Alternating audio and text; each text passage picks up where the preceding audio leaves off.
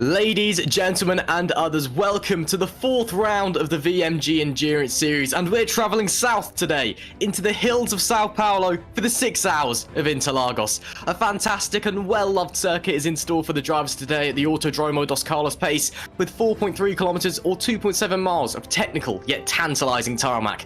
The classic combo of high-speed straights and mid-speed corners is the order of the day here, and we've got 6 hours of racing ahead of us, the longest we've had so far in VMG, so the extra time on track will be an extra challenge for the drivers as well. 15 corners provides plenty of opportunity for overtakes with heavy braking zones galore, but traction zones are also crucial here, especially in the winding middle sector. Now, you're just going to be dealing with my dulcet tones today, of course, me being Ross McIntyre in the first section of the race. However, I will be joined up by my good friend Toby Sanford, hopefully very soon, and he should be able to provide some co-commentary. He's not very familiar to the rFactor 2 scene, so do please cut him some slack. Again, here at VMG TV, we're just going to try and bring the best experience possible to view the 6 hours of Interlagos here today. Now, obviously, had some off-race news in between the races, between last time out at Road America and here today. For example, one of the teams who actually were fighting for the championship in DPI Drillers Esports have actually folded, which is a big shame for them. And there's been a lot of outpouring from the community as well, and I can tell you they will be sorely missed. They've had a few drivers now being scattered around the grid as well, which has changed up the driver lineups a few places, but it's also opened up a new spot in the 24. Obviously, the next race being the VMG 24. You can see here the championship standings. Drillers were third in DPI, and Epic RSR, well, it's now between him and Mugen Sim Racing for DPI. Mugen Sim Racing and Rookie Monster still locked in that battle in LMP2 as well, and then Mugen running away with it at the moment in GTE. It's Mugen leading the way in P2 and GTE, which is a fantastic result for the team so far in. Obviously, this only being round 4, we've still got a fair few rounds to go, including the next round, as I was just saying, the VMG 24 hours at Spa. It's the crown jewel of the VMG calendar, double points on offer. It's going to be a star-studded event. You know, we've got extra cars coming in, we've got extra commentators coming in. It really is going to be an absolute cracker. It's also a 2-month wait until it, unfortunately, just to, well, it's perhaps to get the hype up a little bit. So it's going to be a bit of a longer delay into this into the 24. But, well, when it comes around, my oh my, it's going to be one fantastic event to witness. We should be going green fairly shortly for the start of the 6 hours of Interlagos. So let's get the starting order. On pole is Thomas Vack in the Red Archer VRT car. Chris Shepherd in the Epic RSR car takes seconds. James Jubia, his new team. Revo Racing takes P3. Mugen Sim Racing on P4 for DPI. P5 is the Rookie Monsters car. And then P6, the LMP2 pole. Team Iris. Mugen Sim Racing in P2 for P2. And then Rookie Monsters winding up in P3 with Stein Prinz at the wheel. Then moving down, it's Juan Amaya and Alexei Zorogodnovev in Satellite Racing and TTF Racing, respectively, in DPI, then Sanson Motorsports and Valet Esports in LMP2. That's the last of the DPI riders today. Then the other Valet Esports car, followed by Race for Cat Motorsport, TTF Racing, and Omicron Sim Racing down in P16 overall.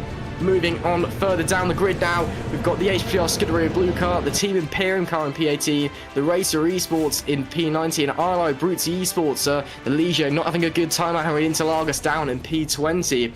Then Phoenix Motorsport P21, Mugen Sim Racing P22, then there's Abstinio Force Polonia on the pole in GTE, and then TCC Motorsport very, very close in second. There was a 10th covering the top 3 in GTE. Tamir Benchik for Team Imperium taking that 3rd spot, and then Phoenix Motorsport, of course, up there in P4, GER in P5, Rookie Monsters in P6 as well.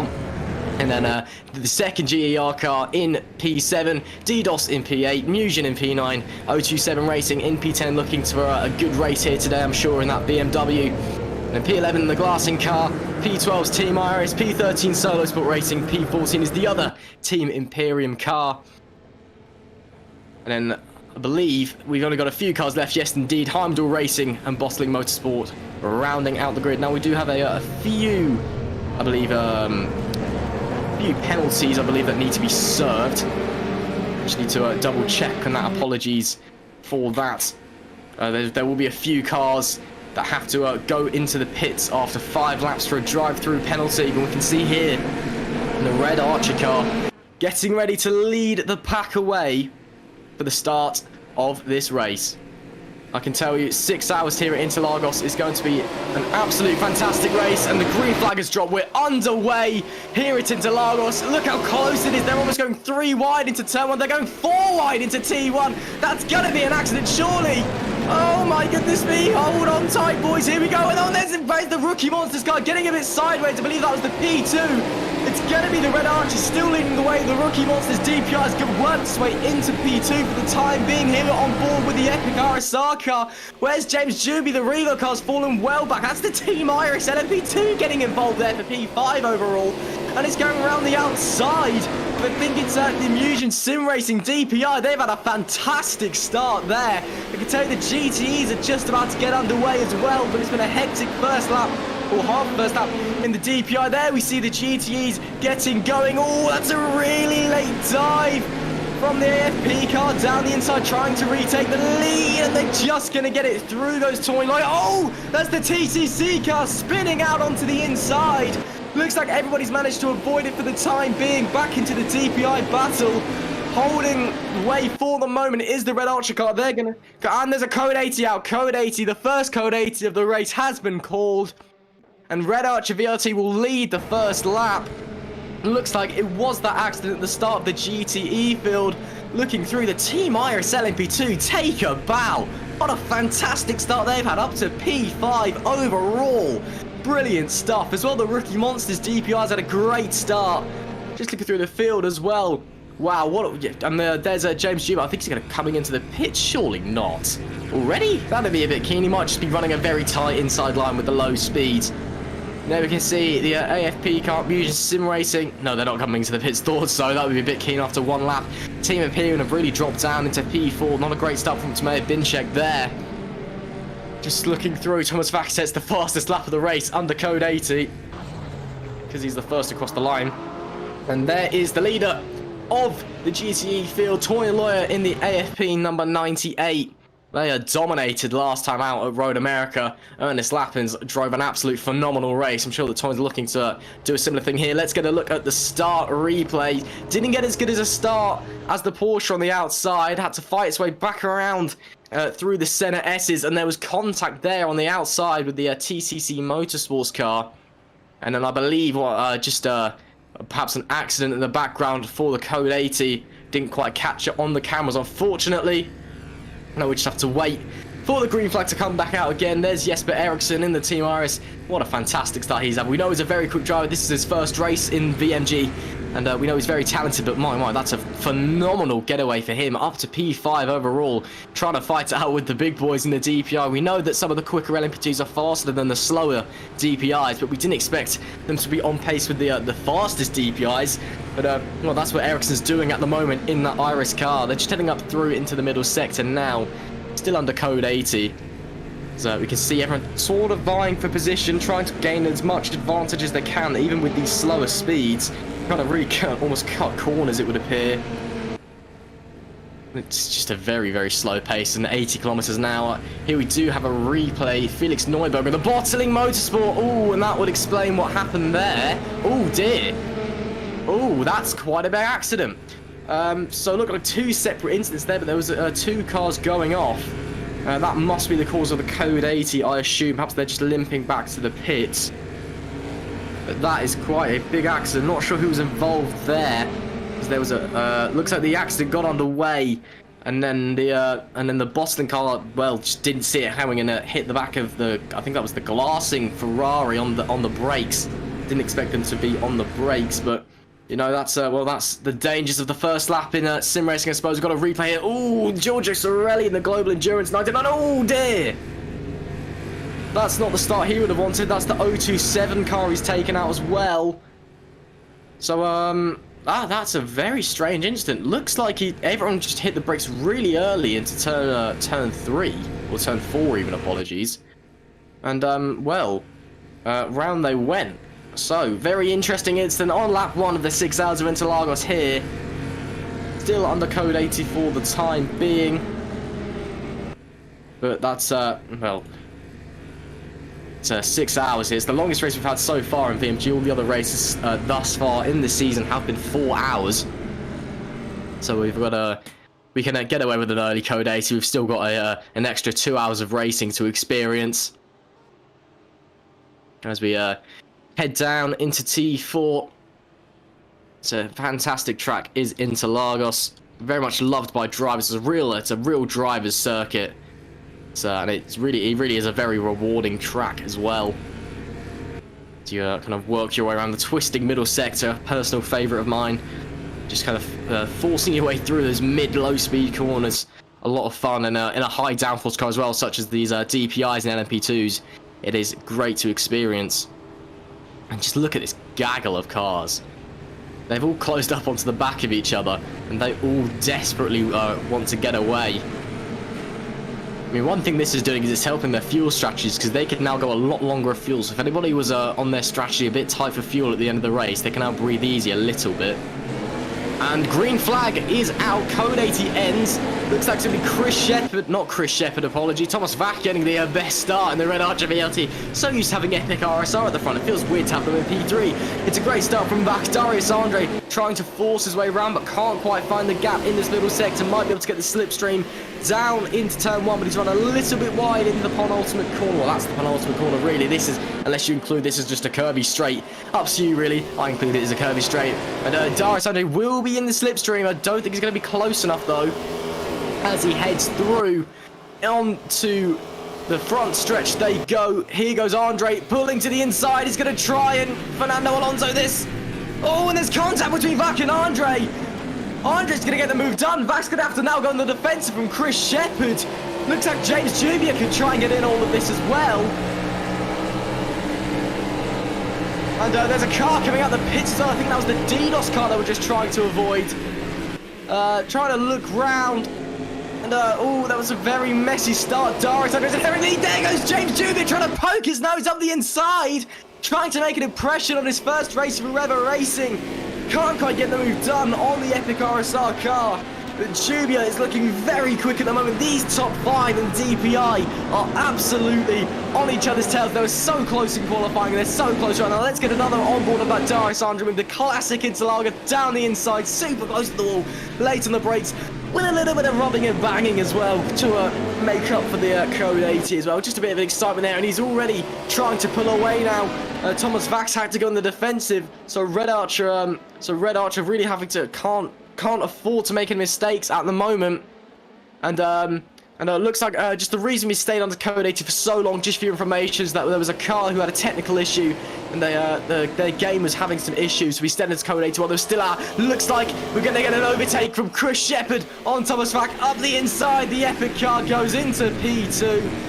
And Darius Andre as well, setting the fastest lap of the race. That rookie Monsters car looking very tasty at the moment as it heads through the center S's and now onto the second straight. There's Toy Lawyer still leading the way in GTE. That AFB car not looking as like it had as much pace as it did at Road America, but still looking very comfortable in that lead. He doesn't look challenged. He's not sliding all over the shop. It's just driving around on its own pace. Toyn's a very conservative driver, and he's driving a very good race at the moment. Still P1. However, it's only been 5 minutes, and most of those held under Code 80 here at Interlagos. Still got 6 hours left. And my oh my, if this first 10 minutes are anything to go by, it should be a very, very exciting race to watch here. Now as we just go on board with Chris Shepherd at the moment, trying to chase down Darius Andre. As we fly on through. Obviously, we had a bit of a shortened pre-race show. Because there was a bit of confusion before the race about who was commentating, who was broadcasting. It's all been a bit messy, but just want to obviously quick shout out to the broadcasters, Joey and Seb. Seb does have to dash off after a bit for his birthday party. His birthday was in the week, so happy birthday to Seb. And as well to Race Control, Alex and Jacob as well. We're obviously always there, always helping us along. Darius Andre sets another fast lap, and obviously Toby will be along, hopefully after the Formula 1 qualifying, to help me with some commentary, so you won't be just bored listening to me all the time. Obviously, usually George would be here. We couldn't make it again today, unfortunately. Not out of illness. He was preoccupied, but he'll be back for the 24, along with obviously the whole commentary team, myself, George, Jack, but a few others as well. Possibly Zach will be there. Well, you haven't heard him yet, but you will eventually. And it really is going to be a fantastic lineup. Cameron Roger, Ewan O'Leary as well. The 24, I can tell you right now, it's going to be an amazing, amazing race. And well, we really can't wait to bring it to you here at VMG TV. Thomas Vax having to go on the defensive from James Jubia now. And it would appear that while I was talking about how cool everything is, that the Epic RSR car's gone off, because I've completely missed that, and they are nowhere to be seen. I'm very sorry about that. But yeah, looks like Thomas Vax has made it back up to P2. James Jubia is now P3. And the red, yeah, where is the Epic RSR car? I don't know. Unfortunately, I've missed that incident. Hopefully we can get a replay, because I've just totally missed that incident. And that is my apologies for that. I should have been paying more attention. Hugo Tempest gets the first penalty of the race. Oh, and it looks like oh, that's such a shame. Just had the note in my ear. It's a disconnect for Chris Shepherd. That is not what they need at this stage of the championship. They can rejoin if they get back in quick enough. But that's a big dent in the championship hopes. Obviously, double points still on offer at the 24, so they can make all that back up very quickly if they have a great race there at Spa. And obviously the end of the season as well, double points on offer at the 1,000 miles of Sebring, the ending race to our season. Those two being special events. We're making a big show and a big song and dance out of. But that's a shame for Chris Shepherd and the Epic RSR team. Again, apologies, I didn't notice that immediately. I was talking about how cool the next race is going to be, but that doesn't take away from how cool this race is going to be. Nearly coming up to the 10-minute mark now. And already starting to come up on some lap cars is Darius Sandro. You can see on the onboard there now. He's got to try and fight his way through this traffic as quickly as possible. Finding traffic in the middle sector. Oh my goodness, they're 4 wide! Oh, come on! Really? Come on, guys, it's 10 minutes into the race. That's James Jubia. That's the Musion car, not the Iris car. My goodness. Oh, guys, come on. There's going to be an accident here. Chill out, everybody. They're trying to go 4 wide through the middle sector. That's a fantastic, this genius from James Jubia to find his way to P2. But that was, well, it was bordering on stupid rather than brave. But he's up into P2. There goes the Musion car. He's going to get past Thomas Vax as well in the Red Archer VRT with a late dive bomb, it would appear. And as I was just saying, lapping early in the race in the middle sector at Interlagos is chaos, and well, that's what we've just seen. That could have been very, very nasty. Oh, that's a car running very wide in the background. I think that's the Mugen P2 that just ran off the road. James Jubia up to P2. He now begins his pursuit of Darius Andre. Look, they've lost 5 seconds through all of that. That's a lot of time lost. There's the Team Iris car. The Team Iris car is going to have Thomas Vax in a minute. I can't believe this. Oh, contact there, though. Ferrari running a bit, didn't quite see the Iris car coming through. Ericsson is doing a fantastic job at the wheel of that Iris car. This is amazing display already. And, well, some improvement from their last time out. And we've got a replay here of Gabor Hevesi. And that was Gabor Hevesi running wide. Looks like he had to tap on the brakes and then had a big wash of understeer. He's managed to keep it going though. Luckily, didn't touch the wall. Yeah, it's not particularly wide apart from on the main straight here at Interlagos. So overtaking can often be a bit of a challenge in the mid corner. There's a car coming into the pits there. That's the FP car. That's the AFP into the pits. Oh, they have a penalty, I think that's why. Yeah, they do have a penalty. My mistake. I got very excited there. I was wondering what was going on. That is one of the cars with a penalty. They had a qualifying breach last time out of Road America, so they've got a drive-through penalty. There's a few other cars with that as well. So that's the penalty beginning to be served. Following around with Gabor Hevesi now. He is very close to the back of and that's Martin McGurley, not Gabor Hevesi. Well, they're both Musion cars, aren't they? So they look the same. But no, that's the DPI of Martin McGurley trying to get up to James Jubia. And wow, Darius Andre is starting to streak away. 5.5 seconds now is the gap between himself and the Revolution Racing car behind Jubia. Obviously looking to put in a strong result. First time out with his new team after Drill is folded, and he had some pretty bad luck last time at Road America. A disconnect and then a glitch which put him out very early on after a fantastic qualifying, and he he wasn't too happy. Chris Shepherd is back in the race, however, and well, luckily for him, he's P7 at the moment, but as I said, luckily for him, he's got an extra 2 hours for that Epic RSR car to fight its way back through. They put a great comeback drive in at Road America to P3 after some poor qualifying. So I'm sure he'll be looking for a similar thing today. And as I said, an extra 2 hours to do it. Plenty of time for that car to go with the flow.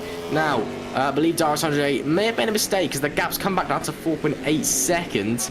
for James Jubia. Oh, that was a bit of a slide through turn one from Jubia there. There is the Team RS LMP2 currently leading. Ericsson and Hevesy.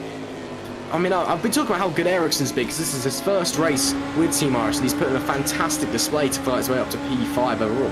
Hevesy, though, is doing a great job sticking with him. It doesn't look that close, but it's a 7/10 between them at the moment. And they're just, they're both just driving their own race at the moment. No one's really attacking or defending. So they're not really pressurising each other into mistakes. They're just kind of working together, I think. Well, that's the term they use in NASCAR.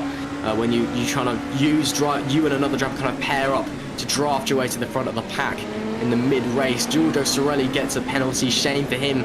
Yeah, GER cars didn't have the great start. That being said, the Rainer van der Laan is in P4 in the number 90, so he's doing very well indeed. I can once again say everybody on board the van der Laan hype train.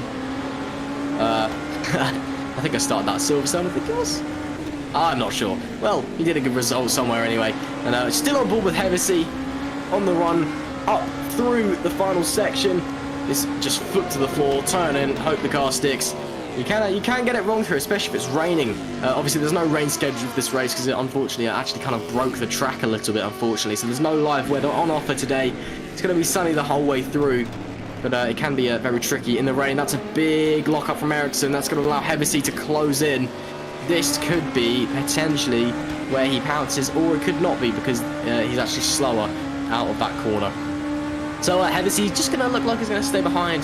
But yeah, Ericsson, big lock-up into turn one. That's something we will see a lot of today. Obviously, no anti-lock brakes on these cars. No traction. Well, there is traction control on the GTEs, but none on the DPIs or the LMP2s. And no anti-lock brakes, no real driver assist. It's well, it's real pure racing. Yellow flag out in sector one. Hopefully that's for nothing big, and it's gone as quickly as it arrived. Now you can see what I mean. Obviously the middle sector is very twisted, but when you come up to a lap car, it can cost you a lot of time.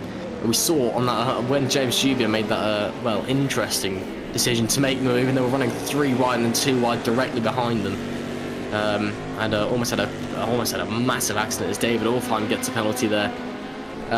It can be very, very tricky to overtake in the middle sector. You've just kind of got to bully your way through the pack. It is. I did say it's a fantastic track. It's well off by the drivers, but it really does. Well, it prefers those who are perhaps a bit more aggressive with their overtaking manoeuvres. Those who are, well, a lot of people describe as bullies on the racetrack, who just force their way through. No ifs, no buts, go full arm swinging, punching and everything. Because that's how you overtake here. In the middle sector especially, it's just so narrow. And you just got to get the traction right, get the braking right, just force your way through. If that involves pushing people off the track, that's what you've got to do to get the position. Well, there's a term in the karting world that you've got to know when to just fire off the person in front of you. Because they're holding you up, and that, well, that's very much true here. Maybe not fire them off, perhaps. Obviously, we're all for the good racing and a nice no contact. Well, we just like, oh, that's Ericsson running wide. Oh, that could have been crucial for him. He's made a few mistakes over these last few laps. Hevesy's really closed up now. Let's hope he doesn't make a mistake through this next right-hander either. No, manages to hold the position. That could have been crucial for the battle for P1 and LMP2. But as I was saying, obviously we condone any purposeful contact, and we just love nice racing and everyone getting along here at VMG. But well, you do sometimes need to force your way through, don't you? And maybe not in the karting sense of literally just pushing them off of the track and into the wall, but you know, maybe a bit of a late lunge and scaring them a bit wide. It's well, it's what you've got to do when you have to do it. And that gap between Jubia and Andre is falling slowly. It's now 4.2 seconds between them. I wonder if Andre started to go through his tyres a little bit. Not too sure. It is early in the race, and we did have a code 80 as well, so that would have helped. He's still running around with the well, it's not really a fight, is it? More just kind of the ooh. As I say, that's another mistake from Ericsson. He's really driving his socks off at the moment. You can tell. He finds his way really onto the grass and the AstroTurf on the exit of turn 4. But you can see here the lap traffic really getting on the way of the HPR Scuderia blue car. Flashing his lights and everything, he wants to find his way through. TCC car dutifully gets out the way, but he doesn't really have to do that. I think it was well, it was more a late dive bomb and then and a dutifully get out of the way than solely on the TCC car. Obviously, in endurance racing, the rules are the same as they are in most other series. The lapped cars do not have to get out of the way if they're not in your class. So if you're a DPI, as we see Darius Andre here is, and that's Chris Shepherd behind him, not in P2 but in P7 because of his disconnect earlier. So if you're in a DPI and you come across a GT, they do not have to get out of your way. You have to find your way around them. And, well, many DPI drivers like to complain about the annoyance of GTs getting in the way. But, frankly, I sympathise with a lot of GT drivers. Usually, I think it's the DPIs being too aggressive. However, if you're in a GT and another GT comes to lap you, so a car within your own class comes to lap you, you do have to get out of the way. So, it's just, if it's your own class and you get blue flagged, get out of the way. If it's not your own class, you get blue flagged, don't get out of the way. That's the rule. And, well, it's not really that hard to wrap your head around, but most drivers, well, sometimes seem to forget about that, especially the DPIs when complaining about GTEs. But, you know, I'm not a driver, I'm just a humble commentator. I shouldn't really comment on that, and that's not my position, and I'm likely to upset a lot of people if I call them all a bit brash as well. Here's Francisco Gonzalez, excuse my mispronunciation there, in the Race for Cat Motorsport LMP2, currently fighting for P14 overall. There is the 99 of Giorgio Cirilli ahead, and they're fighting with the RLR Abruzzi car at the moment. The Ligier, well, it's struggling out there today. I mean, obviously, the RLR Abruzzi car is the forefront of the Ligier attack. Obviously, we do have two LMP2 cars on offer, both official rFactor 2 content, the Orica and the Ligier. Typically, the Orica is much faster, but typically, the RLR squad, they've done a great job and are really outperforming the capabilities of the car and putting in some great results. But Lichten is, no, that car just doesn't seem to be too happy out there today. Gonzalez trying to get in that slipstream. He's just slower down the straights though. The Abruzzi car is just trying to, well, just trying to stave him off for the moment. Both driving their own race. Oh, that's a lock-up from Lichten though in front. Wow, that car is really getting out. It's got a lot of slip angle on it, as that RLR car. It's really sideways through the corners. Oh, I mean, it's quick, but it can't be healthy for the tyres, surely. So they head down into turn 4. Tricky corner. Just pick your braking point, turn in, hope it sticks, really. And then don't run too wide on the exit. Lichten did run too wide on the exit. That will cost him a little bit of time on the run up into the middle sector. You can see there Gonzalez slightly quicker, just under a 10th kicker. Quicker in that first sector. Gonzalez looks to be the man with the pace out of these two at the moment. As they now head round into this very tricky right-hander, very easy to make a mistake and spin here. It's kind of off camber and downhill as well on the exit, so it really goes away from you as you're driving. It's very tricky to get the right line, not put the power down too early either. Can really, well, it can really hurt you. Looking at Tomea Benchik's had a dreadful start on the Team Imperium car. She's really fallen back. I'm not sure if there was a contact or maybe a penalty that I just missed. But yeah, she's really struggling out there, which is a shame for her. Darius Andre, that gap with James Jubia is getting smaller, only 3.1 seconds now. Jubia is charging. Got the feeling he would really like a win after what happened last time out. His last event with Drillers, obviously the team now gone forever and a half though, of course. Apologies for now cracking that joke. There are one of our broadcasters, Joey, was the team boss of Drillers, so yeah, obviously James last time out, disconnect, then a glitch which just exploded his car when he tried to rejoin from a very healthy lead earlier on in the race. So I'm sure he'll be looking for a bit of revenge, even with a different team. As we head through, and I'm sure obviously I'm just going to carry on. I'm just going to carry on with the Drillers jokes all race. I'm sorry, Joey. I know you can hear me. I can't hear you because I've got the TeamSpeak muted. But I'm just going to do it all race. You're just going to have to deal with it, unfortunately.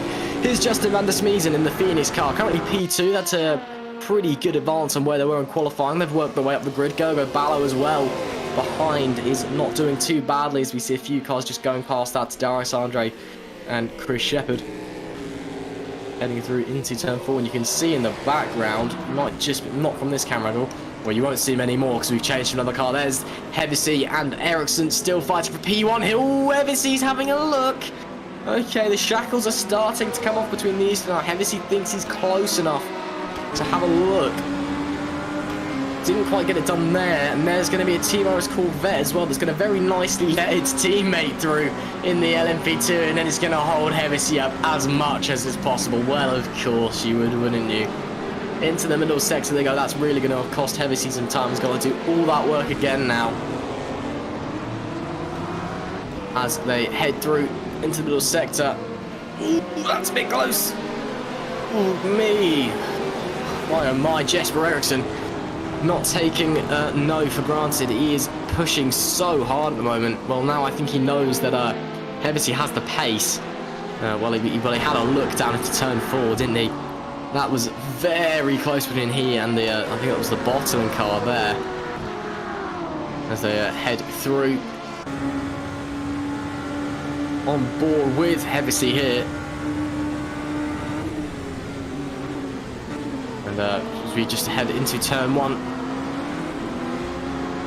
And head through the Senna S's, obviously named after Ron Ayrton Senna.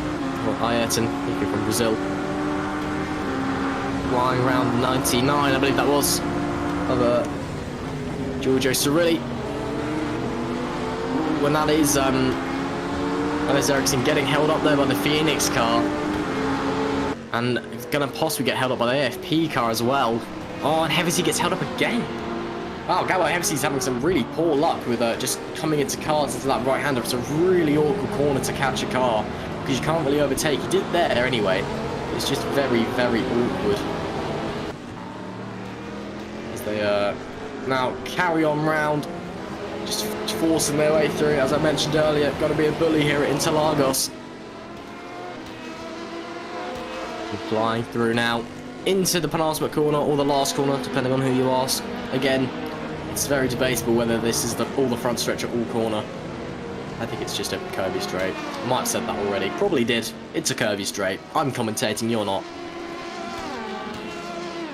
And again, Hevesy's just not going to be close enough into turn 1. He's really dropped back this time. This is further down the DPI field. I can't quite make out who that is. I believe it is Sanford Motorsports. Wesley Bucco, who was very, very strong out last time at Road America, as was Martin Novak in the Valet Esports car, once again fighting for P5. These two cars, not only did they have some of the freshest liveries on the grid, it must be said. I do really like the colour scheme on the Sanford car and the Valet Esports car is just very, very slick. They're also very, very quick drivers. Both of them put in a great result last time at Road America, and they're fighting position again here today. I believe that's Tameya Benchik that Novak's just had to go around the outside of. Down into turn 4. Just look at the amount of GTE traffic. This is a lot of traffic. And that's a car running into the grass as well. There, I believe, is Reynert van der Laan. Yes, it is Reynert van der Laan. In the Global Endurance Racing number 90. Justin van der Smeesen ahead. It's the battle of the Van Ders. Couldn't get any more Dutch than this. The Phoenix and the Global Endurance cars battling it out. Van der Laan is a driver who we know can put on a fantastic display, put on a brilliant drive at Silverstone. Was hands down my driver of the day that day. Was fantastic in his stint.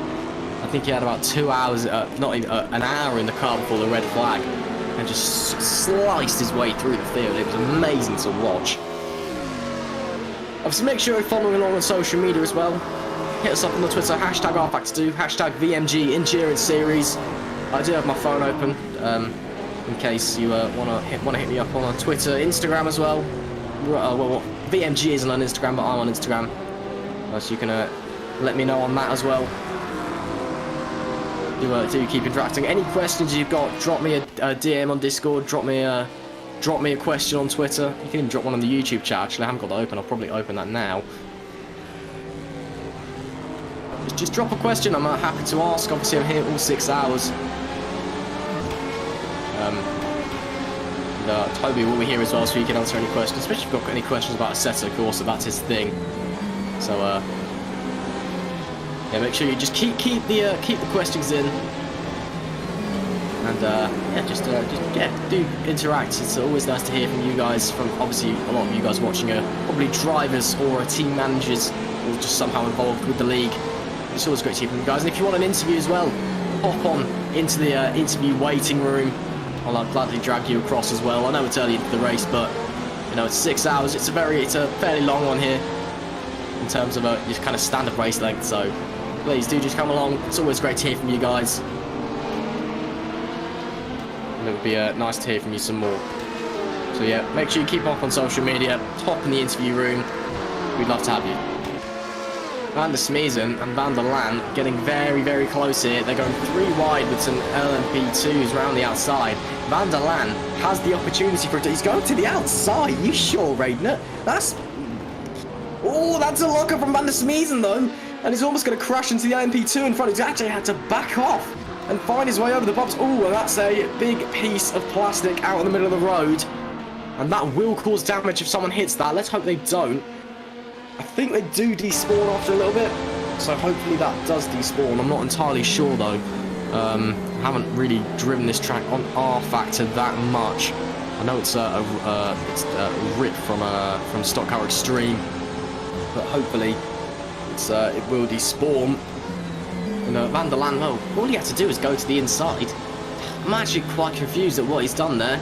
He decided that the outside was the correct place to go, and it was not. There is James Jubia, and he can see Chris Shepherd. Now, Chris Shepherd's in P6. Oh, he's in the lead. Oh, Darius Andre's boxed. That'll be why. Darius Andre into the pits.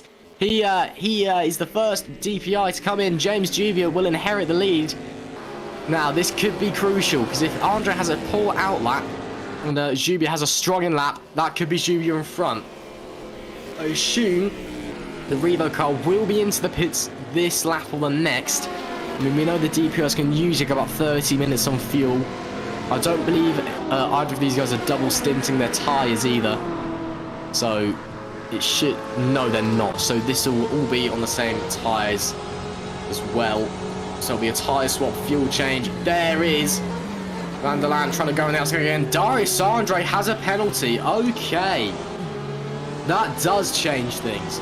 Van der Laan again can't make the move done. I wonder if Andre sped in the pits. Oh dear, Darius. That is not good. Because that is possibly the lead of the race for Rookie Monsters. There's the Team Imperium P2 just forcing its way down the inside of Van der Laan, who then runs wide. It really looks like that Van der Laan's just catching Smeesen in the wrong place. He's just getting all the drive out of that last section and just catching him into the first corner, and they just can't get the move done. I think he's really got to kind of change up his thinking. Maybe try and get him on strategy as well. Maybe try and get him done in the pits. It's also a Musion 1-2 at the moment in GTE, which is not bad at all. Looks like the actually I think well the AFP car had a penalty, didn't it? So that will explain that actually. They've had a good comeback drive though. Torn Lloyd's been forcing his way through. He's up to P3 already. Good job from him. And Team RS from Musion still at it in LMP2 as well. And Red Archer VRT are very, very close to the back of the Rookie Monsters car in DPI. Not Rookie Monsters, even Musion car in DPI, should I say. And again, this is Van der Laan. Go on, go to the inside, go to the inside, inside, yes, he's finally gone the right way. This will be the move if he can get it done on the brakes. Reina Van der Laan finally heeds my advice and takes P4. We did it. Through he goes. It looks like Van der Smeesen is not going to be able to fight back through the center S's. If he gets good drive out of the left-hander though, he might be able to have a look down into turn 4. We know the Porsche's quicker in a straight line. Van der Laan's going to have to... No, he doesn't go defensive because there was a P2 coming through. And he's going to get held up by the P2. Can he hold it around the outside? Yes, he can. No, he can't. Oh, he gets really sideways as well. Good save. Into P4 momentarily. He went. He falls back down, but he knows now that the move is there. So he knows he can get through. He knows all he has to do is just dive to the inside into turn 1. Make it stick. Perhaps even force Justin out wide a bit. Just turn in a little bit later. Oh, he's going to try and dive bomb. That was super key and locked up all the brakes to try and stop from slamming into the back of Van der Smeesen. Which, well, great car control, great avoidance as well from Van der Laan. And that Porsche just seems to be struggling at the moment. I'm not sure if its tyres are starting to fall off. We know the GTEs can go about an hour on fuel and tyres, but well, their tyres usually end up in a lot worse state over that hour than the DPIs, so I'm not entirely sure how they're going to be coping at this stage. Van der Laan a little bit further back this time around, but might still have the slipstream. We'll just have to see what he can do. And he will have the slipstream. Okay, looks like Van der Smeeden is driving very middle of the road. Van der Laan's going to have to go to the outside this time. Can he get the switchback? No, because he's already alongside him. Van der Smeeden holding the position for the moment. No, there's contact between the pair of them. Van der Laan holds it. Van der Smeeden goes round, pushes that big bit of plastic back out on track as well. Luckily, I think that was James Juby just cleared it out from underneath, and that was very kind of him. Ah, there you are. James actually has done it. Well, hats off for James Juby, everyone. Not only is he leading the race, but he's also just a really nice guy, it would appear. And there is the man in question, James Juby. He's putting in a very strong effort at the moment. 6.8 seconds the Mugen car behind, who's battling with the Red Archer VRT car. There is the Mugen car, who, well, they have got through the Red Archer VRT car now. Thomas Vack not having a great first stint. Ooh, that's Ferrari, that's the Solo Sport car, going to get in the way. Ooh, looking, as Chris Shepherd sets the new best lap time. Okay. Now that is another thing that changes things. Okay, so Dari Sandra has a penalty, so James Juby now leads the race. Chris Shepherd disconnected earlier, but as of now, he's the fastest car on track, so... well, there's 5.5 hours left, it's all to play for. Here is the Mugen and the VRT car, and the God, GTE's just really getting in the way in that middle sector, don't they? Trying to force us. That's going to be Vac actually running onto the grass in order to avoid GTE's. And I tell you what, that's that's McGurley into the pits. Okay, so Mugen Sim Racing into the pits, and Thomas Vac back up to P2. He goes. Oh, a bit of a half spin, I think, or not. That may have just been the camera angle. I think it was just the camera angle. My apologies. Yellow flag in sector 1. Oh, that's an accident. Who's that that's gone off there? Coming out of turn 1. I think that was one of the Team R. Yes, it was the Team Irish Corvette. Was there another car involved? Not too sure. Riley McGibbon. Not too sure if anyone else was involved. I think that may have just been themselves going round on their own.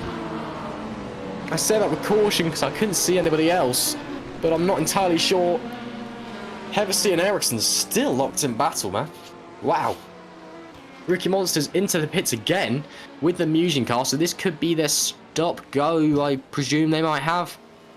Let's see if it's 10 seconds and they leave the pits. Yes, it is. So that was a 10-second stop-go for Team Ricky Monsters. Really not what they want, but it's what they've got, unfortunately.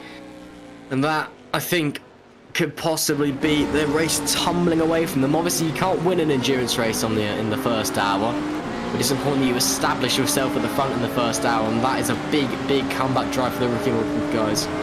And that is James Juby into the pits as well. So the leader into the pits, Red Archer VRT inherits the lead again. River Racing, I think, will be therefore overall in the lead of this race after the Rookie Monster stop-go. So James Juby, this has been a good showing from him so far. He's been quick. The car's been quick as well. And well, with a bit of luck, they are going to inherit the overall lead of this race. Obviously, Red Archer still needs to box. That's TTF coming in as well. So it's just Satellite and Red Archer that need to box in DPI. And that will be James Juby to the lead of the race, I presume. Hevesy can't quite find the pace at the moment, just seeming to struggle a little. We've got Guy Sonneveld in the Discord's complaining about GTEs already. Well, we made it for 40 minutes, I suppose. And as we carry on heading around, man, those Mugen guys in GTE are so fast, aren't they? Just think about GTEs. I mean, well, the lead car is 13 seconds ahead of everybody else, and everybody else being its teammate. And then the second car is holding P2 from the AFP car at the moment. We know that Toynloy is very quick in the AFP. Gergo Ballo, again, another very quick driver. This is almost like Sim Apex Central. A lot of these, Gergo and Toyn, both former drivers for Sim Apex in RF2. And that's Red Archer into the pits in DPR. So Team Iris have just inherited the overall lead of this race for starters, which is why the leaderboard swapped round. They're still to pit though, obviously. They should be coming into the pit shortly. They can go about 10 minutes longer on fuel, give or take. And as I say, that Lavala Esports car pits. But yeah, so Team Iris now are in the lead of this race, and Gabor Hevesi is P2 overall, and that is Team Rookie Monsters in P3 overall as well. I believe that Steinprinz at the wheel of that car. Another ex-Sim Apex driver is Steinprinz. Basically, what we're seeing here is Sim Apex just get absolutely raided of drivers, and they were a very good team, to be fair. They were well, in the Ace Racing League Assetto Corsa series. They were the dominant force since forever.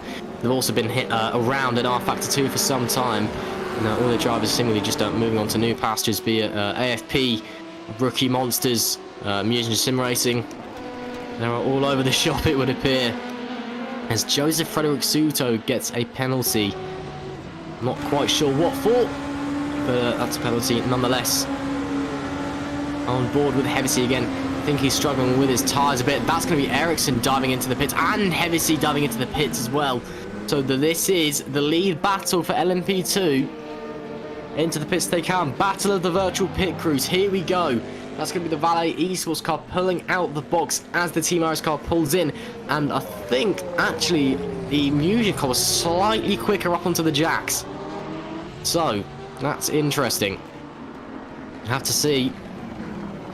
Yeah, the Music car looks like it's going to get away slightly better. It is. It's just slightly ahead in the pit stop cycle. Ooh. Was that the Phoenix Motorsport car just diving into the pits almost sideways there? Obviously a bit quick. There's Steinprinz, who has inherited the lead now for Team Rookie Monsters. Stein just kind of finding his way around. He's very competent in an LMP2 car, and he's a quick driver. So doing a good job. There's the RLR Abruzzi car, who are in P2. Fair enough. They've obviously played the long game on strategy. I wonder if they're double stinting tyres on the mediums. No, they're not. They are. That would explain it. So look, that would also explain the lack of pace early on. So maybe the RLR squad do have some pace, but they're on the medium tyres in comparison to everyone else on the soft. So they'll be going 2 stints on those tyres instead of 1. So that he's playing the long game. Now up to P2 goes Lucas Dickton, just trying to find his way through this kerfuffle of GTEs. Here's James Jubia, who's P3 overall at the moment, but will be the lead of this race.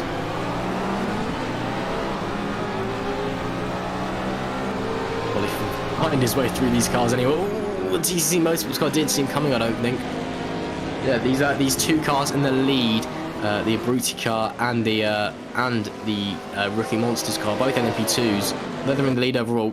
Well, the Abruzzi car is going to not be in the lead anymore anyway, and it's going to come to the pits anyway. As he comes into the pits for a fuel stop. Up to P2 overall goes James Jubia, but Steinprinz is yet to box. So, and has actually just boxed, so that is Jubia into the lead of the race once again. Overall, that is, he was leading anyway in DPI. And it's quite a commanding lead he's got, a fair few seconds to the car in P2. Very, very strong performance so far from Jubia. As we just wait to get the Mugen car in as well. Also, the Mugen car hasn't actually boxed. Oh, Steinprinz has got a penalty. What for?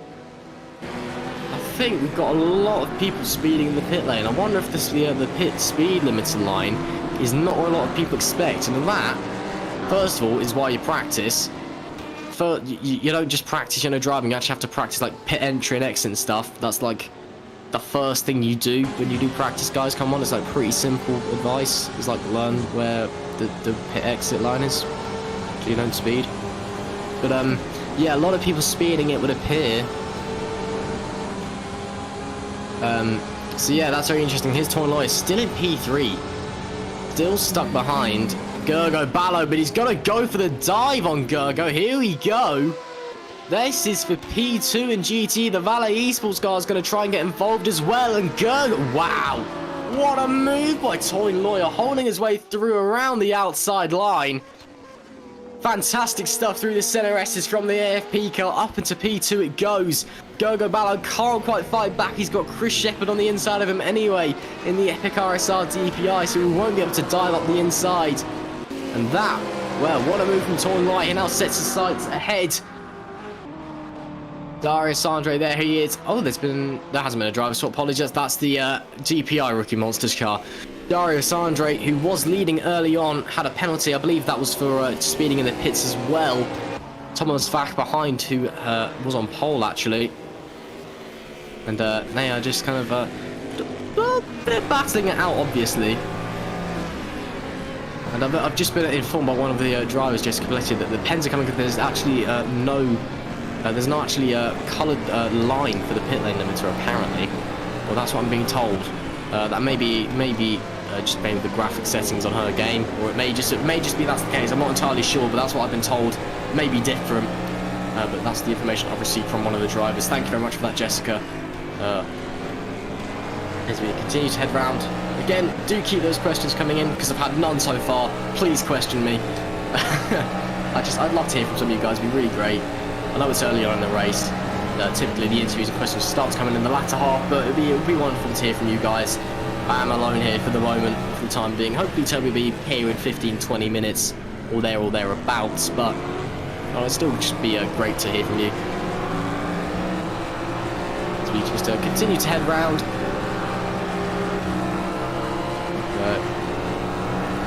I do have just wondering actually.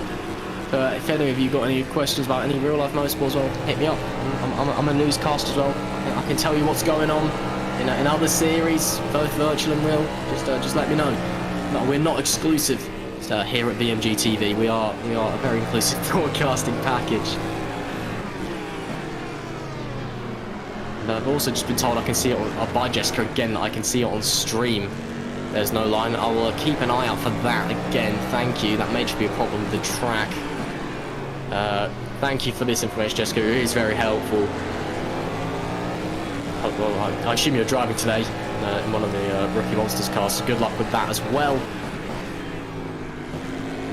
Well, Vach is still looking for his way past Andre at the moment. Can't quite find the gap to force his way through, just not quite quick enough at the moment. So yeah, it's still a graphics problem. Okay, well thank you very much for that information, Jessica. It is very helpful, and that's a very late dive by Darius Andre. He's just trying to quickly find his way through. Yeah, thank you for that, Jessica. It must be a track problem then. We'll keep an eye out next time we see a car coming to the pits. But yeah, by the sounds of things, lots of cars misjudging where the pit exit is because there's no line. And obviously you want to be quick on the pit exit line, and also you don't want to risk a penalty, do you? And again, like I said earlier, that's why literally the first thing you do when you practice is learn where to brake for the pit entry and where to take the limiter off and pit exit. I mean, ooh, that's wide from Andre. That's coming up. No, it's not that wide actually. Vach's a bit too far back to capitalise on that. But as I was about to say, I'm pretty slow in in most things rFactor 2. I'm actually not too bad in touring cars, but in most things rFactor 2 I'm pretty slow. But I can make up for that time on the pit entry and exit. Because all you got to do is just kind of figure out where to brake, figure out bang on the money where you've got to brake. This is valuable advice, by the way, that I'm giving you. Life lessons here with Ross McIntyre. If you figure out bang on the money where you've got to brake, you can gain a second, maybe a second and a half in other cars who aren't quite as sure where to brake. Because if you just practice coming to the pits over and over and over again, and it's usually similar in most cars as well for most tracks, so you can really figure out exactly where to hit the brake and save yourself the most time on the pit entry. There you are. See, I'm not totally useless at sim racing. On board with Vach at the moment. Looks like he's quicker through the third sector, but not quite as quick through the first and the second. As we head now down onto the middle straight and into turn 4. And he has gained down there. Well, that was a bit of a wobble on the exit of the corner, though. You really don't want to clip that grass. There's a lot of grass to clip here at Interlagos. Very hilly, very grassy circuit. Now, as we come up with 5 hours and 10 minutes to go, I must say, it's been a very clean race so far. Apart from that early accident, it's been pretty clean for most drivers, which has been good to see. Obviously, Road America was a bit hectic, to be fair. It's a very narrow track that's often very odd to race on and tends to cause chaos. Interlagos does tend to cause chaos, but in a slightly different manner. Obviously, we saw early on with the lapping cars, that was simply crazy. That's a bit of a wobble from Andre on the entry to the corner. Again, with the search for hashtags, hit me up, guys. Yeah, it's a different kind of chaos. Often the weather is really what comes into play here.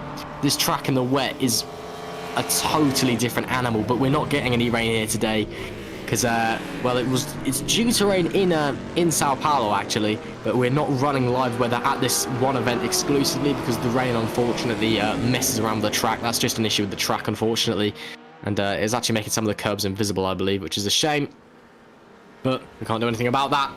So dry racing it is.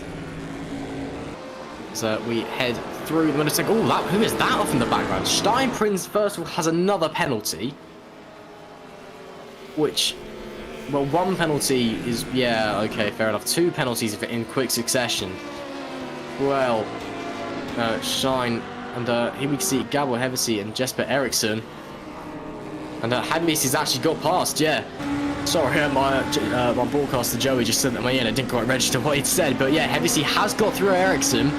So it looks like Jesper's finally made a mistake in that Team Iris car, but it's been a great performance from him so far. And they're currently fighting for P2 in class. They're gaining very quickly on Steinprinz and not Steinprinz and P1, sorry. It is Steinprinz and P1 actually, but Steinprinz has got to have a penalty. I'm not entirely sure how he's there in the first place because he had a penalty earlier, so Steinprinz is working some magic by the looks of things. There's Darius Andre and Thomas Vach. Vach's finally pulling to the inside on the brakes. Here we go. Who's going to get it? Looks like Vach's just going to be able to hold it around the outside. Maybe no. Just a big wobble on the exit of turn 1. And Andre can count his lucky stars for the time being. But Vach's going to try and fight back down into turn 4. Darius Andre really aggressively onto the inside. Vach's having to push to the outside. Almost contact between the pair. I think there actually was a bit of wheel banging into the braking zone. These two leaving no expenses spared. They are using every inch of track and every bending of the rule that they can get away with. Bit of Ricardo Zonta-esque overtake this. Oh, and Andre's run wide. Off the track goes Darius Andre. And through goes Thomas Vach. And Andre now has to do all that work again. What a shame for him as they fly through. And I've also had a question from Jessica Fletcher to keep an eye on Swansea versus Wickham. I can keep an eye on Swansea versus Wickham for you if you really want. And through again goes Thomas Vach. Up into P2 he goes. Gabo Hevesi still holding P2 at the moment from Jesper Eriksson. Eriksson is quicker, but I think he's just lacking that bit of consistency this late into the stint. Coming through the left hand, that's stuck behind that. No, that is. Is that Steinprinz? No, it's not Steinprinz. That's, I can't quite tell who that is in this angle, actually. I think it might be Dari. No, it's not. I can't tell from this angle. It looks like a Rookie Monsters Blue, but it might be the Omicron car. I'm not too sure. It's an LMP2 they're about to lap. And that's actually contact with the Phoenix car as they go through as well. And it is Steinprinz. What? Why did the timing screen on the left lie to me? Steinprinz has just dropped to 3rd. I don't believe this. He's coming into the pits anyway to serve his penalty. But what? Steinprinz has gone from 1st to 3rd in the space of about a corner and then had to serve his penalty, his 2nd penalty in a row anyway. Bizarre. I can't even speak English. That's how baffling that is. Steinprinz is having one heck of a race, I can tell you. Interlagos is, well, it's turning out to not be as chaotic as more in America, but it's certainly being a lot more mind-bending in terms of what's actually going on. Ooh, Eriksson with a bit of a wobble on the grass. Try not to lose it, Jesper. Come on, take it simple. Flying through the right hand now, another very tricky corner. This is the opposite of the next corner, actually, because that corner is uphill and comes into you. This corner is downhill and goes away from you. So it's an interesting kind of comparison between those two. And again, Interlagos, this middle sector is just a fantastic middle sector. I do really like it. It's a very tricky circuit to set the car up for, because you've got the big long straights, or big long straight, and then kind of half long straights, and then that really tricky middle sector that every corner's different. So it's very, very tricky to keep an eye on what's going on. But these drivers, no, obviously these teams, these drivers, they're at the top of the game. They're some of the best we've got in rFactor. So they're obviously not too bad at setting cars up. They're better than I am anyway. Oh no, Jessica, if you don't know already, it's 2-0 Wickham at the moment. Just in case you were wondering. Hevesy still holding position at the moment. Obviously now inheriting P1 after Steinprinz came into the pits. And well, he's going to have to try and force his way around. I believe that's Ligier there. Ericsson managed to follow him, not getting held up, and Ericsson is as close as he's ever been. Apart from the fact Bitwoo was in front earlier. 2:10 separating them now. Could be a dive bomb if he's quick through here. Ooh, both cars really sliding wide. Ericsson suffered a bit more, I think, just from the scrub. And coming in. That Musion car really running a very aggressive setup. There's a lot of slip angle on the exit of corners, really getting quite sideways. As they come through now, yeah, Jesper Ericsson just isn't quick enough through the middle sector, I don't think, to mount a challenge, well, a serious challenge anyone, Gabel Hevesy. That is where Gabel Hevesy is much faster. As they head through. Ericsson again, yeah, just not quick enough through that middle sector. That's where Hevesy is faster, and that's why Hevesy wasn't able to get past for so long, because it's so hard to overtake in the middle sector, even when you're quicker there. And then he was losing all that time in the first and third sectors. Anyway, here is the car in the lead, Attila Molnar, Musim Racing. We've barely talked about this car, actually, because it's 13 seconds up the road. And, well, he's not really been involved in much action, because he's not crashed, he's not 13 seconds up the road. That is Steinprinz again. That's his third. I don't know. This is oh, he's having to reverse into his box. Is this a pit stop? No, this is another penalty. My goodness, Steinprinz. This is so unlike him. He's usually one of the cleanest drivers out on track. I'm not sure if he's just getting speeding penalties every single time, but this is the most bizarre experience. This is so unlike Stein, and that Rookie Monsters car is really suffering from this as a result of him. Dear. Yeah, not great from Steinprinz, unfortunately, but, you know, everyone has bad days in the office. I can't really criticise him, he's faster than me, so, again, I'm just a humble commentator. Here's Tom Chassing and Riley McKibben. Riley trying to fight their way back through. No, Riley is quicker at the moment. Obviously, they were the car involved in a spin earlier through turn 1, and they're going to go for a dive bomb into turn 4 on Chassing.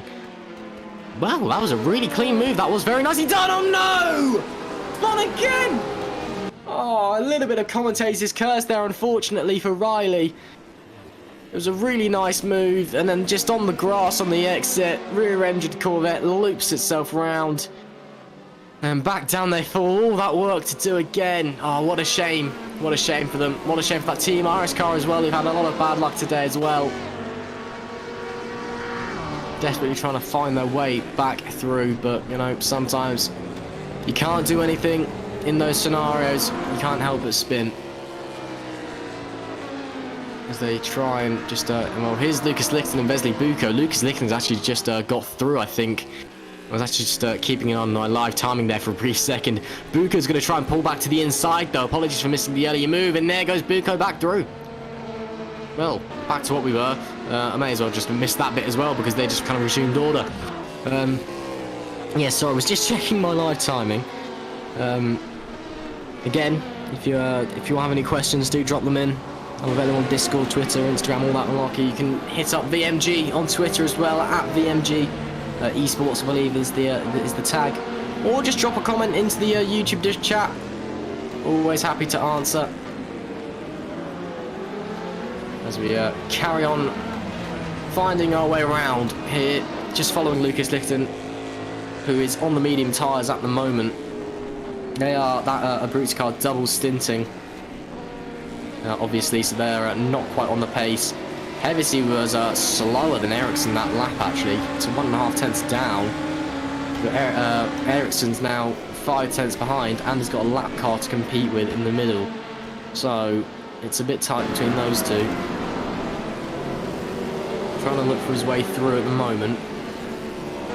And, oh, that's actually, I mean, to be fair, I was about to say that's very nice of the LMP2, but that's actually what he's supposed to do because they're in the same class. He was supposed to get out of the way. Not too sure what car that is, actually. But, through goes Ericsson. He's lost a bit of time, unfortunately. That is... Oh, that's Darius Andre in the pits. Okay. Darius Andre back into the pits. Unfortunately, that's going to be the only other really camera we're going to be available to have today. I believe Seb Schou's already shot off. He's left his PC running very kindly for us so we can get to experience some lovely cameras. Here goes Heavy C. Ericsson got through what I was talking about all about. Not entirely sure what happened. I keep missing things this race. Ericsson's going to try and sweep around the outside. Holds the position for the time being. Oh, Heavy C's not too happy with that, is he? Flashing his lights like a maniac. Yeah. Something's gone on there that I've missed. I'm so sorry again. See, normally I'd have George to back me up, but he's not here today at the moment. Andre finds his way back out the pits. Well, up into P1 goes Ericsson. Very interesting. Here is the Valet Esports car that's in P6. Martin Novak. Those are the two Esports car Valet cars. And Steinprinz, well, after all those mistakes, he finally avoided a penalty on that pit exit. So he's now actually trying to find his way back through. He's quicker than Novak at the moment. I just can't seem to find the gap as it stands. I mean, he's not really close enough to attempt to move anyway, but... as they carry on going round. Steinprinz, just I don't know, that car's just not happy today. I just don't know what's going on. Rookie Monsters, you know, very, very fast team, and Stein's a very, very fast driver. But he's just struggling out there today, you know. He just can't find the pace. He's struggling with penalties. Can't make the overtakes done. It's a very weird. There's actually contact with the Mugen car there as well as he found his way through. Just a bit of a tag on the left rear. That won't do any damage to him, but yeah, very, very strange. He's actually fallen a lot back in that lap as well to double up on that.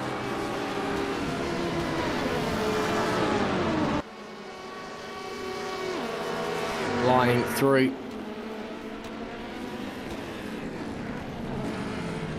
I believe I've actually missed the burial of Prince Philip as well. A moment of silence. If anybody is mildly interested in that, apologies, I did miss that. 5 hours remaining. We're an hour through. That's 5/6 of the race to go. You can tell my maths is absolutely phenomenal.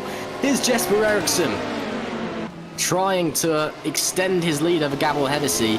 I did miss what happened with them earlier. Again, apologies for that. Hevesi was not happy, we could tell. And he's not going to be close enough for a dive bomb this time. As they carry on. Ooh, and that being said, Ericsson's going to get caught up behind, I think.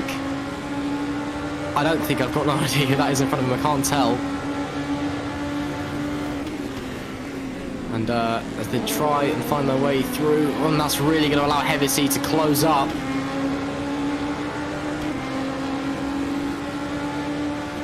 And as they fly into the right-hander, and Ericsson is really getting held up here. He needs to get this move done.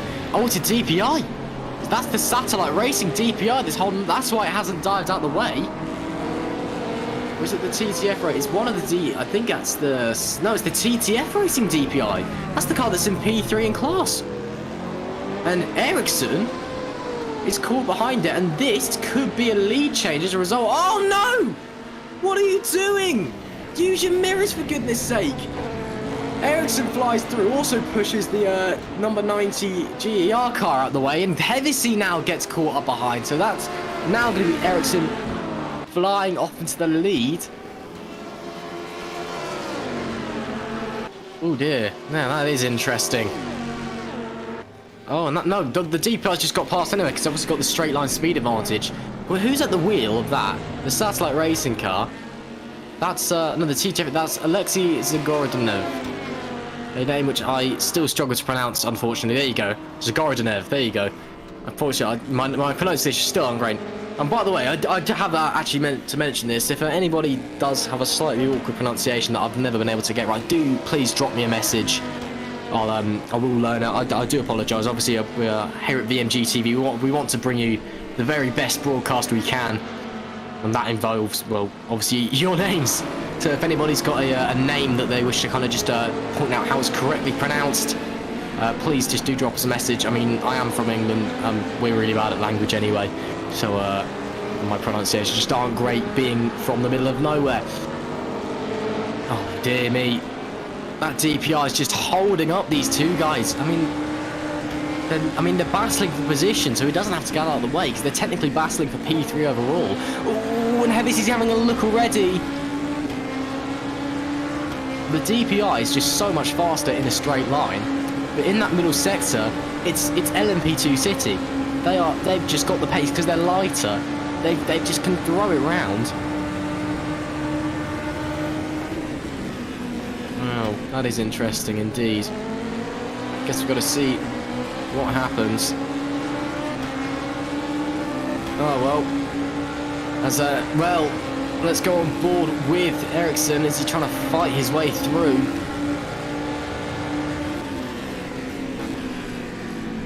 Ooh, a bit of a wobble from the TTF car.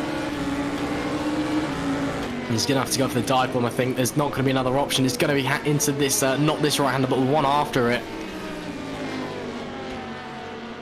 He's got to get the move done. And he's going. There goes Ericsson down the inside. Heavis, he's going to try and follow him as well.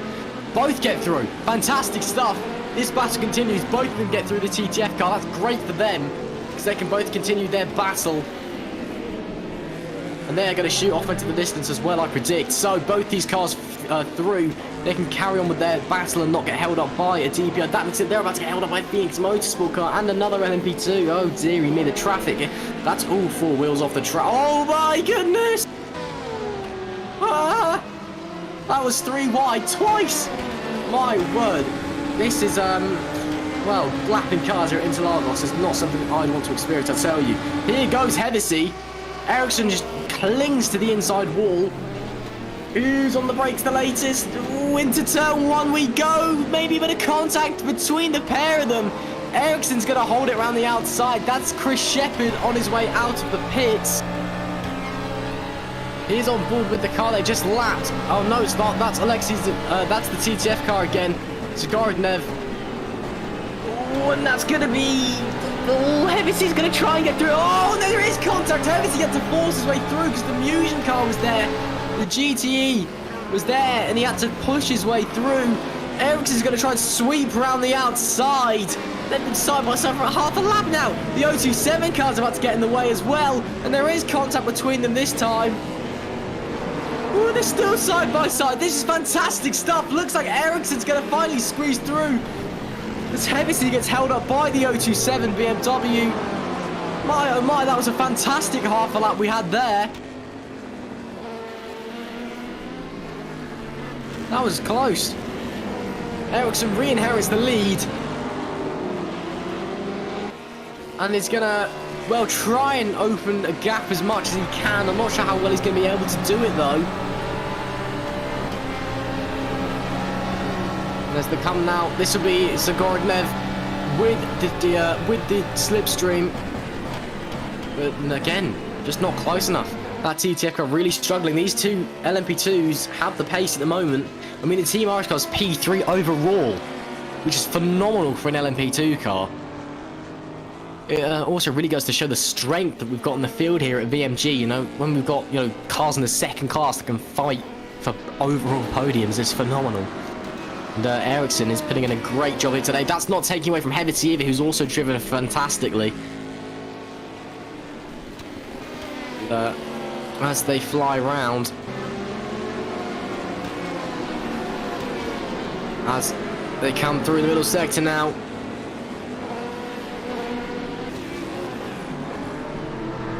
Just trying to drive their own race at this point. Hopefully no more traffic. GC leaders have come into the pits.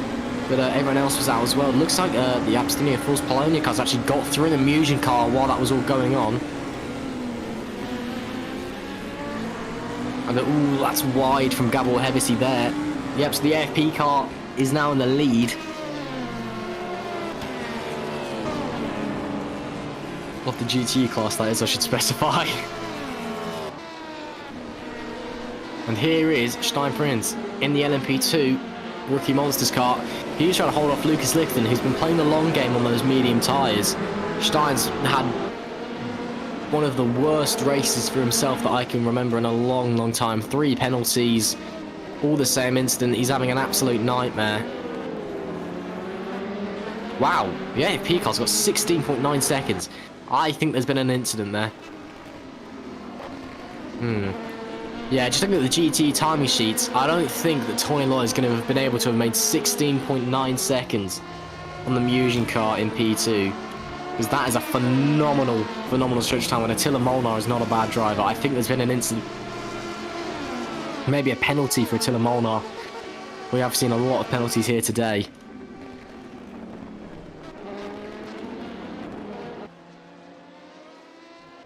Well, what a shame for them, but Tony Loy driving a phenomenal race.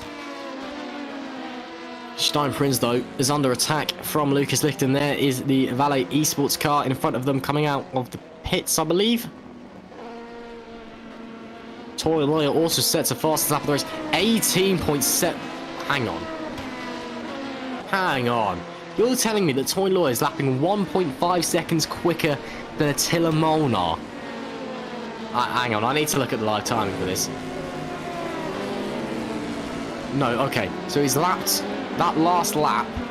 Was that his best? Okay, so... Wow. Okay, right. So, yeah, so Toy Loy's best lap is about 6/10 quicker than Attila Molnar's, which is not bad, but this is well into a stim. So, wow, Toy Loy flying at the moment for AFP. Fantastic stuff from him. On board with Lucas Lichten, though, at the moment, as they carry on flying through those medium tyres. You know what? They've not actually been that bad. They've not been bad at all, must be said. They were a bit troublesome in the early portion of the race, but now we're settled in. 4 hours and 15 minutes to go. It's been a pretty solid showing from the RLO Brutes car. The medium tyres have not been bad at all.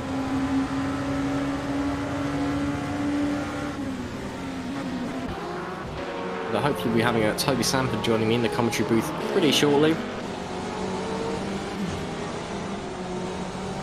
So you won't just have my dulcet tones. Obviously, my voice being beautiful, I know you'll love to hear it. Here we are on board with Michael Rujo. He's chasing down Gergo Ballo, who I think has also had an incident in the other Mugen car. It's all come undone in GTE. The 027 racing car, obviously, it's been an upsy downsy season for them. There was accusations of there was a cheating scandal, even. Well, accusations of that were never proved to be true or false, really. Yeah. Over at Silverstone, actually that driver has been barred from the series that was involved in it until they can provide more evidence. Here's David Martin in the solo Suzuka. Ooh, bit of a touch with Stein Prinz there. I didn't catch that, unfortunately. I was looking at the live timing, I believe. Stein Prinz, though, still on his way round, so obviously no damage to him.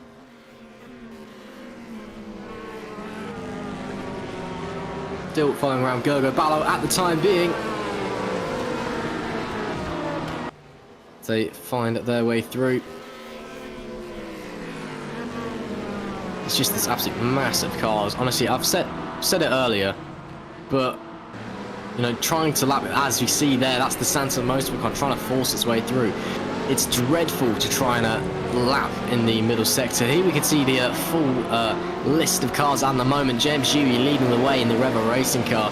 Red Arch VRT in P2. Then it's Team Iris from Mugen 1 and 2 with LMP2. TTF Racing P3 Rookie Monsters P4 and Satellite Racing P5 in DPI, Valet Esports 3 and 5, and then Santa Motorsports 4 in LMP2. Then it's Rookie Monsters, Arlara Brute Esports, Musion Sim Racing, Omicron Sim Racing, TTF Racing, Team Imperium, HBR Scuderia Blue, David Tepper, Chris Shepard trying to fight his way back through into the Epic RSR car, then Toyn Lawyer dominating at the moment in the FP car.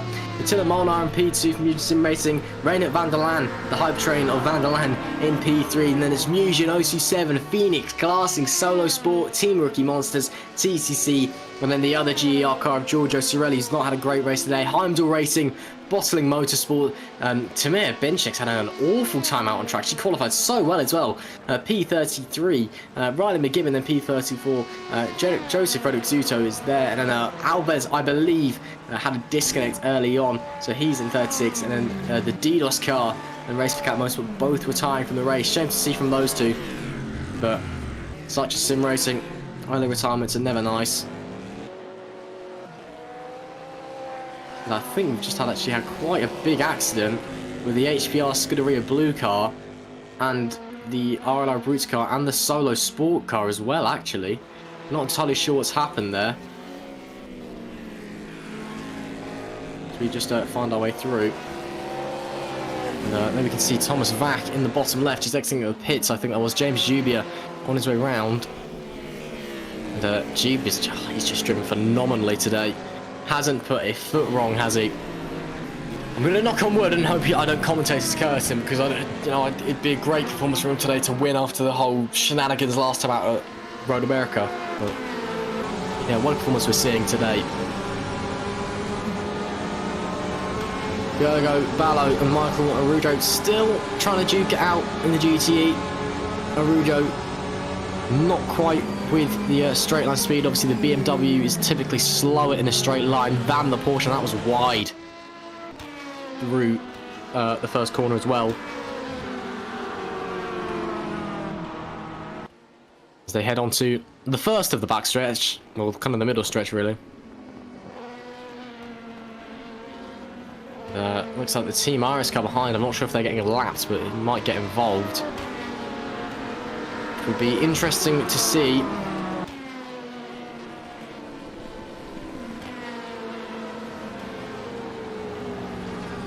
Coming through the right-hander now.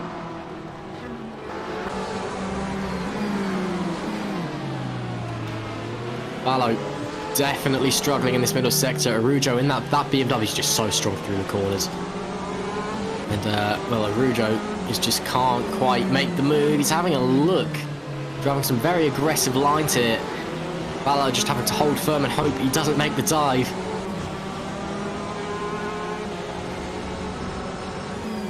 Now you'll see the straight line speed of the Porsche really coming into effect, apologies.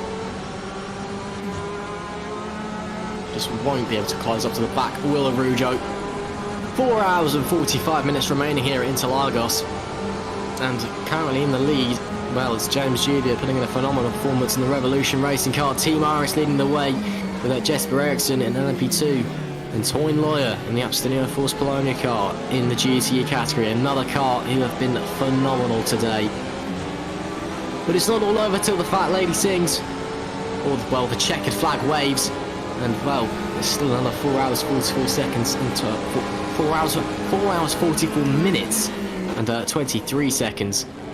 Again, maths was never my strong point. As we've got a few cars coming through to lap. Gergo Ballo there. That seems to be another lapping scenario as well.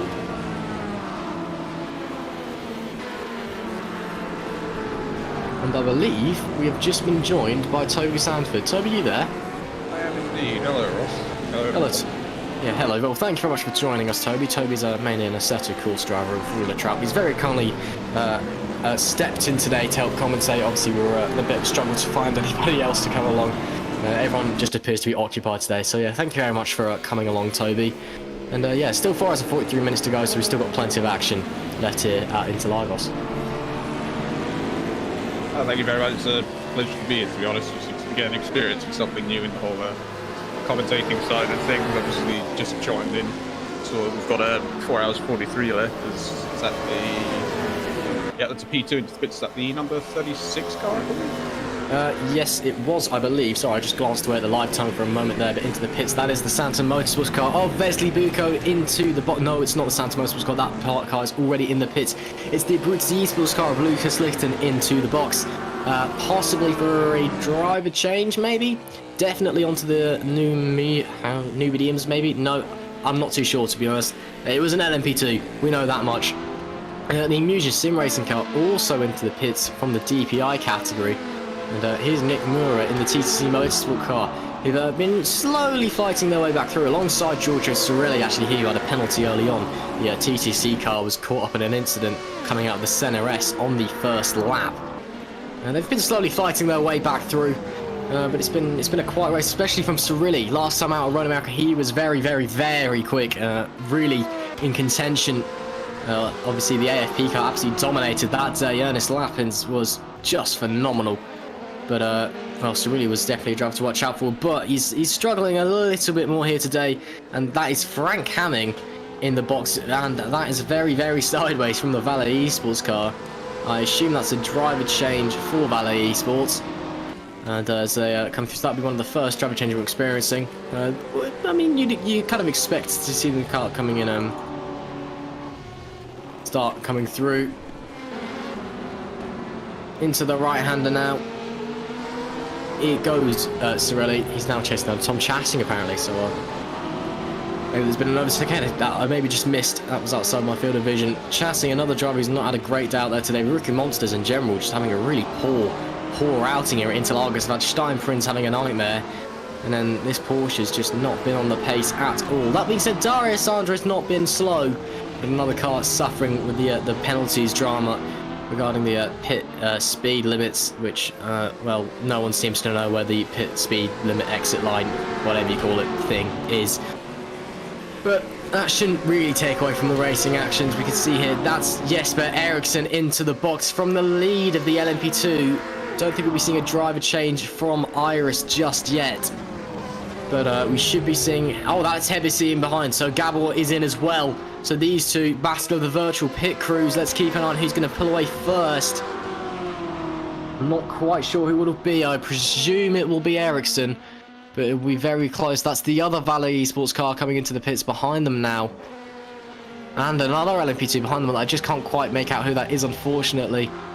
A bit too dark in the light. I think that is... I can't tell, unfortunately. But yeah, 4 cars into the pits we see now. Ooh, and that was actually Hevesi. Actually getting away slightly better than Ericsson there, but he's still going to be the same distance behind. Let's hope none of these guys get a penalty.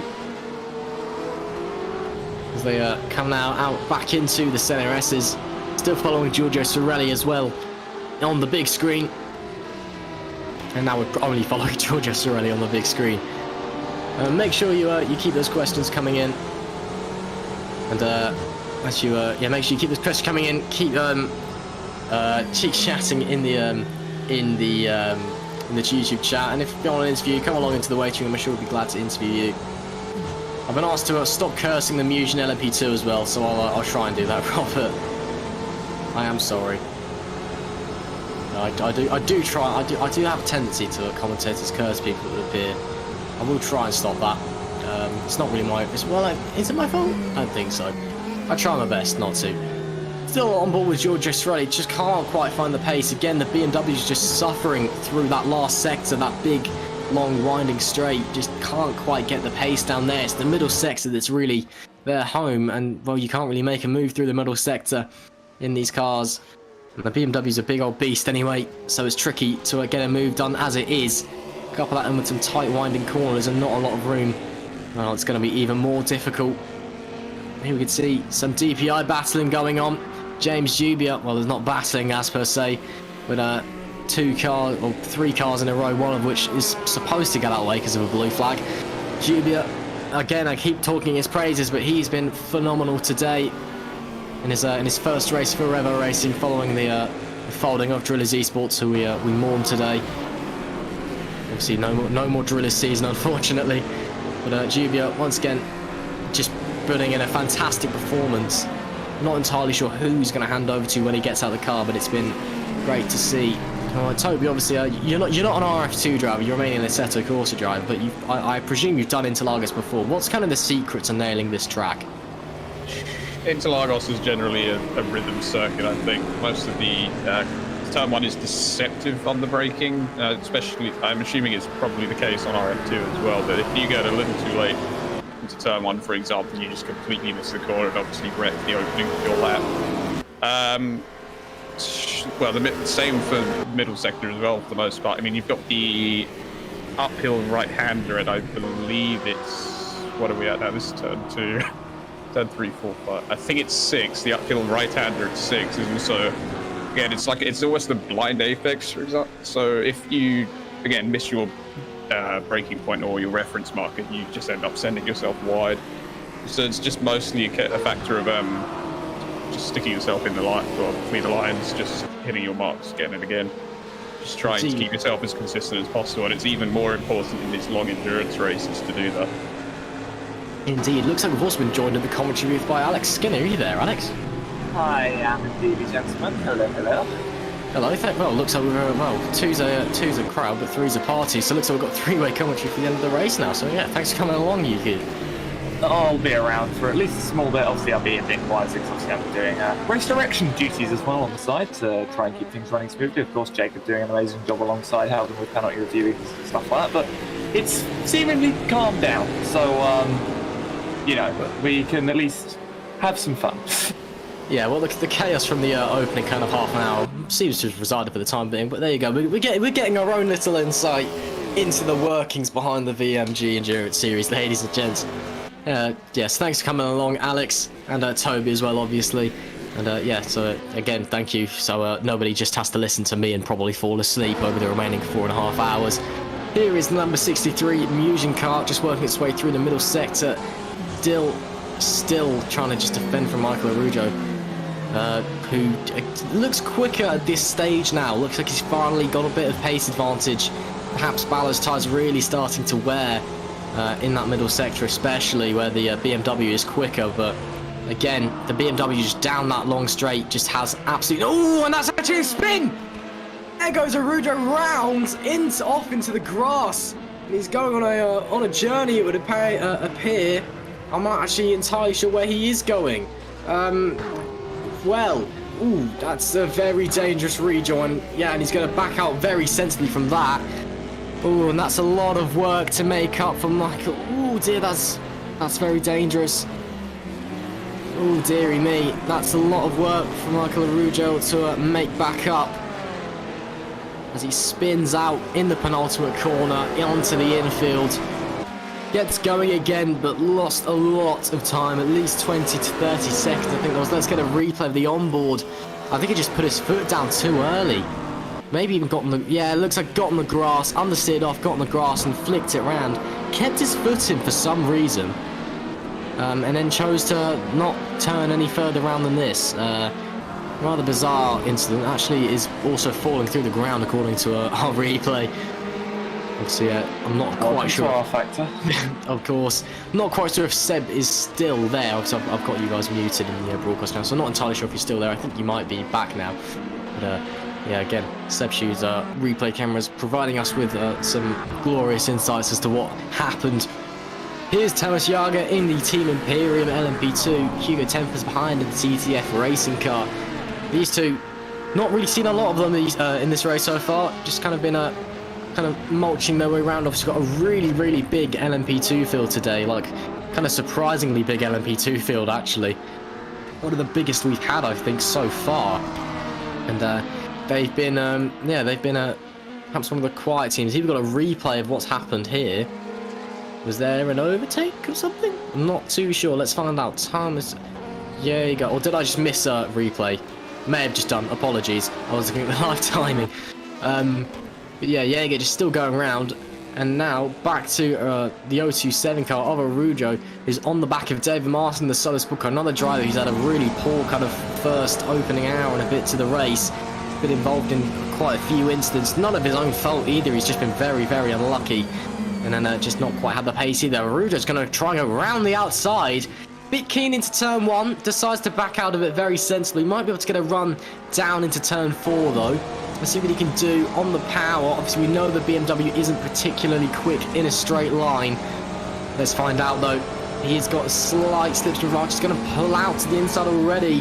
Very aggressive, not quite close enough this time. Under braking and running a bit too wide through turn 4 as well. That's going to cost him some speed on the exit. We've got the fight for the LMP2 field coming through as well there, Ross. You can see Jesper Eriksson just going by. That is actually as well one of the DPIs. I believe it's the 5th place DPI going through. But there is Gabor Heveshti as well in the Musian LMP2. So that's the 2nd place LMP2 car, remember, ladies and gentlemen. And those two have been coming to blows, let's say, throughout this entire first hour and a bit of racing.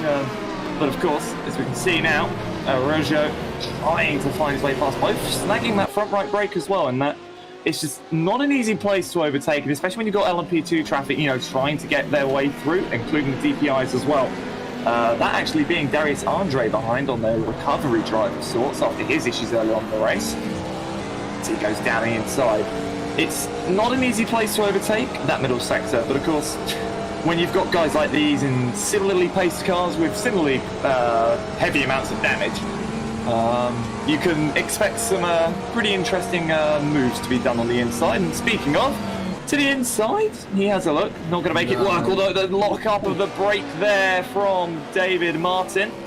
Not going to make it work, though. Yeah, it looks like Rujo was just too far back to capitalise on that lock-up, already backed off. I think he should have perhaps stuck it down the inside. There wasn't a lot of room, though. Probably maybe he's just a bit smarter to back off. And he's not going to be close enough to have a look into turn 4 either. Yeah, as you mentioned, it's just very, very tricky to overtake in that middle sector, and especially with lap traffic as well. It's just, it's super, super hard. You've just got to kind of push your way through and pray for the best, really. Into the right-hander they go. David Martin is really... Wow, that car's really sideways through there. A lot of slip angle on the rear end. But yeah, he's really just kind of holding on to the position at the moment. Arujo can't quite make it work with the pace. Here's a replay on board with Juan Amaya, who looks like he's had a bit of a drift. Very nice. Yeah, good job. Not too great at the tyres, but looks very impressive. Nice save, or in maybe drift. I'm not entirely sure what happened. Juan Amaya, though, in P5 at the moment in the DPI field, as they carry on flying round with Martin and Arujo behind, and Martin really struggling on the exit there, but now he's going to have the advantage of that Ferrari power down the straight. Arujo would be hoping that he's got the slipstream, but again, I'm not entirely sure he's going to be close enough. Let's see. He is. I don't think he will be unless he tries a very late lunge to the inside. He's going to have a look to the outside this time. Again, not quite close. Maybe try the switchback. No, not close enough this time again from Michele Arujo. Trying to just force his way through. And on to the run down into turn 4 now. Only 2 tenths separating them, so it is a lot closer. And he's going to have another look. Is it going to be an LMP2 flying up the inside as well? I think that's the Abruzzi car. Yes, it is. And that's going to cost him some time as well. He's going to fall further back. He's just had a lot of bad luck as Michele Arujo. He's really had that spin earlier. Now he's just getting traffic in the wrong place. And that is actually one of the main factors of this track is in endurance racing, is where you get the traffic, because, well, as Alex was mentioning earlier, the middle sector is so tricky to overtake in, and well, if you get traffic, especially in the faster cars, you know, if you're in a DPI and you come up against a GTE, it's just really, really hard to get your way through. You can lose a lot of time. That was Sorry, I just noticed contact further back. There was another fight going on actually for 10th place. Whilst we were watching that fight, Ross, there was a fight between the 67 of Tom Chassing and the Global Endurance 99 of Giorgio Cirelli. I just saw that come to blows with, I believe that was the TTF LMP2 there. I'm not sure, just have a quick look now. Yeah, it was. It's a TTF LMP2. I just sort of had a look back to have a look, and then all I could suddenly see was a prototype coming across the front of him. Yeah, well, obviously, thanks for having extra eyes in the booth, Alex. Very helpful, and Toby as well. But yeah, contact is obviously still possible. I mean, the race has definitely calmed down at this point, but, well, anything can happen in sim racing. And that's a bit close there between the Valley Esports car and the Rookie Monsters. And that actually is contact between the pair of them. Ooh, that was really sideways from both of them there coming onto the main straight. Novak and Prinz are not leaving each other any space. Chris Shepherd's going to fly through on the inside. Well, all of that is going on. Stein Prinz, same as earlier, but he's having an awful race today. And just his woes seem to continue. That could have been really deadly between him and Novak. Could have been both of their races over there and then. That's that's contact you don't really want to be making. As they come down now into the run into turn 4, just kind of fighting their way through. See, LMP2 cars kind of seem to thrive in this middle sector now, so this will be possibly where Stein can perhaps pick up that time as they fly through. And yeah, Chris Shepherd running very wide there on the outside. Oh, Novak's going to try in for the dive on Shepherd. What's going on? My goodness me. That's Martin Novak. I don't believe they're fighting for position. No, Shepherd's trying to unlap himself. Remember, Shepherd with that disconnect very, very early on. Plus, he's also nursing damage as well from contact earlier on in the race. I don't know, which I don't think they actually fixed under that first set of stops. It's not been a great race for that Epic Racing Group, but Shepherd's just, trying to get himself back into contention, even to get some form of points here. But, now these guys have got to let the race leader through, which I believe is actually still James Juba in that number 11 car. Yes, it is James Juba, who's just flying through on the inside there now. Again, having a great race in the Revo Racing car.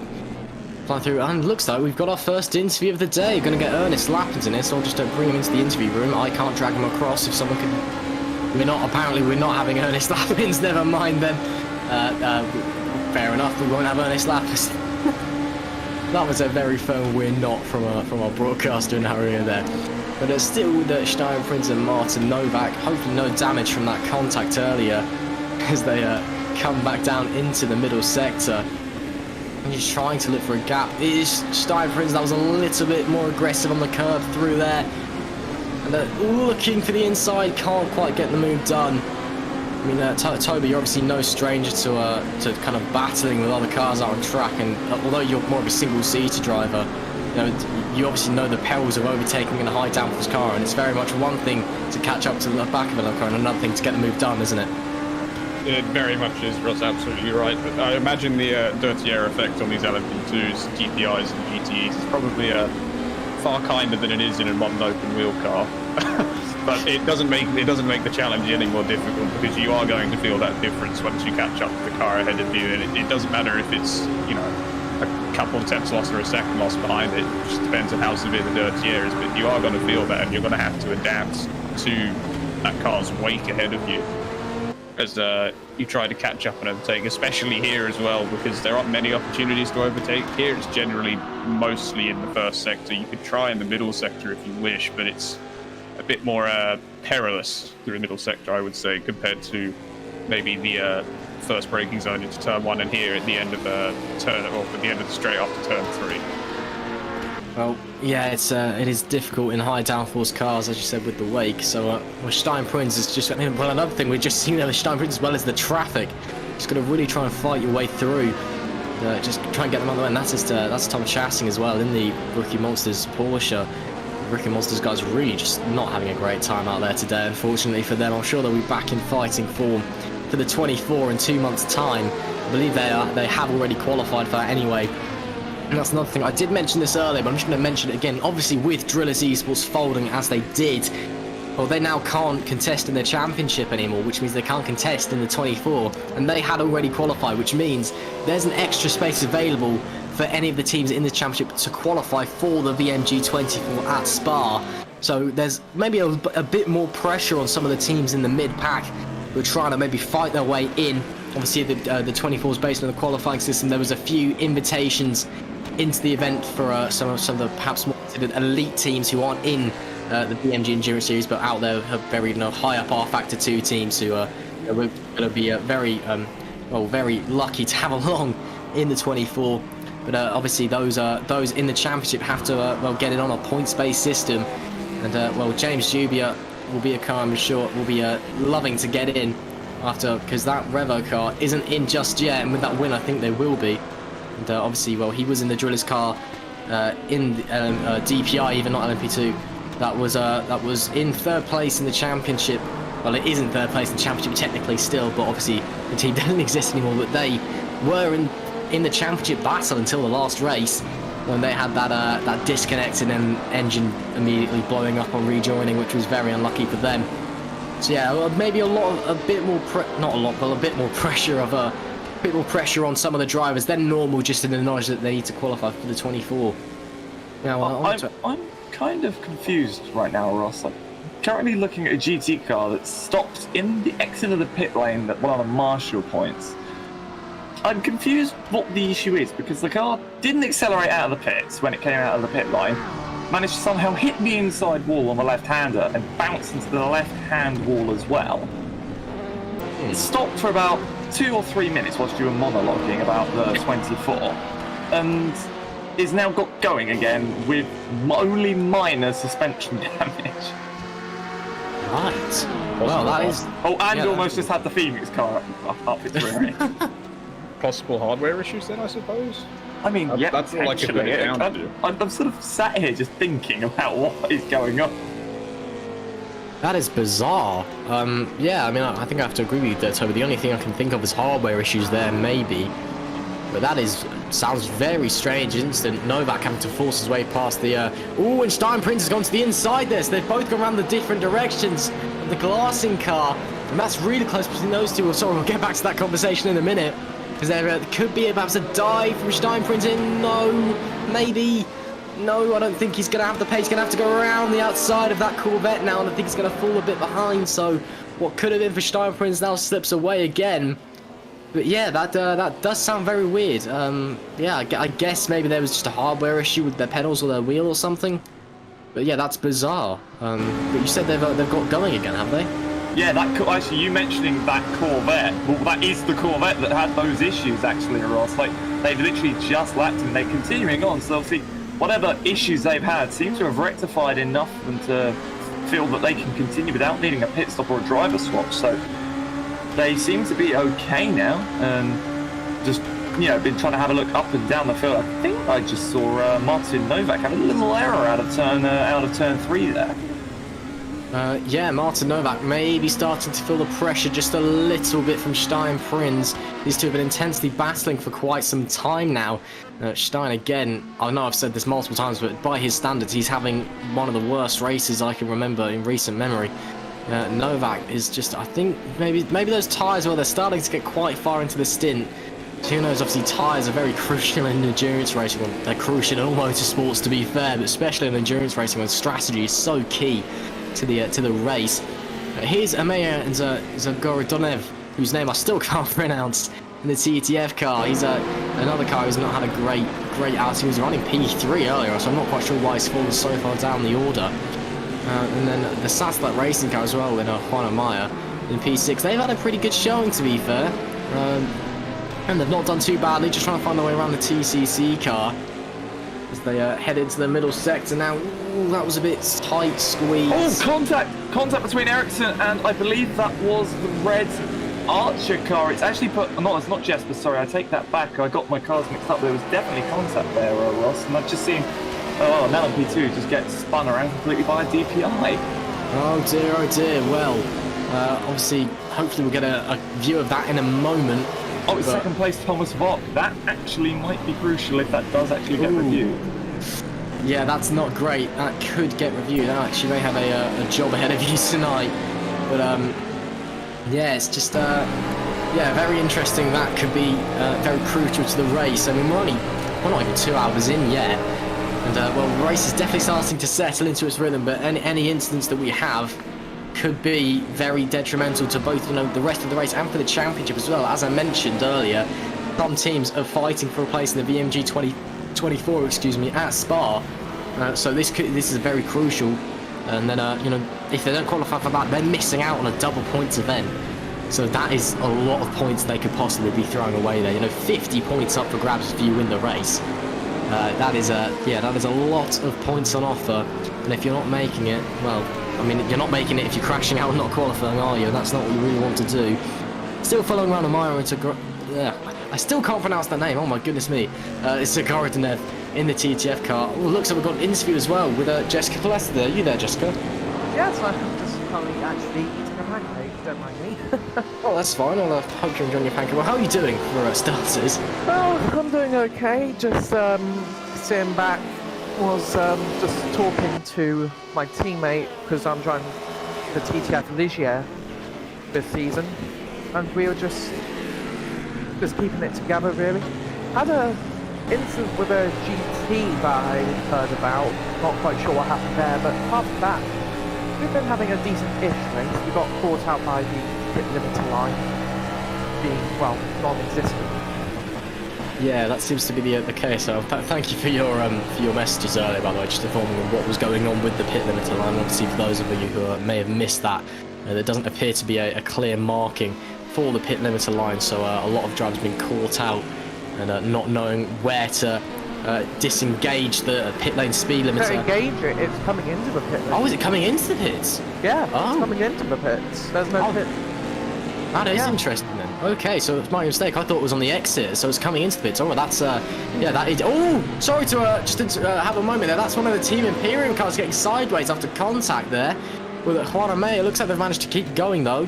Not sure which Team Imperium car it was. Yeah, that's not great for them, but they managed to keep going, not lost a lot of time. But yeah, I was just going to say, obviously, you said you're having a decent-ish race. What were your expectations coming into this event? You know, were you expecting a good position? No, we were just looking to just qualify for VMG 24. We were just looking to, I'd say almost cruise around and just stay out of trouble. We had to plan a strategy at the beginning because we knew we were going to have to serve a drive-through for an instance last race. So we decided that as soon as we'd had enough gap to the GTs, if we'd pit and before the lap counter went out, and that's when we first encountered the pit lane issue as well. So we got 2 penalties early on, and then we got another penalty recently, and then it's just been trying to just cruise around from there to go up, make up positions if possible, and hopefully qualify in for the 24. Well, fingers crossed that you do. Just one more question before you go. I mean, the kind of talk of the day so far has been the middle sector and how hard it is to lap cars in that middle sector. I know you haven't got into the car yet, but you said you were talking to the teammate earlier. Has he been complaining about traffic at all? Or?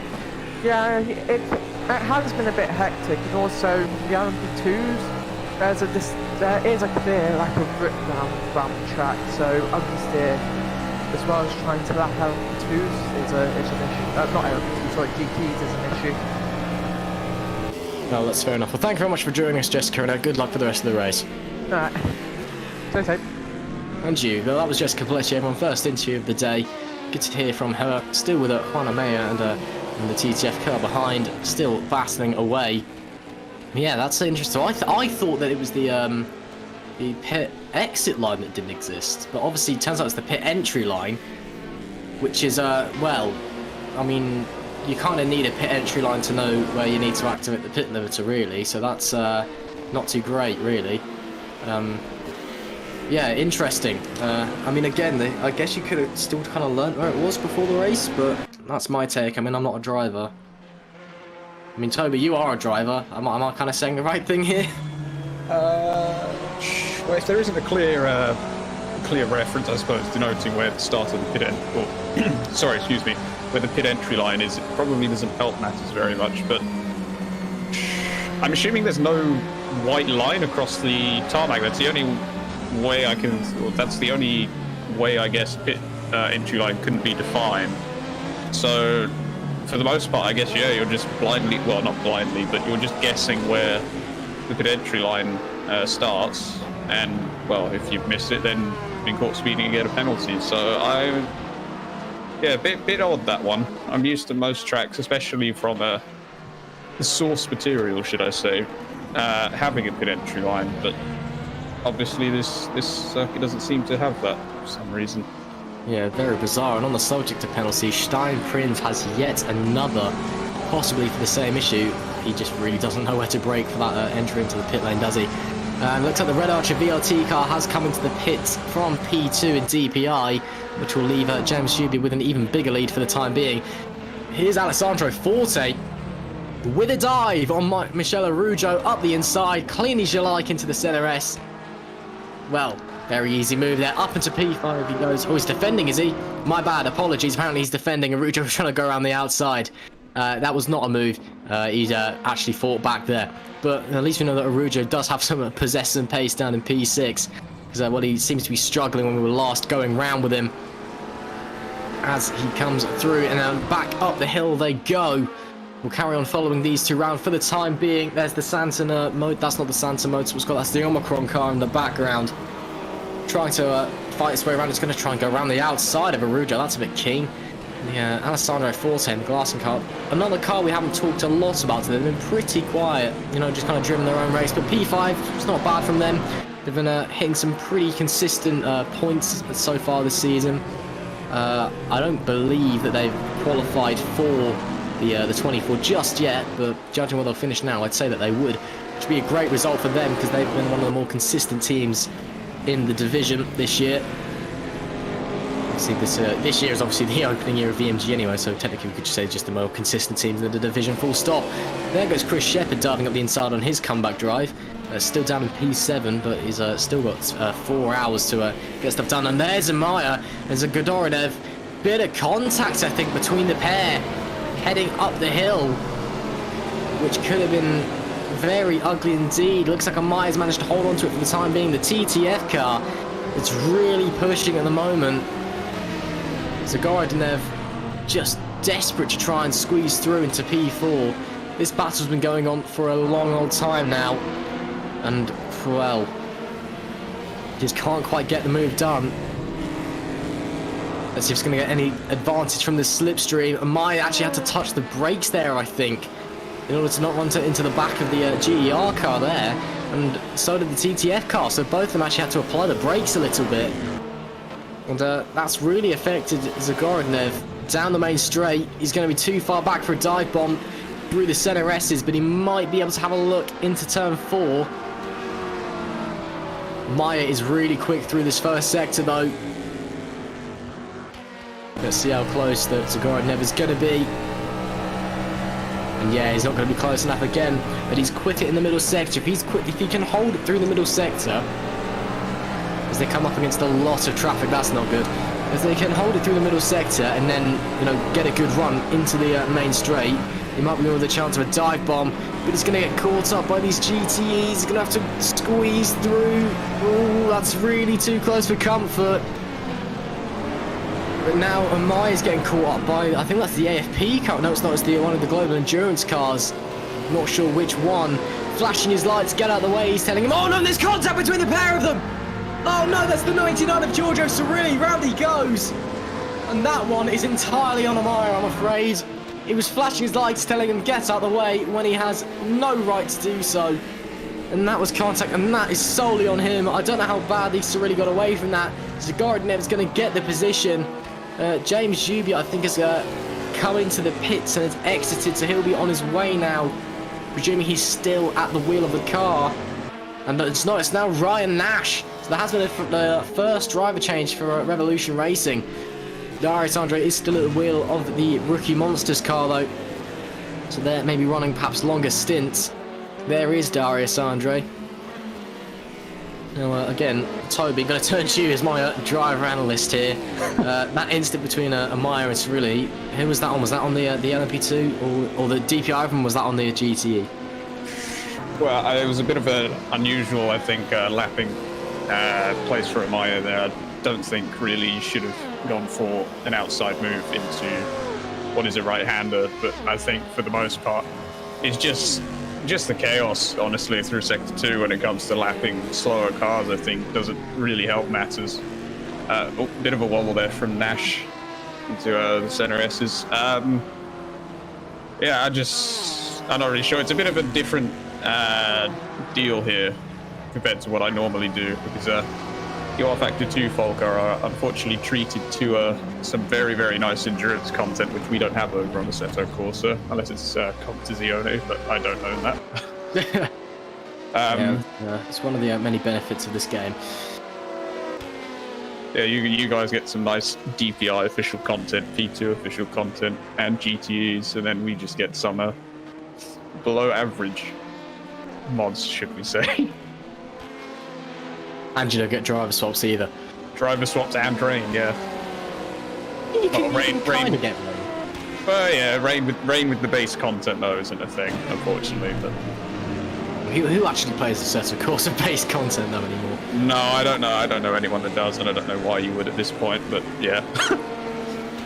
Yeah, that is fair enough. And well, yeah. So RF2 clearly has its stake on the endurance calendar. And well, here at VMG, RF2 endurance is what we do. Just over 4 hours remaining here in the 6 hours of Interlagos here on VMG TV, obviously live the whole way through the event. That is a car diving into the background, into the pits in the background there. Not too sure who that was. And that is Martin McGurley in the Mugen Sim Racing DPI. So the DPI pit window is coming around. This will probably be a driver change. Into the box he goes. Wow, those tyre changes are so quick on those DPI cars. It's literally on and off and then they're away. It's rapid. That racing car as well behind is in the box. They've been in for quite some time though, so presumably they're having a driver change. Pulls away from the pits finally. Maybe some damage repair as well. Out goes Tom Capusta. So there has been a driver change for Satellite Racing. So yeah, pulls out of the pits. And yeah, I can just confirm, as we saw coming into the pits there is no entry line for the pit lane speed limit, so I assume it's just kind of guess and pray. I mean, my best assumption is it's just before where the blue line starts in the pit lane, but I'm not too sure. I guess it's a kind of hope you don't get caught out. This man has been caught out, though. Darius Andre, who's in the lead at the moment, but he hasn't had a driver swap. It's been a good comeback drive from the Rookie Monsters car. They're still to box. Yeah, just to say that he comes into the pits, so Ryan Nash will retake the lead of this race for Revolution Racing. And he's not going to speed this time. I hope his teammate over in the LMP2 car, Stein Prince, doesn't either, because he's been, well, that lack of pit entry line has been the bane of his life. There goes Ryan Nash. Back into the lead in the Revo Racing car. And they will be well on their way to qualifying for the 24 at this rate. Actually, I think Darius Andre's just coming for a penalty, yeah. Yeah, Darius Andre's just come in to serve a penalty because he's not stopped. That was a drive-through for Darius Andre. Just trying to look and see if there was a penalty call for on the stewards panel. I don't think there was. Well, that's very interesting there. So, more penalties for Rookie Monsters. Not been their greatest weekend. Still in P2 at the moment. So head through. Well, yeah, a good start, and it's all been downhill from there, really. These guys, however, Revolution Racing, have had a monster start and have been at the front ever since. So head round, and these guys as well, Team Iris. Well, Jesper Eriksson had a phenomenal first stint, saying his P4 overall, his P1 in class. Gabriel Hevesy behind as well, has also driven a strong race. These two have been locked together the entire event. And well, it's just been phenomenal to watch from these guys. They have been absolutely flying. The class of the LMP2 fields out there today. Well, I mean, we've still got over, over half the race to go. 2/3 of the race to go. I can do maths. There you go. And well, there's plenty more from these guys to come, I'm sure, until they're driver swaps. And I'm sure their teammates will carry on. Bit of a flashing their lights to the Team Iris Corvette as they go through on the inside. And the Valley Esports car in front as well, which I believe they're lapping, so the yellow LMP2 will be diving out of the way. And yes, it does so. Hevesy will be following around shortly. Eriksson on his first event here at VMG. It's been a very, very strong showing. And that is Ryan Nash under attack from Darius Andre. Now, I believe Darius Andre does need to pit still. I'm just going to check on my actually, I'm not too sure. Ooh, that isn't. No, I don't think he does need to pit actually. Oh, I think Darius Andre actually may have boxed for tyres and just been in and out very quickly. So this could be actually fighting for the lead of the race. Okay, so that suddenly raises the stakes a little bit. Nash not looking entirely comfortable in the car at the moment. Hasn't quite got the pace that Jubia has. So just struggling a little bit out there. And Andre is right on his tail now. Into turn one we go. He has a look. Doesn't quite go for the dive bomb. Lock up from Nash as well. He runs wide and a bit of a wobble on the exit. Andre looks to be quicker. We know that Rookie Monsters car is faster through the first sector as well. So let's see what's going to happen in the slipstream. Nash thinks about going defensive, decides against it. Andre pulls out to the inside, then slots back in for turn 4. Too far back, he decides. Correct decision, in my opinion. Big wobble and big slide on the end of turn 4 as well. Now, this is where the Revo car comes into the class of its own in this middle sector, the tight and winding corners. All on the slow speed. That being said, Darius Andre still being very, very, very aggressive. All over the back. All, and I mean all over the back of Ryan Nash. Just can't seem to find his way through at the moment. Into the left hand of the go and then coming back up the hill and onto the start-finish straight. Got a Porsche to contest with. Fill level clear with dignifying ease. And Darius Andre a bit further back this time around. He's actually have to go around the outside of the Porsche as well. That's going to cost him even more time, so Ryan Nash can breathe easy for a moment. They head down this battle, I'm sure will carry on though. Ryan Nash maybe finally just finding the pace in the car. That being said, very wide through the first corner into the center S. And back onto kind of this middle stretch here. It does say DRS on the side of the track, but ignore that. We're GTs and sports cars. We don't have DRS in this series. Just pure driving talent. Nash holding station for the time being. Andre still desperately looking for a way pass after those penalties early on. But I'm sure Nash as well doesn't want to let down his teammate. James Yugi's driven a fantastic race on his debut with Revo Racing, and I'm sure that he doesn't want to throw that away. It's been a commanding lead reduced to very little by Darius Andre. And and Iris and Musion both at the lead from LMP2 into the box. So here we go. Let's see who's going to come out of the pits first there. I wonder if there's going to be a driver change as well any time. Just going to have a look on the live timing. Ericsson and Hevesy obviously were in the car thus far. Andre's a lot closer this time. Got to contest with the Team Imperium Corvette as well. He's going to have the slipstream now. Yep. Oh, he's a lot faster. Andre's going to get him before the corner, I think. Pulls to the inside on the brakes. Darius Andre. Ooh, wobble under the brakes though. Can Nash fight back? Tom Kapusta's got a penalty in the process. I don't think that Ryan Nash is going to be able to fight back. To the lead goes Darius Andre. Lovely move, just kept his foot in. Very confident. Oh no! Ryan Nash goes spinning round. Was there contact between the pair of them? I'm not too sure. I don't think there was, because it looks like Darius Andre's still on the road. I think Ryan Nash just locked a rear and went round. Oh, that's disaster for the Revolution Racing car. Oh, what a shame for them. And Darius Andre, well, that's the lead of this race for him. What a shame. What a shame for Ryan Nash and the Revolution Racing car. I'm sure he'll be trying to fight back desperately. 4 hours here to go. Stein Prince comes into the pits. I can tell you that the Ericsson did stay in the car, but Hevesy did not.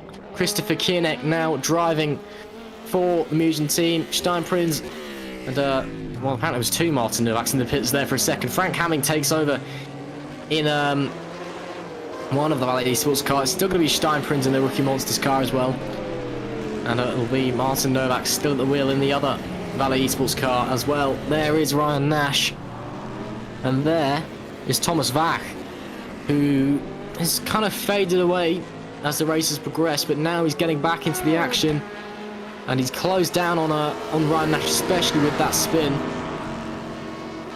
And well, now I think he can smell a bit of blood perhaps. He's got to get through the Omicron car, which shouldn't be too much trouble. They've been, well, they are in P6 in Class 3, but they've been very, very quiet all race.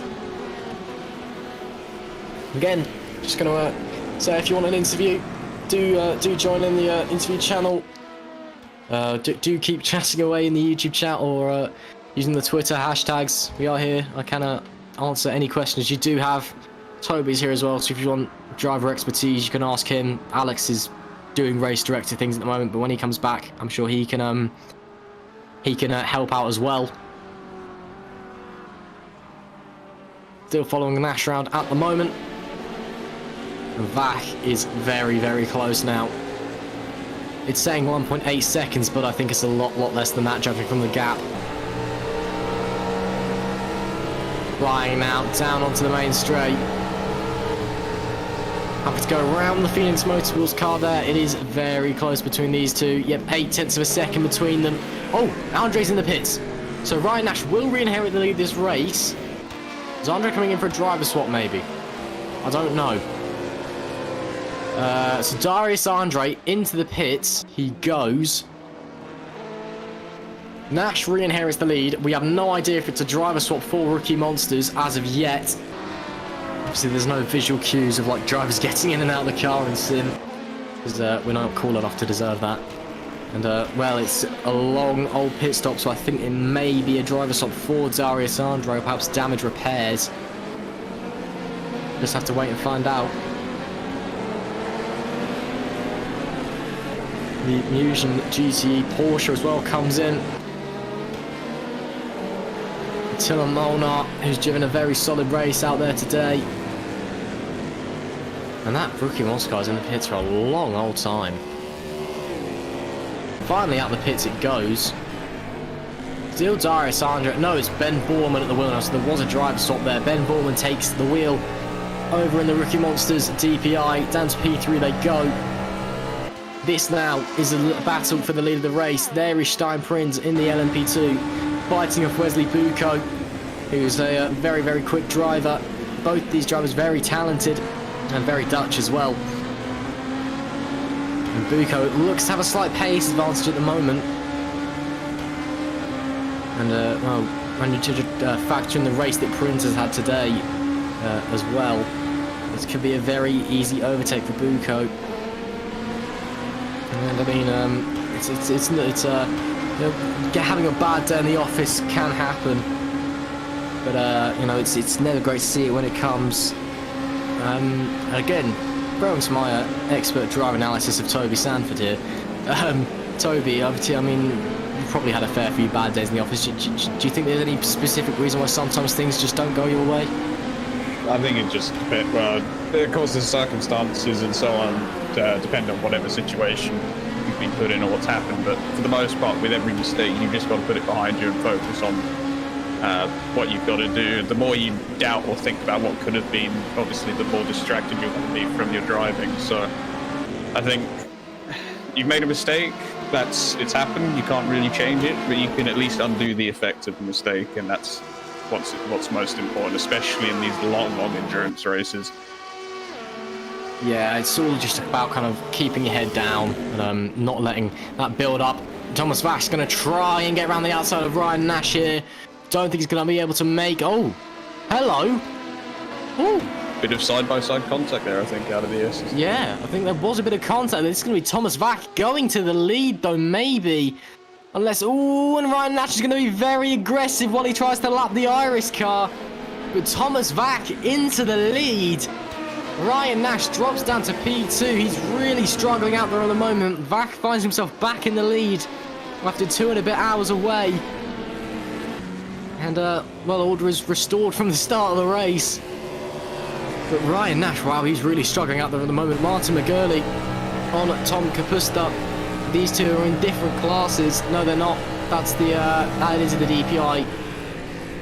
Yeah, that's the They're not in different classes. That's the DPI Musion car, not the LMP2. Musion just have too many cars. I'm telling you. And they're all in the same livery as well, which makes it worse. Yeah, this is for P5 in the DPI category. McGurley and Kapusta. I'm not entirely sure if Kapusta has served his penalty yet. Ooh, when he's really hard on the brakes, he's all really slow through the mid-corner from the Satellite Racing driver. McGurley has a huge pace advantage through the corners, it would appear, so it won't be long, but expect before we see the move come. Goes for the dive bomb, maybe no, but Kapusta does overshoot his braking just a little. Coming now through into this twisty infield section, I think McGurley's going to need to go for a dive bomb if he wishes to get any move done.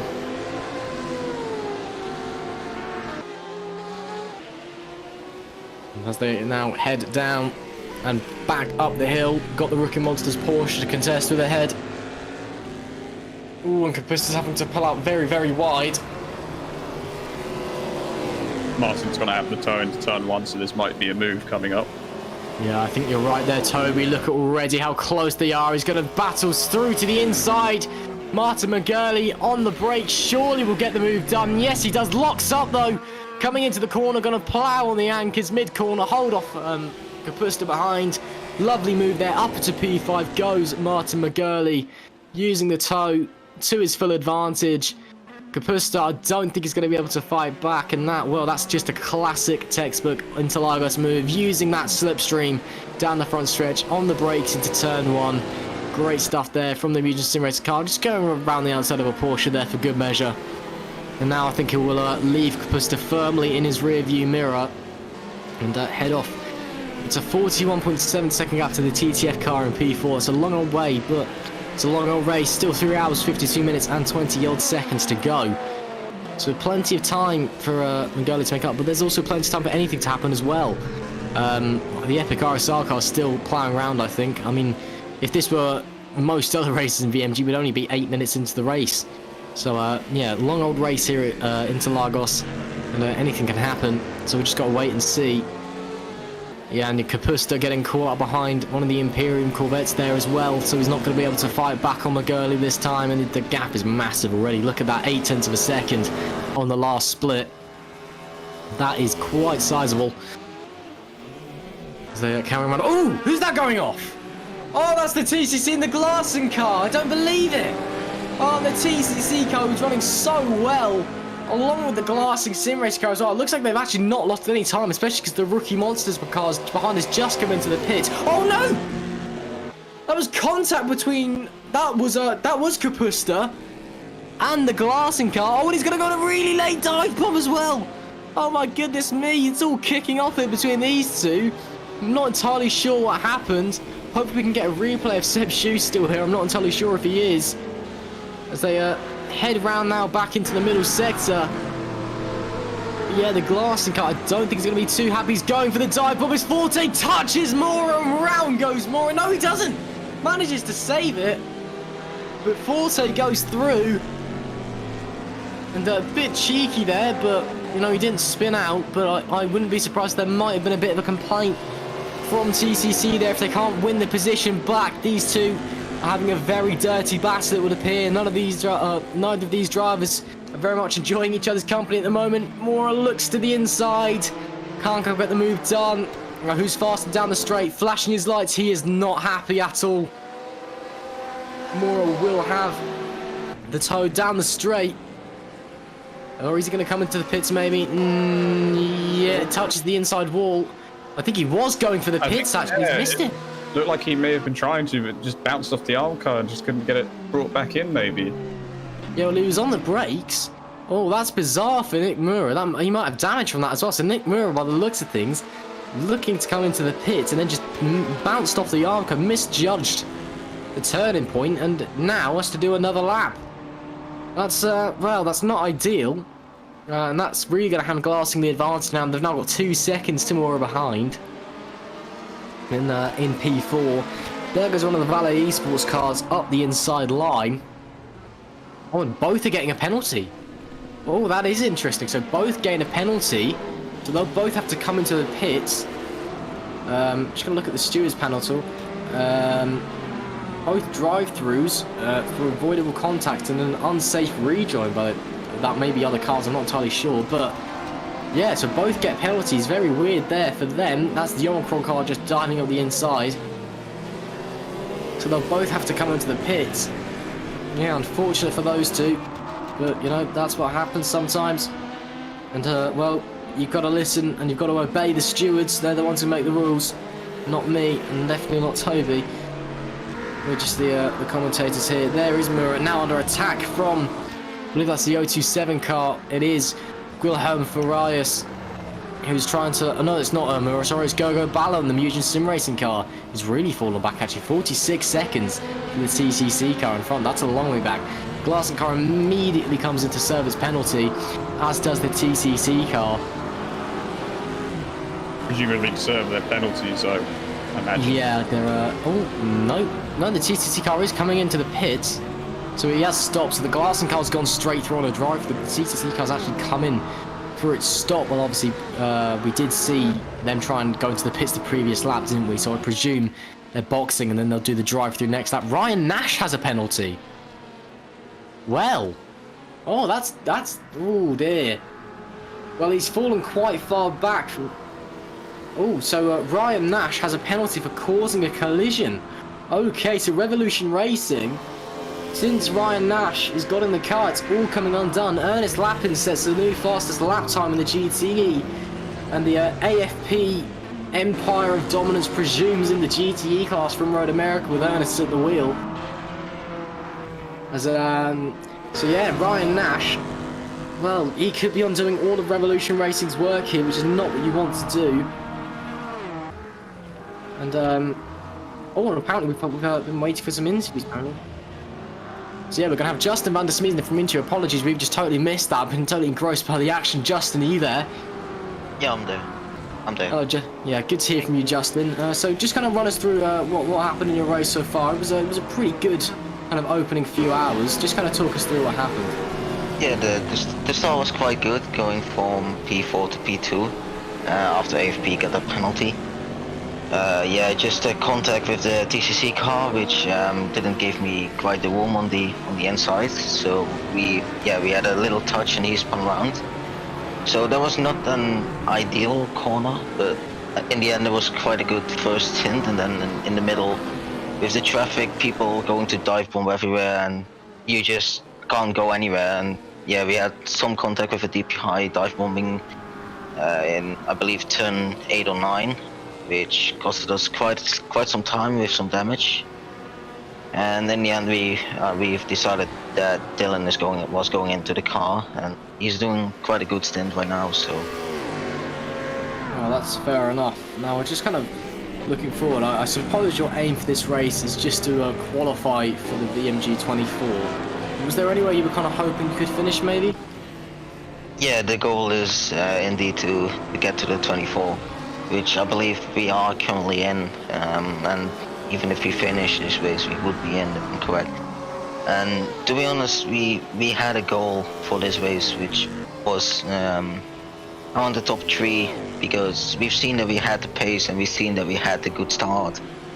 But with everything that happened, we are more than happy to finish inside the top 8.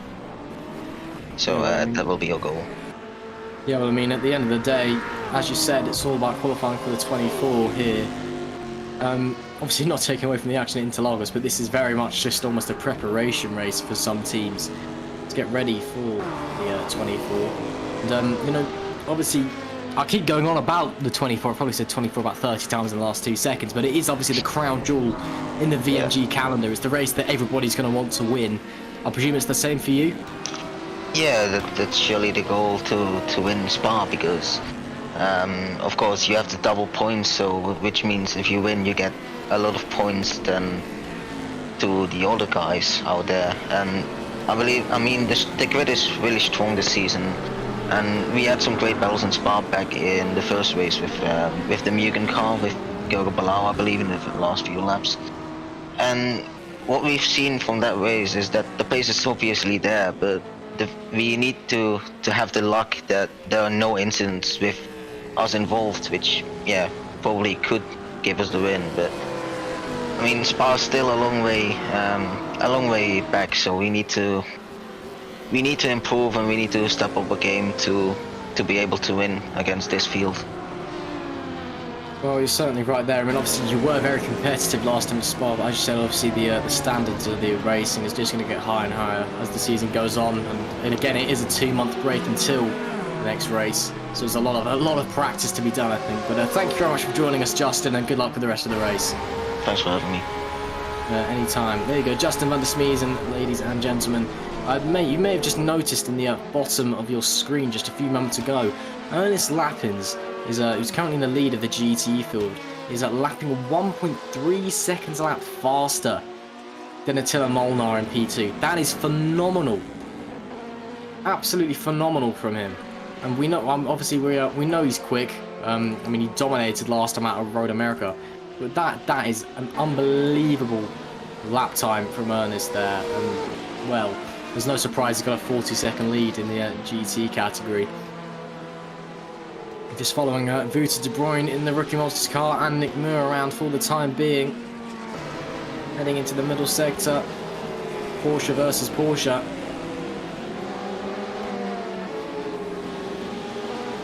There's a LMP2 in the background as well. That's one of the Team Imperium cars, I believe. At the moment, Moore just holding steady. He's been involved in several incidents, most of which aren't his own fault, but just getting quite unlucky today. As they head through. And out on the run up to the field, there'll be no difference in pace. I think De Bruyne is just a bit too far back to get the toe. Yeah, 1.2 seconds. Don't think it's gonna happen. 3 hours and 40 minutes left to go here on VMG TV of the 6 hours of Interlagos. It's been a very exciting race so far, it must be said. And, as we continue to go around, well, anything can happen over this remainder of the race. Nick Moore and Wouter de Bruyne, even, apologies. Still just holding stage for the moment. I'm gonna just slide over to Toby again quickly because I need to pop to the toilet. So I'm just gonna ask you to do a quick monologue while I'm gone. But Toby, I guess I'll have to try and find something to talk about. I mean, I'll present you with a question anyway, which you can then talk about while I go. So what I was gonna say is, as we're just seeing Thomas Vack here and Ryan Nash going around, obviously Nash not quite having the pace at the moment in comparison to Vack.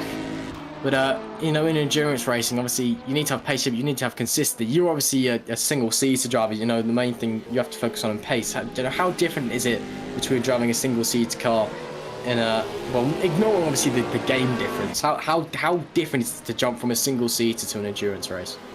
I think the biggest thing to adapt to generally is just the, well, obviously, loss of downforce compared to, let's say, a DPI to a modern Formula car.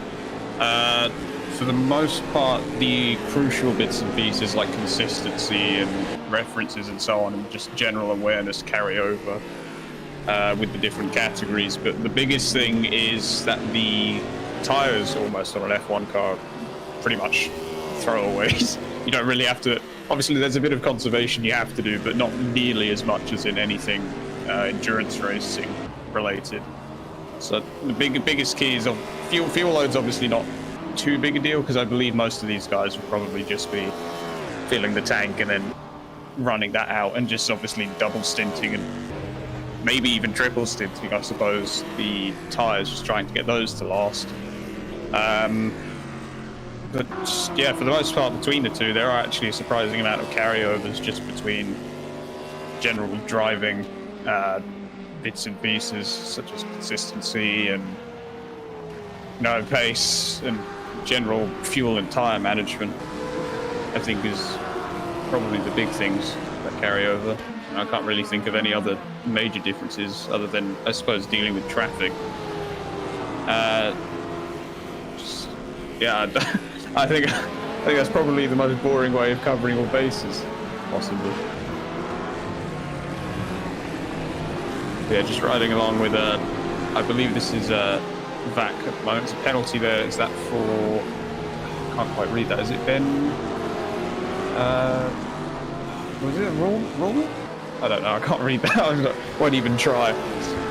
Well, Vac here obviously leading at the moment. I do believe he's got a couple of stops left. Well, he will. That's obvious. There's another 3 hours, 39 minutes left in this race. Typically in an endurance race, you do need to make a fair few pit stops. I think it's actually going to come in now, actually. Good there we go. Right. Please help me undo my error. Well, there you are, Thomas Vac into the pits. Thank you for covering for me there just for a moment, Toby. Possibly a driver change as well. But, not too sure. Might be going for another stint because that would be a bit of a kind of time swap. And Vac at the moment clearly being Red Archer VRT's #1 driver in this race. Just keep an eye on whether he does swap out or not. I don't think he will, however. As he comes into the box, Ryan Nash, who's been really struggling out there in comparison, is going to get past. And back being held for a long time in this pit box, so might be a driver change actually for Red Archer VRT. Nash re-inherits the lead. Looks like Ben Borman in the Rookie Monsters car just couldn't do enough to catch him up.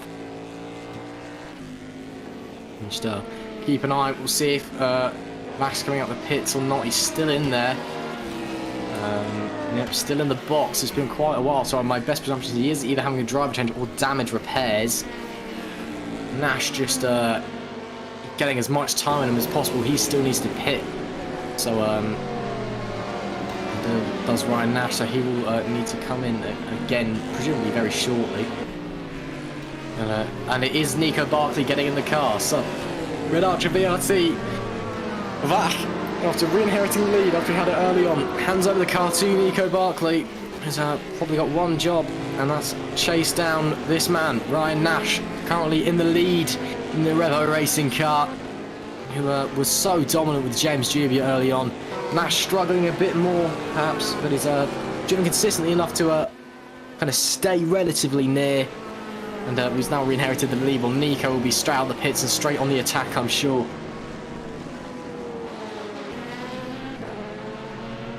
Coming through the middle sector, that is a lot of traffic to deal with. My goodness me. As he comes through now into this middle section, that will be the satellite race car that is supposed to move out of the way, and so far hasn't, which is a bit naughty, because you're supposed to really jump out of the way at first sight, and he's not, which is very naughty actually, and he's actually going to try and clear this Porsche first, and he's not going to get it done either. And that will allow Vac to get the slipstream anyway. He should be letting him past on the straight. And he will be, hopefully, anyway. He's got blue flags definitely waving. Vac has the slipstream anyway. He's going to pull to the inside and get the move done. And round he goes. Not Vac, Barkley, apologies. I called him Thomas Vac there. It's now Nico Barkley in the car. As we are approaching the halfway point in this race, relatively speaking. Still about 36 minutes until we get there. It's actually it's been very nice, clean racing today. Only one co-league in the car, and looks like Borman into the box. So that's the Rookie Monsters car from P3 into the pits it goes. That won't be a driver change for them, but Ben Berman into the pits and back out again. So it looks like maybe a drive-through penalty for them. Yeah, I believe that was a penalty. I think on the graphic it said penalty for him. Not that I could read it very well, but that's more my eyesight more than anything. Maybe time to go down to spec service, hey Toby? Possibly. I did have an eye test last year. Might need another one. Yeah, maybe. Yeah, so it looks like it just was a penalty for Borman. Looks like Nash can breathe again because the Rookie Monsters guys having their own struggles. We were expecting a three-way fight for the victory this race between Revo Racing, the Rookie Monsters car, and obviously Red Archer VRT. We were expecting Epic RSR to be in there somewhere as well. They're still trying to fight their way back through after that early disconnect with Chris Shepherd. I believe Chris Shepherd is still in the car. I'll double check that. Don't hold me accountable if I'm wrong.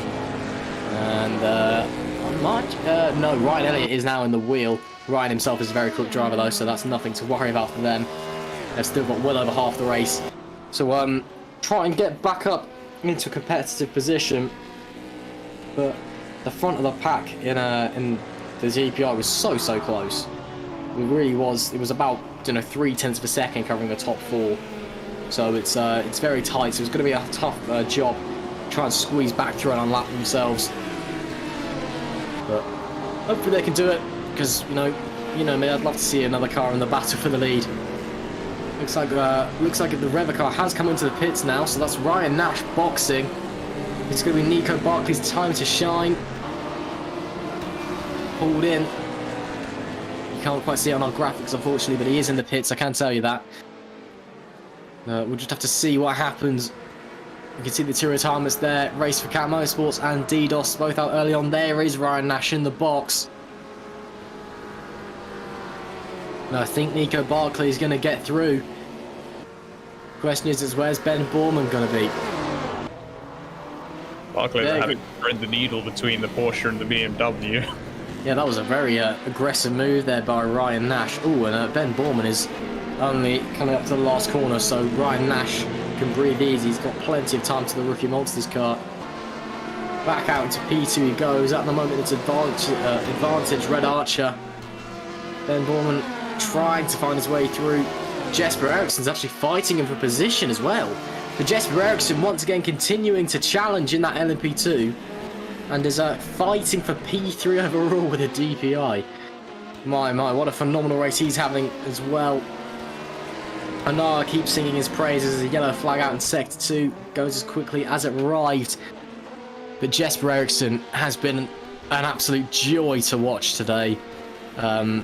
He really has. Just every time he's flashed up on screen, it's been more excitement, more drama, more entertainment coming from the Iris car, and it is lovely to see. As we carry on round now, that's Malcolm Schneider at the wheel of the solo sport car. I don't know why it says Schneider. That's not his name. It is Schneider. I can tell you that. And he's currently got a bit of a gap to the OC7 car behind. Schneider not being too bad behind the wheel. Probably more commonly known for his kind of ability to finding leagues and promoting them in his sim info kind of channel, Discord business type thing. Kind of just your hub for all leagues. That's what he's really known for. Also known for chewing through tyres in the PTCC league. He was the only driver in the league who ran a front-wheel drive car and then ran softs all round. And to be fair, he was quick until about the last 2 laps of the race when he had no pace at all, bless him. But at least he tried. Running P24 overall at the moment. Doing a very solid job in that solo sport car. Yeah, Ferrari just kind of slowly finding its way around. Usually the Ferraris are the class of the field, the Ferraris are the Porsche. Here in VMG it's BMW City with AFP who are just flying away. I mean, they've got a beautiful driver combo of Torn Laura and Ernest Lappins anyway, both very young, both very quick. But, you know, that BMW is just absolutely ferocious at the front. Here's Lucas Lichten and Radim Krenek in the Phoenix and Imbruti cars fighting for P18 overall. Lichten is still double stinting tyres on the mediums. So he's, he's got the tyre life, so he's got a shorter pit stop time, but he definitely doesn't have maybe the grip that Krenek will have. And Krenek's getting held up by the glassing car anyway, that is. As we carry on round, there is Krenek there. In the Phoenix car, just flying on through. Phoenix not really having the greatest time in LMP2. They've had a much better time in GT. I think Alex Skinner's just returned. Are you there, Alex? You were just saying they've had a better time in GT. I don't think you've noticed what's just been slapped on them, sir. Ah, I may have not. Hang on, stewards panel. Oh dear. Yeah. It was a very weird incident, but just the severity of the incident and the nature of it. No, you know, it happens, mistakes happen, but it's just, you know, the mistake was enough to cause the amount of damage it did. Yeah. But I just wanted to come back and to see how you're all doing. It's been a good race, actually. It's been nice and calm, and I've had a few little misdemeanors, as we saw earlier, between the Ferrari and the Porsche, but things have sorted themselves out, it seems. Yeah, you're not having as much of a hectic time as Road America, are you? That's well, I mean, I wasn't here at Road America, but I heard it was a bit hectic. Yeah, well, lucky you. You must have just dumped all your work on Jacob then, because yeah, it was a bit crazy. But yeah, for those you wondering what I was oh-dearing about, well, I was just talking about the Phoenix Principle. They've just been slapped with a 30-second stop and go, which is that's a significant chunk of time. That's probably about a lap, to be honest, around here. Here's Gohan Farias and Giorgio Sorelli in the Global Endurance Race car. He's just going to pull up to the inside. BMW versus BMW. Some of the best brakes on the grid. And, well, that's nice and simple for Giorgio. Down the inside. Very clean move. Through he goes. Up into P25 overall. We've got the Team Iris car. Oh, wow. We've got a few cars looping around on the outside as well. GT cars there. Yeah, it's just these prototypes trying to just flick their way through. You can really see how low down the prototypes are next to it. I mean, the BMW it's a big car. That's Kapusta in the pits there, or exiting the pits now for Satellite Racing. You can really see, obviously, the BMW is a very large car, to be fair to it. It's very tall, very wide, very long. You can really see in comparison just how small the LMP2s are. They are really low and really quite narrow as well in comparison. They're really actually quite small in terms of a modern racing car. And that's Ericsson and Bormann still fighting for position, I believe. Yes, it is. And Ericsson's actually just squeezed past. So Jesper Ericsson's gone up to P3 overall. And Bormann's getting held up behind a Musion Porsche there. Oh, and he's still getting held up by a Musion Porsche. And basically Bucco behind, I think that is. I'm not sure if he's fighting with them. He's a lap down to these guys. No, he's a lap down. Oh, well, that could have been a lot more exciting than it actually was. But, yeah, Ben Bormann has had a disaster there.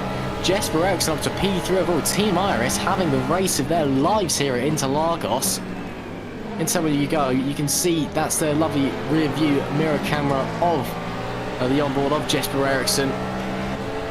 He's just been so strong today. He's been fantastic to watch. And I'm hoping that when there's a driver swap that their second driver who's in the car is just as strong as well, because they are still yet to qualify for the 24, I believe, and if they win this race, they definitely will be in. Oh no, they have already qualified. Never mind, my mistake. They've already qualified for the 24, but I'm sure they'd love to get more points on the board anyway. And maybe perhaps start a title challenge. Ben Bormann is, well, the car's quicker. We know that. Yeah, Rookie Monster's DPI is certainly not slow, but at the moment Jesper Ericsson just seems to be the better driver of the two round here. In the middle sector, we know that's where the LMP2s excel. They're just so quick through the tight, twisty, winding, low-speed corners. But it's all DPI down through the first and third sectors, using that power, using that straight line speed. You can see there, Bormann lost 0.4 of a second through that middle sector, but you'll see as they come to the line, that gap will drop. Probably gain about 0.4 just on this straight alone. So see what happens as they come to the line. Here's the HPR Scuderia blue car. Finally, I think, looping its way around Lucas Lichten.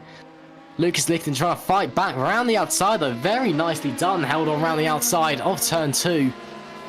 And Luca Tizano can do nothing. And Lucas Lichten, again, another driver who's just driven very well. We know the Ligier is not exactly quick. This is Ligier against Ligier, to be fair. But we know the Ligier is not exactly the quicker of the two LMP2 cars available. But he's driven very consistently on the mediums as well. The slower tyre. He's driven very well. There is Malcolm Schneider once again in the Solo Sport Ferrari. But a replay here. This is Lucas Lichten down the inside. Yep, and Tizano just ran wide. Held it around the outside. Nice and smooth on the power. Very nice move there by Lucas Lichten. There is the 027 BMW once again. Wilhelm Furias. Maybe perhaps having to defend from Krupi in the glassing car. It's really not been a great past maybe hour for the 027 car. They seem to have just been going backwards each lap. When the Bit of an opportunistic move there from the Ferrari there, Krupi. To be fair, that Ferrari has been running extremely solid as well. I've been very impressed with how consistently they've been running after the little calamities with the 78 earlier on, which we did happen to see. They took their pit stop, took their drive through, and since then they have been rapid in pace. And then again, so has Mora in the 78. But these guys, have been really rapid, and now obviously they're on the back of Farias as they make their way up the hill through the long left-hander. It feels like, because forever there's a DPI flying around the outside of the two. They'll get into the braking zone for turn 1. The Ferrari really on the brakes. Yeah, the Ferrari's able to do that little slide from both of them, but he'll get his way down on the inside. What a move by Matteo Krupi there. Ferrari still going to try and fight back though. He's got the slipstream down into turn 4. We know the BMW's not strong as such in a straight line. You can see the Ferrari is creeping away a little bit, but he's going to have a look maybe onto the brakes. No, the Ferrari just a bit better again. Up into P26 overall. Goes Krupi, both running wide out of T4. That was a lovely move down the outside through turn 1. Great stuff. hurled the inside line into the center S. Fantastic from Krupa there. He moves up and away in that glassing throw, which, like Alex said, it's been very, very strong all race. It's been typically one of the stronger cars in the GT field. It's almost like, it's almost a bit unlucky. It's just unlucky that they've happened to have had, you know, like the AFP, for example, and Musion, who have been so ridiculously strong, you know, all through the season. As without those two, I think they'd be, you know, very much in contention for wins, you know, every race. On the subject of Ernest Lappins, he is fighting with an LMP2 car for P20. Well, I'm not sure if he's just been overtaken for P20. It would appear. No, he is. My goodness me. So we've got a GTE is fighting with an LMP2 car. Those are words I never thought would ever come out of my mouth. And yet Ernest Lappins has made it happen. Wow. That boy is quick. Here is Schneider and Sorelli once again. Schneider doing a good job defending at the moment. Using that Ferrari's ability. And he's very, he may not be the quickest driver, Schneider, but he's certainly very wise in his racecraft, using all the tricks he knows in the book, how to keep Sorelli behind him. That BMW we know possesses a lot of pace, was very strong last time out of Road America. Gonna have his rear view mirror full of that big front radiator grille. He heads into the right-hander now. Very tricky set of corners. It's very easy to lose the car through here, such as the off-camber nature of the corners. That's going to be the Team Imperium LMP2 car is going to try and lap both of them as well. Solo Sport car having a very solid race. And a bit of a wobble on the edge of the corner. Sorelli's getting pushed out wide by the LMP2 as they head into the lowest point on the track, and now begin to head back up again. And through goes. Oh, and that's the Red Archer VRT car behind. That's actually going to cost Schneider a bit down the straight. So really might have a bit of pace advantage, but I don't think he's going to be close enough for a look down the inside this time. 9/10 of a second separating them at the last split. Let's see what's going to be coming to the line. I can visually tell you he's not. He is 2/10 gain through those few corners. I can tell you he's not going to be close enough to attempt into turn one as we head through turn one, and he doesn't attempt there. But oh, and that's Ericsson into the pits as well as Kianek. So Kianek into the pits with Ericsson. Or no, he's not. Maybe is he? Yes, he is. Yes, they are. They've been running literally the same pit strategy this entire. You could barely separate the two this entire race, whether it be on track or in the pit stops, Ross. They have literally run the exact same strategy for the entirety of the event. Indeed, Koenig has just got into the car, so that's why it was a slightly longer pit stop for the Musion team, while there was no driver swap for Team Iris Ericsson remaining in the car for the time being, so they will do that the next stop presumably. Yeah, as you said, Alex, they have just been absolutely together the entire race. It's been fantastic to watch. In fact, they've almost been working together, really. You know, they've both just kind of been pushing each other, trying to get the best pace out of the cars. They've not really been attacking each other as such. There was maybe a few moves early on made. But at the moment, they've just been both running with each other, seem very happy to kind of run together, just kind of push their way through. They know they're both, you know, well ahead of everybody in LMP2. And there's no point trying to risk that and risk having an accident when you can just carry on going. I think they'll just keep working together until we get into the latter stages of the race. It's been great to see from both of them there. Now, Sorelli's a lot closer to Schneider this time. Again, not quite sure he's going to be close enough to the back of him for a dive bomb into turn one. As he heads through and out, and again, just not quite close enough. Maybe into turn four. No, the Ferrari just getting that power delivery down a little bit better. Apologies. Trying desperately to stay in that slipstream. Well, another thing about that slipstream, Toby, as well, is that not only is it obviously giving you a straight line speed advantage, but technically it's actually saving you a bit of fuel if you think about it. So it could be beneficial for strategy. And obviously, strategy is everything in sim racing.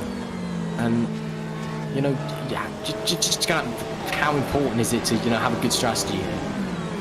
Good strategy is key in pretty much any form of motorsport, and even more so in endurance racing, because a lot of positions are going to be made up in the pit stops.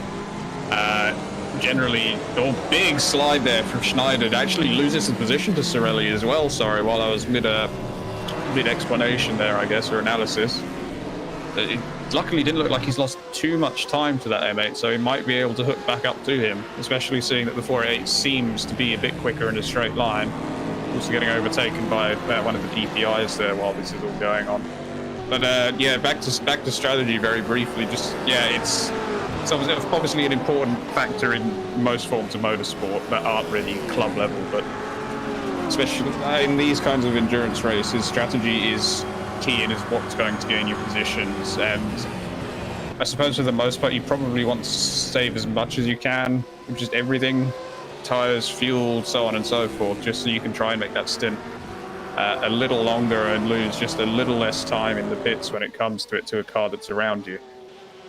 Indeed. Now just looking, we can see the class leaders there. Nico Barkley leading the way in the Red Ultra VRT car.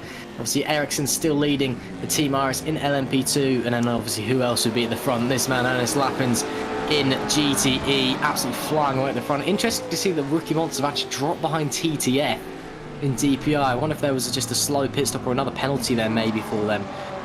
Because well, they were. Who's that running very wide? That is that is Ryan Nash running incredibly wide through there. Must have obviously just made a mistake or understeered off. Is that still going? Looks like no contact with the barriers, but very interesting to see that. But yeah, very interesting to see that Rookie Monsters have fallen behind TTF. Now, I wonder if there was a pit stop. Maybe. It is a possibility. I think TTF actually, yeah, that would be right, because TTF is still yet to box. Because Team RS and Musion have. They have not. Team RS and Musion are running 2 and 3 overall instead of 4 and not 2 and 3, 3 and 4 instead of 4 and 5. So we should be expecting a TTF pit stop anytime soon. Ryan Nash still out there, still not having a race, and Nash actually coming into the pits. And oh, that's very slow into the pit. Oh, there's a code 80 out. What's happened there? Oh, is that a car in the background? 25. The 25 with no rear wing out of turn 4. Ah, there we are. Thank you, Alex, for the helpful insight. So code 80, as he was coming into the pits, that's very helpful for the pit stop. That's going to cost them barely any time at all. Yeah, interesting. So not quite sure what happened with the 25 there. Hopefully we can get a replay. Not too sure though. So yeah, 25 without a rear wing. Interesting. Probably just a spin maybe, or contact. But even there we can see the 25, and that definitely doesn't have a rear wing in the Racer Esports car, who've been pretty quiet today, it must be said. And well, typically you kind of need a rear wing, you know, to drive fast. So that's why we've got the code 80 out, and it'll come back in when they come back into the pits. Yeah, kind of looking at like it's a crabbing a bit actually as well, so maybe some suspension damage as well. There is your leader, Nico Barkley. Ryan Nash in P2, 117 laps complete so far. Zagorodnev in the TTF car in P3. Then it's Ericsson and Kienek in the LMP2 leading the way. Borman and Zooks in the Valet Esports car. Frank Hamming, Tom Kapusta, and basically Buko and Santa Motorsports taking P4 in the LMP2 category. Just while we wait, and then we can see here the top 10 in GT. Ernest Lappens dominating at the moment. Attila Molnar in P2. Then it's Neil Tasker in the GR number 90. Then Gogo Ballo and Giorgio Cirilli as well, who's had a pretty good race. Malcolm Schneider in P6. Farias in P7. Mura in P8. Kruppi in P9. And then Vuta De Bruyn rounding up the top 10 for Team Rookie Monsters. It's been pretty close here so far. Interlagos, see a lot of cars jumping into the pits, so are desperately trying to take advantage. Oh, and that's actually a penalty being served there by the lead car there. So very interesting, and the green flag has come back out. So back underway here. 3 hours 40 minutes and 40 seconds to go. But yeah, it looks like Nico Barkley actually had a penalty somewhere and is coming to the pits under the code 80 to serve that. So that's really helpful for him, because he's lost basically 0 time from that. So that could not be better time by the sounds of things. Here's Giorgio Cirilli and Schneider still going at it. You see Toby, you saw him spin earlier. And well, we've been stuck with this battle for quite a while, and well, it's obviously one thing to have different cars, obviously different drivers, different cars, different teams, different setups, but who do you think's got the advantage at this stage of the race between these two? There's a long race ahead of these guys still, like it's, well, 3 hours 14 minutes pretty much on the dot at this point. So I think what it's going to come down to between these guys, as I said earlier, is just with strategy, I suppose, and consistency. Both of them seem pretty consistent with one another, and obviously the advantage between the two is just dependent on where their car excels. Like you were saying, the 488 seems stronger in a straight line than the BMW. and BMW seems better on the brakes. It's just going to be a case for both of these guys to just hit your marks, just keep going for the last 3 hours. I'm sure at some point they're going to be pretty sick of seeing one another though, and might want to get something to happen. But if they decide they want to go for a move, I think they should probably hold back and be pretty smart on it. Obviously, just on the fact that there's still, well, pretty much half of this race to go at this point. Indeed. So turns out that Nico Barkley did not have a penalty, so he just cut into the pit lane during the code 80. Very clever from Nico Barkley. So obviously the pit lane is a shorter line around the track, and under the code 80 you're travelling at pit speed limit anyway. So he's actually gone through the pits to take a shorter line, perhaps gain maybe a second or so. Very, very clever. Wow, I've not thought that. That is genius from Nico Barkley. Not entirely sure how legal that is, but I also don't think it's illegal. Might be after this race, but very clever from Nico Barkley. Wow, great stuff. And that just really shows how competitive we are here at VMG. You know, everyone's looking to try and get their draw 3 wide from Jablonski and Riboli, as they're fighting. The Omicron car finally seeming to come alive over the last few minutes. Oh, and Riboli's going to try and move, and there's contact between the pair of them. And it looks like nobody's going to go around for the time being. Barkley now does have a penalty. Oh no! So Barkley was not allowed to do that. So he's not allowed to cut through the pits. He's got a 30-second stop and go. Oh dear, Nico. That is pretty. Oh dear. Oh dear. Not very good from Nico Barkley. A 30-second stop and go. That is pretty poor from him. And, well, it's not poor, it was genius at the time, but it turns out it doesn't work. And that will probably hand the lead back to Ryan Nash, who's 50 seconds back at the moment. But if you're taking a 30-second pit stop, it's going to be close. Yeah, Ryan Nash. This could be his chance to capitalise.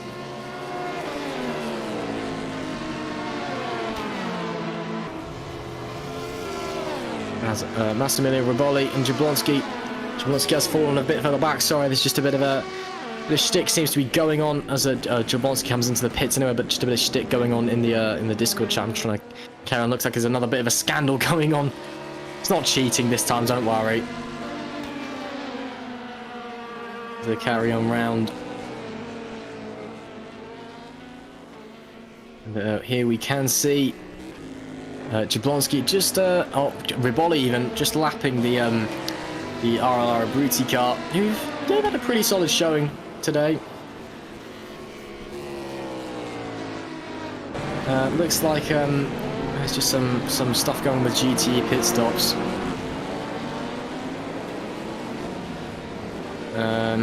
So I'm just trying to keep up with what's going on in that. Oh, I've just read what Danny DeHaas has said. Oh, very funny, Danny. Very funny. Yeah, it looks like there's just some weird stuff going on with the pit stops in the game that's preventing times differences in the pit stops. Some people are getting penalised just for being in certain cars. And then Danny DeHaas coming in with it. There's a solution. Come and drive at the Global Endurance running 6 hours of Spa, and we'll award the championship points then. We tried to do that last time, Danny, and then well, the race got cancelled, didn't it? So I'm joking. I mean, the grid's already predetermined from that event anyway, so. On the subject of Global Endurance is Giorgio Sorelli, who is still in front of Malcolm Schneider. And they're still going round. And as we head down into turn 4, almost halfway through this race. Coming around now, and the race really just has settled into its rhythm. And well, apart from those 2 code 80s, one of which was only for a pilot and the other one was just for a car without ribbon, it's been very, very clean, to be fair, which is always great to see. Love a good bit of clean racing. The question is now, is when does Barkley serve his penalty, and when does Jesper Eriksson come in for a driver swap? we're just gonna wait and see, I suppose.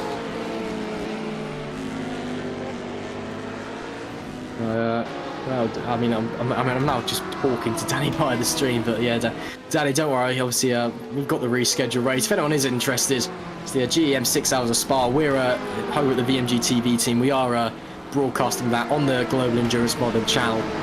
6 Hours of Spa, 1st of May, 2 weeks' time. You can come along and watch that if you want. A lot of the teams here in VMG are participating in that race. Obviously, we did, as I mentioned, we did try to do it a few weeks back now, but unfortunately there was a few issues with the race. We had to call the race off. But yeah, do please come along. It's sure to be a great event. But we've got a great event on our hands here anyway, here at Interlagos. As you can see, Lucas Lichten and Luca Tisano in a battle, it would appear. Tisano just a bit far back at the moment, but he's closing in. Lichten, I think, starting just to perhaps get a bit fatigued. He's been in the car for almost 3 hours now, which is a long old time. So yeah, heads up through. And that's another thing to consider as well, Toby. I know I keep coming to you just for like driver opinions, but fatigue is very much a unique aspect to endurance racing, and well, it maybe isn't so much in sim racing, but there's definitely a mental aspect to it as well. You can definitely become mentally fatigued. And how does this affect the drivers over the course of a stint? Over the course of a stint, obviously with fatigue and so on, just general, I suppose, well, not wear, but general just tiredness and so on that kicks in during the stint. It's obviously going to affect things like reaction speed and so on. It's going to just generally kind of affect how you're feeling as well, because you might be thinking, oh, I'm really tired or so on, or I could hopefully they don't, but they might need to go to the toilet or something. I hope they don't, and I hope they don't have an alternate means of doing that. But just yeah, for the most part with fatigue, it's just going to affect awareness and reaction times and so on and so forth. And I think it's just going to be keeping yourself in check for a majority of the race. And for the most part, I really hope they have a comfortable seat under them, because I know that I don't. And if I were to try and do a 6 hour or 3 hour stint in my chair, I'd probably get some quite bad cramps towards the end of my stint. Yeah, that's another thing to consider as well. Obviously, we're not in a racing car. We're in a sometimes we're in a wooden chair. So that can be something to consider. Actually, I remember, I think it was last year or the year before, the Le Mans esports event, which takes place on Forza at the Le Mans 24 Hours. And I can't remember who it was, but I remember one of the drivers actually, I'm not going to say I agree with him on this, but he actually said that while obviously there's not the physical fatigue aspect as much in sim racing, the mental fatigue of sim racing is actually worse than real life motorsport, because you're just staring at a screen for so long. Because obviously it's a 2D image, and you're just staring at it for so long, which isn't really great for your eyes, and it can really start to play tricks with your head. And I'm not saying I agree with him in the fact that it's probably worse. I'd say that, sitting in a very, very noisy racing car and getting thrown about over bumps at 150 miles an hour for 3 hours is probably quite mentally destroying as well. But, that aspect of staring at a screen, it really does begin to play with your head. It's a different sort of mental fatigue. It's not like, oh my god, if I crash, I'm going to die kind of mental stress. I was just going to say, there's no kind of, actual fear of injury in a sim for the most part. Yeah, there's no that sense of, if I have an accident, this could really hurt. I'm in a very noisy race car. This is terrifying. Which not a lot of people experience, to be fair. Most racing drivers say when they get in, they just kind of don't think about that things. But there is the aspect of, it almost seems to drag on quite a lot. I don't know if you've experienced this, Toby. When I've been in endurance racing, it very much seems to sometimes time really starts to go, especially towards the end of a race or a stint. Time just kind of almost seems to come to a standstill when you're sitting thinking, I'm really close to the end of the race. I know it's right there, but just every corner seems to take so long. I'm not sure. Have you experienced that before? I'm not sure if that's just me. Well, I can't say I've experienced it, but not in a league race. I pride myself on doing full distance F1 career mode races, and about quarter to halfway through the Grand Prix, you think, God, I'm only halfway through this, and you've been sat there for about 45 minutes already. You think, oh no, I've got to do another 45 minutes lap, and tripping over myself, another 45 minutes worth of driving still. And it just, again, yeah, you've got the strain on the eyes just from staring at probably what's quite a bright screen sometimes compared to your surroundings. I don't know, maybe depending on time zones, it's nighttime for you, but in game you've got like middle of the day, which is quite a contrast. Yeah. One another, and that really puts a strain on the eyes and so on. But just, yeah, for the most part, most of the strain and fatigue you'll be experiencing is just going to be mental. Because you just got to sit there, you got to be at the top of your game. Obviously, to an extent, you've got some actual heightened, senses, I suppose. Because obviously, in a sim, there's no, unless you're very, very fortunate to have a motion rig, there's no actual sense of, or there's no feedback from your body. Everything that you're responding, or every detail that the car is giving you, it's purely, I believe most sims base it off the front tires.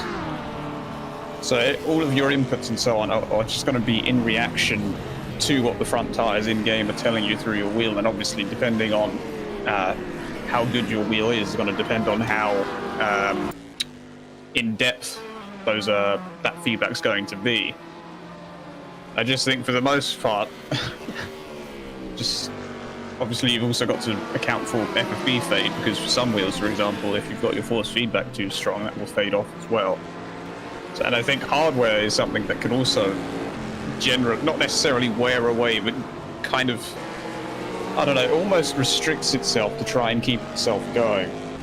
Because I know for a fact with my T300, while experimenting with it, been running it maybe a little too hard. I can kind of just feel it drop off a curve as it goes, because it's getting hot. It's trying to cool itself down, so it obviously limits its motor a little bit just to keep it going a little longer. Yeah, it's interesting to see, and I mean, like you mentioned with the F1 kind of career mode things. At least I tried to do an entire F2 season beforehand at 100%, and I think I got about 3 races in before I gave up. So yeah, the F2 cars aren't great. I mean, I won both races at Baku. To be fair to myself, I was quite proud of that, and then got to Spain, which I don't like Spain, and then got there and was like, you know what, don't want to do that anymore. Yeah, Spain's especially horrid in the Codemasters games, I feel. And in the F2 cars aren't particularly great, to be honest. Yeah, the F2 cars kind of just eternally slide. They don't really do anything else. It was fun at Baku, to be fair. I like racing at Baku though. I know I'm weird like that. Baku's an okay circuit to drive. Doesn't produce very good racing, I don't think, but it's alright to drive. Yeah, it's just nice to be corners, to be fair. Well, until the castle section. Yeah, and then it's just pain. Yeah, and then obviously you got the DRS warp drive, start finish straight. Oh yeah, that as well. Oh, very, very close there with the DPI there for Sorelli. Yeah, that was really close. That was. I think it was the Red Arch car. Yes, it was the Red Arch car. Nico Bartley not taking no for an penalty. He has served his penalty, by the way, I believe. Just while we're talking, he's now only 16 seconds ahead of the Revo Racing car there. Yeah, Nico Bartley, that was a very, well, almost too close to comfort. Really just trying to push on. We're 20 seconds away from halfway through this race. 3 hours and 19 seconds to go. And, well, at the moment, it's advantage Red Archer, advantage Team Iris, and very much advantage Abstinio Force Polonia, who have just dominated so far. And it must be said, honestly, DPI at this point, it depends. I think well, it looks things that, there we go, that's the halfway point. Well done, ladies and gents, we did it. If James Dubia gets back in the car for Revo Racing, which I think he will of how they've structured the driver swap, I think they might be with a chance. I don't think you're actually allowed to go 4 hours anyway, and it would be very stupid if Ryan Nash did go 4 hours, but he's definitely the slower out of the 2 Revo Racing drivers, and James Dubia was rapid while he was in the car. So it all depends really what James Dubia does. We see the Musion Sim Racing P2 trying to loop its way through this battle as well. As most of the GT field are coming into the pits now, so you might see Schneider and Sorelli perhaps getting past a few drivers any moment now. We just head down into the bottom of the circuit and back up again. I don't know, me and Toby were just complaining about doing, maybe an hour and a half race on the F1 games, but some of these guys have been in the cars for 3 hours now. That is a long, long time. They, well, I think they might need to, well, Toby was talking about how they have a good seat, but even if they've got a really high-end, maybe like a rig with a proper, maybe even like a proper racing seat in it, you might want to deodorant that down afterwards, because I think it's going to be a bit sweaty. Oh dear. Yeah, there we go. 2 hours 58 minutes left here at the 6 hours of Interlagos, obviously live here on VMG TV. Just following this battle between Schneider and Sorelli, as the race is very much just in its very calm stage at the moment. It'll probably be picking up again once we get into the last hour. I believe that's typically when races seem to get quite manic in the last hour to the last 50 minutes, then it calms down again for the end usually. That's what I tend to find over endurance racing. If you'll just excuse me, I just need to close my door very quick because people have just arrived at my house and it's very loud. Sorry.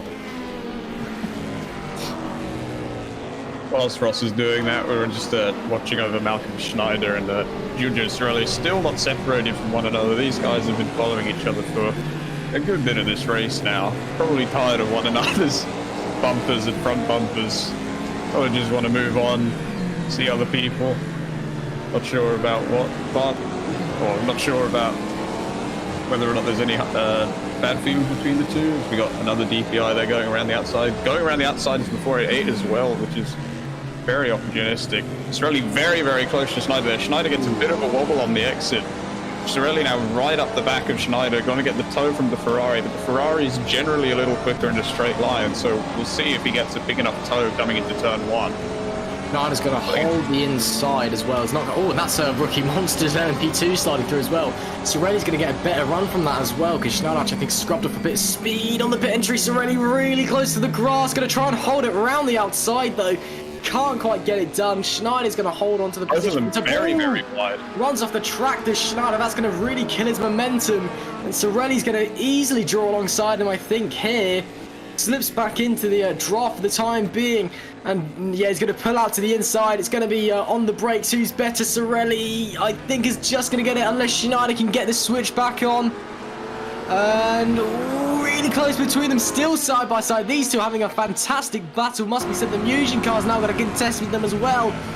Looks like it's going to be Sorelli for the position unless Schneider can go for a cheeky dive bomb. I don't think he's going to be able to. Oh, Sorelli locks up. Schneider has to run wide and avoid it. And I think that will be Giorgio Sorelli up into P5, holding that position. Malcolm Schneider drops down into up to P4 even, should I say, goes Sorelli. Schneider falls back into P5, but don't let that take away. These two, I'm sure, will still be stuck together for quite some time. That was a very nice move from Sorelli, though, up the inside on the brakes. Great stuff there. It just goes to show that even the littlest mistakes can make a big, big difference. In this case, it's just one position, but that could really affect their strategy coming towards the end of this race, as Sorelli looks to be pulling a gap on Schneider. Is Schneider either sticking to one side or maybe boxing? No, he is coming in. He is stopping. Yeah, so Malcolm Schneider decides now's the time to come in for a pit stop. Let's see what he does. I assume possibly a driver change, actually, because these guys swap drivers quite early on. Comes into the pits, presumably for tyres and fuel. Maybe a driver change as well. Ronan Suits is coming for, got in the car even for Musion Sim Racing LMP2, or DPI even, should I say. Suits is a very, very quick driver. He was one of the guys who just absolutely dominated in the last time out of 1,000 miles of Sebring, I believe. No, my apologies, it was 1,000 miles of Sebring. I'm thinking of a different race. He's in a Sebring. He's still a very, very quick driver. And, well, he's getting in the Musion Sim Racing DPI now. I'm sure we'll be seeing Ryan Nash drop into the box shortly as well. Barker's had his stop, Nash has not. So we should be seeing that pretty soon. And maybe even this lap. Let's find out. He was going slow there for a minute. I think that was just a bit of lag on my end. And no, he's not going to come to the pits this time. Just is very deceptive with the pit lane. Obviously being right there, you can cut right across it to try and gain as much time as you can. Obviously, again, don't forget, if you want us to interview, do just drop into the waiting room. We'll happily drag you across and say hello, see how your race is going. You know, we're here all race here on VMG TV. Got anything you want to get off your chest? Again, we are here for you to say so. Still following around Ryan Nash at the moment. Barclay already 2 seconds quicker on that last lap. Closing in Nash, I just don't know, he just seems to be struggling at the moment. With the pace. Here's Jesper Eriksson, who is still in the car and has done a phenomenal job this, and he's P3 overall as well, which is amazing from Jesper Eriksson, who's just been so quick in that Team Iris car the entire race long. And he's finally got himself a gap to the Musion car behind as well. He can finally drive his own race. And, well, he's very firmly in the lead of the DPO class. Here's Dennis Vyers in the Bottling Motorsport car. Schneider behind, coming out of the pits, who I'm sure will be looking to get through the Ferrari in front on that fresh rubber now. Yeah, Solo Sport Team. Usually in the running in the middle of the pack, but you know they've been pretty solid today, running at the near the base of the podium. Wow, that was a very aggressive move from the Valet Esports car there. As they head back up the hill now. And, coming through the left-hander. Let's see if Schneider's going to be able to get the slipstream. Oh my goodness me! I did not expect to see a Team Imperium LMP2 there at all, but it was there anyway. That was very, very close between Schneider and the LMP2. Wow, that was a bit aggressive. That's a lock-up for Vyers as well. And that should allow Schneider to get very close on the exit of the Senna S. Yeah, look how close she is now. It was 2.5 tenths of the line. He's already going fast. We'll probably get the move done before the corner, to be honest. Going to pull out already. Vyers tries to go defensive, runs in the middle of the road. And Schneider's going to have the corner for himself, push Vyers out wide, close the door, and that will be the move done. Up into P29, overall he moves. Lovely stuff from Malcolm Schneider there. And that's the Satellite race trying to fight its way through as well. So many different cars are trying to fight their way through at the moment. It really is a very messy middle sector. And I know we've been saying that all race long, but the middle sector is just an absolute nightmare for lapping cars. And well, it's just sometimes it's just a bit painful to get through. But you know, that is the case with Sim, and that is the case here at Interlagos as well. Here's the man in the lead, Ernest Lappens, who is plus 11 laps to the leader, plus 6 laps to the car in front. But he's flying along at the moment, and well, actually there is an opportunity to go to the end of the race because this kid's crazy. He will do basically anything. Ernest is an enigma because he actively is against quote unquote sweating in sim racing, and absolutely I believe there's no life in it, and there's a lot of top end drivers tend to do and just do nothing apart from practice. Ernest is actively against this and like often doesn't do a lot of practice, and he's still this quick, which is phenomenal. And Joey didn't let us interview him earlier either, so I could have asked him about that. But you know, that's just yeah, I think Joey has some reasons for not letting us interview him there. Down to turn 1 we go, still with Ernest, who's well in the lead. Is he a lap up? Is he a lap up of the car behind? He can't be, surely. He is as well. My goodness me. He's 2 laps on the car behind. So Ernest Lappens has got 2 laps on the car in P2 of GTE. Whew, that AFP squad, my tall lure and Ernest Lappens, that car. Well, that is the thing of dreams, that is. Tell you what, if there was a GTE Pro Challenge or something, I'd be in it. What are you two doing VEC Division 1? That's all I have to say. Here's Dylan Claver, Vinicius Loyola, even apologies. Phoenix and 027 still fighting away after all this time. It's been quite some time. These guys have been locked together now. The BMW is just struggling a little bit.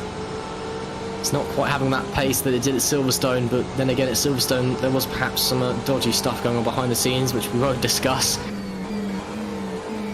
And Claver, maybe a bit out of position. P13 is not what I'd expect him to find him.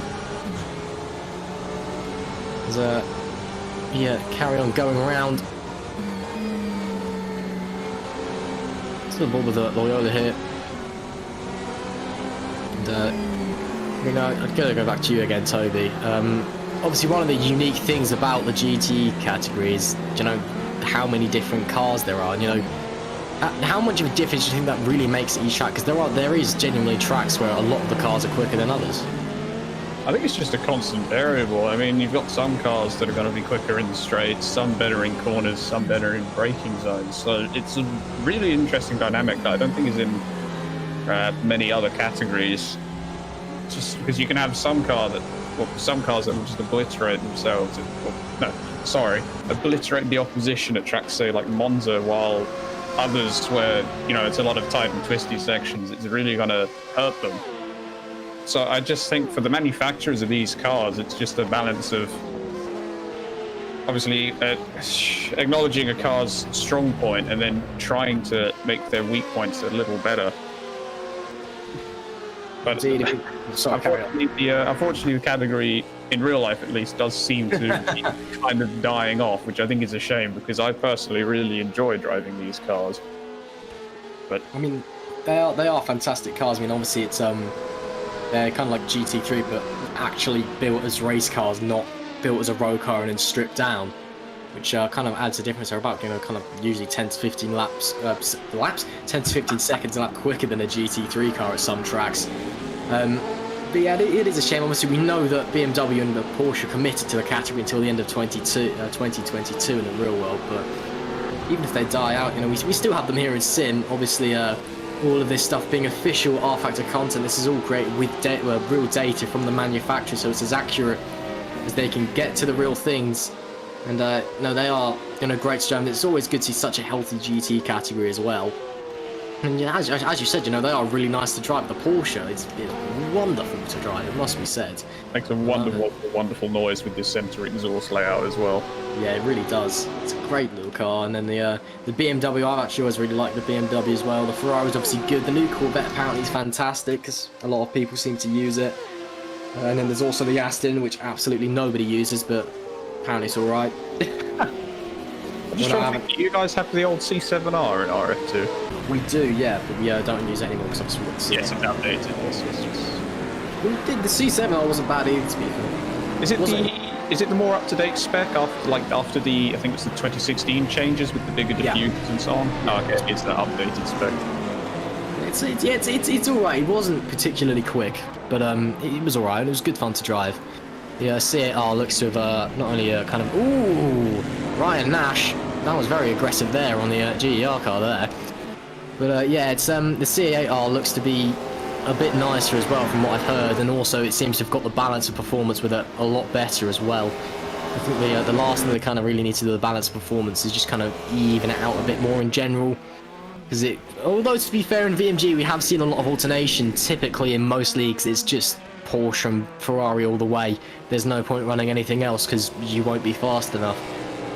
But yeah, it's always good to see some variation here in VMG. I mean, we've got this weird thing going on at the moment with the pit stops in BMW, which I'm not going to pretend to understand at the moment. I might explain it a bit later if I could wrap my head around it, but in summer it looks like the BMW's having far shorter pit stop times, which is a lot of people aren't happy about. But apart from that, you know, obviously the BMW... Ooh, Robert Pawn having a big wobble there in the Rookie Monsters LMP2. Chasing down Raboli. Good move for the Valley Esports car as well. I think there was a bit of argy-bargy about mid-corner, but mostly clean from the two.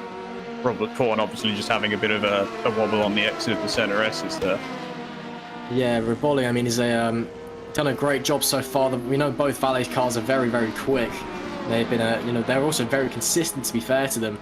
They're always kind of out and about. Neither of them have qualified for the 24 just yet. The Rookie Monsters team has. To put that into perspective. And I mean, there is a few cars that have qualified that aren't here. There was a few dropouts very late for this race, which was kind of annoying, to be honest. You know, it's often expected you get notified a long time in advance that you're not going to be able to make a race, so it was quite disappointing to see a few cars drop out at the very last minute. There's obviously also a few cars in the 24 which have been specially invited in. You know, some of the real top teams from rFactor 2. You know, people who do like, you know, Virgin Endurance Championship Division 1 and all the official GT Challenge, GT Pro, all the stuff like that. We've got a few teams of those coming in. That's the Santa Motorsports coming into the pits there. So it should be a great race to watch. Again, 2 months time, the VMG 24 Hours at Spa. You know, it really is going to be a huge show. We've got an absolute star-studded commentary team coming in, a star-studded race lineup. And honestly, I can't wait to commentate over it. I mean, the 24 hours aspect of it sounds a bit daunting. I mean, I won't be doing all 24 hours, obviously. I might collapse and die. But the actual race itself, I'm super excited for. I can tell you that everybody here at VMG is super excited for it, and we really can't wait into this year, and we really can't wait here at VMG TV to bring it to you as well. Robert Pawn is a bit close to Vrolijk coming through the middle sector. Ben Borman gets another penalty in the Rookie Monsters car, and probably another pit lane speed limit penalty there, which has been catching out, especially the Rookie Monsters drivers, it seems, all day, which is a shame for them. And Robert Pawn is looking very, very close this time as they come into the final corner here. Let's see what it's going. Oh, really close onto the back of them. He's going to get the slipstream. He's going to hang out for the moment. Oh, got a code 80 out. Code 80's out. Not too sure why. Code 80 out for the moment. Unfortunately, Alex isn't here right now to tell us what's going on. Presumably someone's gone off, had an accident. Code 80, yeah, but Code 80 out for the time being, and that's why, because that BMW is not with a rear wing. It's just decided to load that. That's the 027 car going around without a rear wing. Look like it's suffered from some first corner blues as well, and finding itself on the wall backwards, and that's still quite some way to go round as well until it gets into the pit lane. And well, as I said earlier, you kind of need a rear wing to go fast. So luckily it's not crabbing, so it shouldn't spend too long in the pits. Just no rear wing. Just seems like a very interesting place to lose his rear wing. I'm wondering if he got ran into in turn 1 or perhaps lost it and backed it into one of the walls.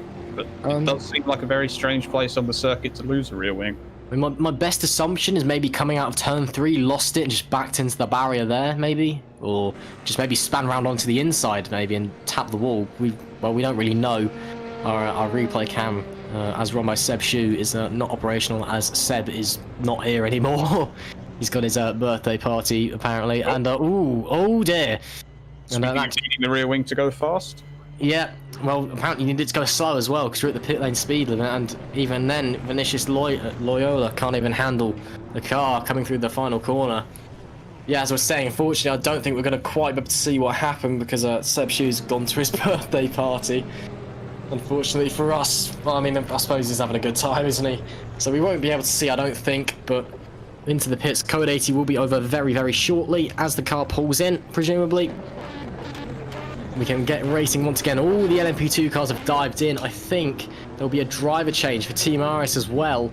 Jesper Eriksson will be getting out of the car, which will be absolutely perfect timing for him, or the Team RS team anyway. I mean, Musa Sim Racing are in, but they've spent a lot less time sat there. And we are back under green flag conditions. And Robert Pawn has all that work to do again behind Massimiliano Rivalli, except he doesn't, because he's actually coming to the pits. There he is. Out of the pits he comes. And it looks like there has been a driver change for Team Iris. Chris Gitsov finally gets in the car. It was a fantastic performance from Jesper Eriksson. He's finally got out of the car, given over to Chris Gitsov, who will, well, I presume, try and bring it home for Team Iris, but still 2 hours and 40 minutes left to go here at Interlagos. As we still follow around Robert Pawn at the moment in P5, taking advantage of that Code 80 for a pit stop onto some fresh rubber, I presume.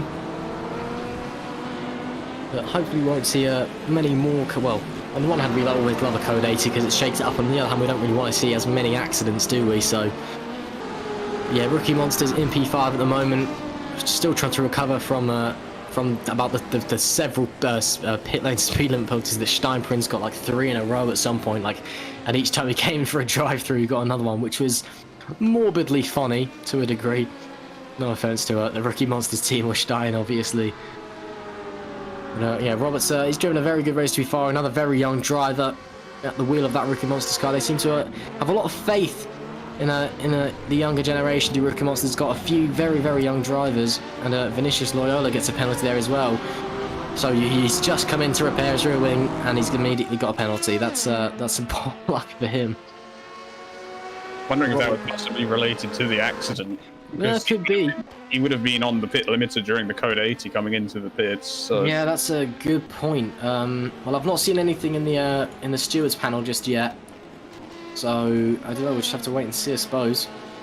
Yeah, maybe there was contact with someone else. We don't know. Or maybe he's got a corner cut penalty. That could be a possibility as well. Possibility as well, because it is a little bit after the Code 80 ended. Yeah, that is a very real possibility, but he's just reached the corner cut limit. It does escape me how many you're allowed in each race. I think it's about 6 or 7, something like that. before you get a penalty. And that's the one of the automated penalties you can get from the game. Obviously, here is the Team Imperium car, Laszlo Zanto, trying to fight against Adam Smith. I believe this is the, well, they have two in cars field, and this is the one that's been pretty strong all race. They've just been steadily fighting their way around. The currently no, there's always only one Team Imperium car. Apologies, and this was the Team Imperium car that had a shocking start. My mistake. I believe it was Tamir Benchik who qualified actually very, very well. She did, and then just during the first stint of the race, just all fell apart for her. And she really, really struggled out there, unfortunately, and just fell backwards, which is a shame. And then she handed over to Laszlo, who's now trying to fight his way back through. He's currently P9 in class. We are on board with Adam Smith at the moment in the TCC Motorsport car. They've really been through the wars as well. They've been spun out I don't know how many times in this race. They're currently holding up the last points position.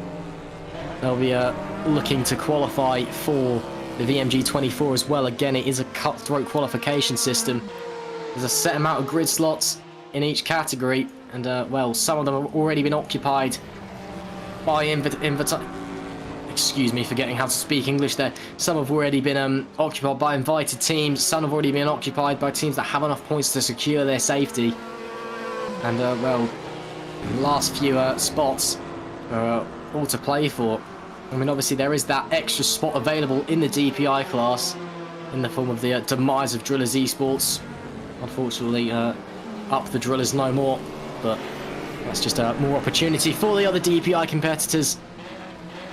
Adam Smith looking pretty pacey at the moment. Zanto just, don't know, just in this middle sector. Smith seems to have the pace. Ryan Nash has come into the pits now from the lead of the race in the Revolution Racing car. I think we'll be doing one more stint and then handing over to James Jubia once again.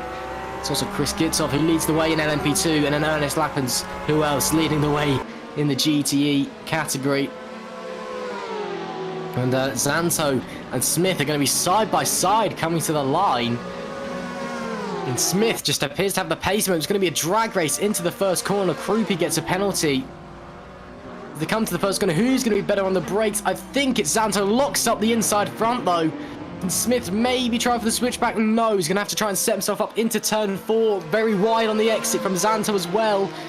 Smith will have the slipstream. Let's see what's going to happen. Zanto's already trying to draw him out to the middle of the racetrack. He's going to pull up to the inside, not quite alongside. Oh, and Zanto, big lockup. He's going to run wide on the exit. Yes, he is. He's going to have to maybe try and concede the position. Try and hold it around the outside, maybe. There's going to be an... Oh, no. Oh, no. Oh, dearie me. Adam Smith goes for a tumble. Well, he didn't fall. Well, he didn't roll over, but goes for a spin anyway. Round he goes. Hopefully not too much damage. I'm not sure who that was.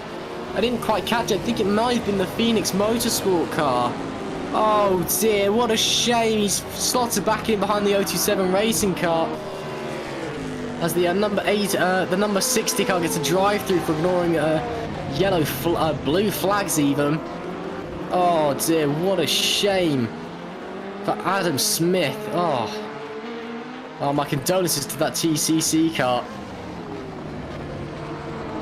As they yeah, that's such a shame.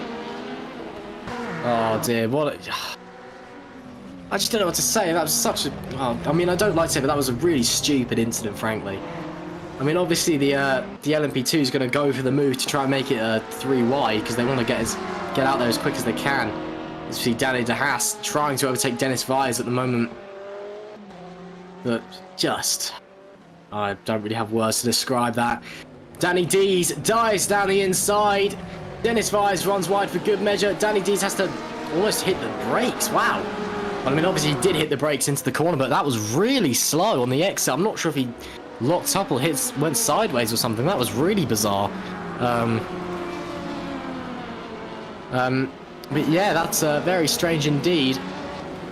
Danny Dees still behind though for the time being. Vyers just holding on to P7 in the Boston Motorsport car. I can't get over that incident. What a shame for Adam Smith. What bizarre incident that was. My word. I don't really have words to describe it, to be honest. Dennis Vries still holding away at the moment. Danny Dees can't quite find the pace after that weird kind of pace, weird kind of stop thing into turn 4 that he did. Still not quite sure what that was about, but, you know, probably to avoid something or other. That BMW just does struggle down the straights. As Vires locks up into the first corner. And Danny Dees almost cuts the first corner to make up for the running wide of the car in front. Coming now onto this kind of middle stretch, because there isn't really a back stretch here at Interlagos. And he's actually fallen a few tenths back over that first kind of sector.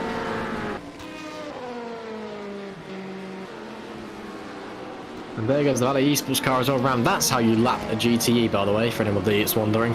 For the LMP2. Sorry, that was an incredibly bad joke. Let's see, I'm interested to see what the time split is like. I think that the Global Endurance car is just slightly better through the middle sector, which would make sense given the BMW's kind of lack of pace and strength. That's another lockup for the Boston car there. There is the Red Archer VRT car with a 50-second lead, Nico Barkley, and that is also James Dubia back in the car. Okay, race is on now. So looks like Ryan Nash got out the car maybe a stint earlier than I was expecting. James Dubia is in. Ooh, sideways from Nico Barkley there. He's really pushing now. And Dubia already a second a lap quicker. Here we go. The man who was dominating early on is back in. And James is on the hunt for some blood. Nico Barkley, I'd be very, very scared if I was you, mate. Because James is on the charge. We've just got to wait and see now. It's 47 seconds. And, well, if he's going a second a lap quicker, by my calculations, he will be right on the back of him by the end of the race. So, this is going to be interesting, I think. Just have to wait and see what he can do. But that could be very, very close indeed. Here's Guy Sonneveld, who's currently P2 in LMP2. It's 77 seconds behind the Team Iris cars. I once again forget what the English language is. Valet Esports, to be fair to them, they've been very solid, and I think at the moment, actually, they have a chance of both cars qualifying for the 24, which would be a great result for them. Obviously, I know we keep talking about the 24, but it is the big event that's coming up. It's the, it's the jewel in the crown of the calendar. It's the 24 at Spa, and I know we keep saying we're making a big deal out of it, but we really are. It is going to be a great event, and I think it'd be great to see both Valet Esports cars there. They usually put on a great show for us, usually fighting for podiums, as they are here today. And I'd really love to see them. That being said, Christopher Kianek is, I think, trying to get past Guy Sonneveld at the moment. Just looking for a way through. Sonneveld holding the position for the time being as they head through into the last corner. Kianek will have the toe down the main straight. He's a little bit wide from Sonneveld as well, so he's going to perhaps just have a little bit lower pace. Let's see what Kianek can do. This could be a lunge into turn 1. He definitely has the turn. You can just see that speed differential between the two as Christopher closes up to the back of Sonneveld, dives to the inside into turn 1. Nice on the brakes. Easy move for Christopher there to grab P2 in class. Once again, the classic Interlagos maneuver on the brakes inside turn 1.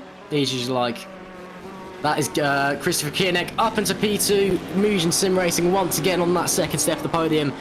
I don't think Guy Sonneveld will be done just yet though. He's not a driver who likes to give up easily. He'll be trying to fight back as best as he can. Oh, that's Robert Horn, I think, going off the road there. No, it's not. It's Ben Borman.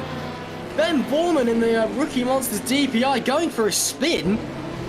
And that DPI has had a very dreadful race anyway, but what's happened there? Again, unfortunately, we won't have a replay cam to see what's happened, but Ben Borman getting very sideways. Well, Will actually getting a bit of a 360 on coming into the right-hander. It must have been contact or something. Managed to keep it going. also doesn't look like there was any damage to the car, but that's a very bizarre incident. I'm still in P6, I guess. Okay, keep going. Guy Stoneveld appears to have fallen back far enough now.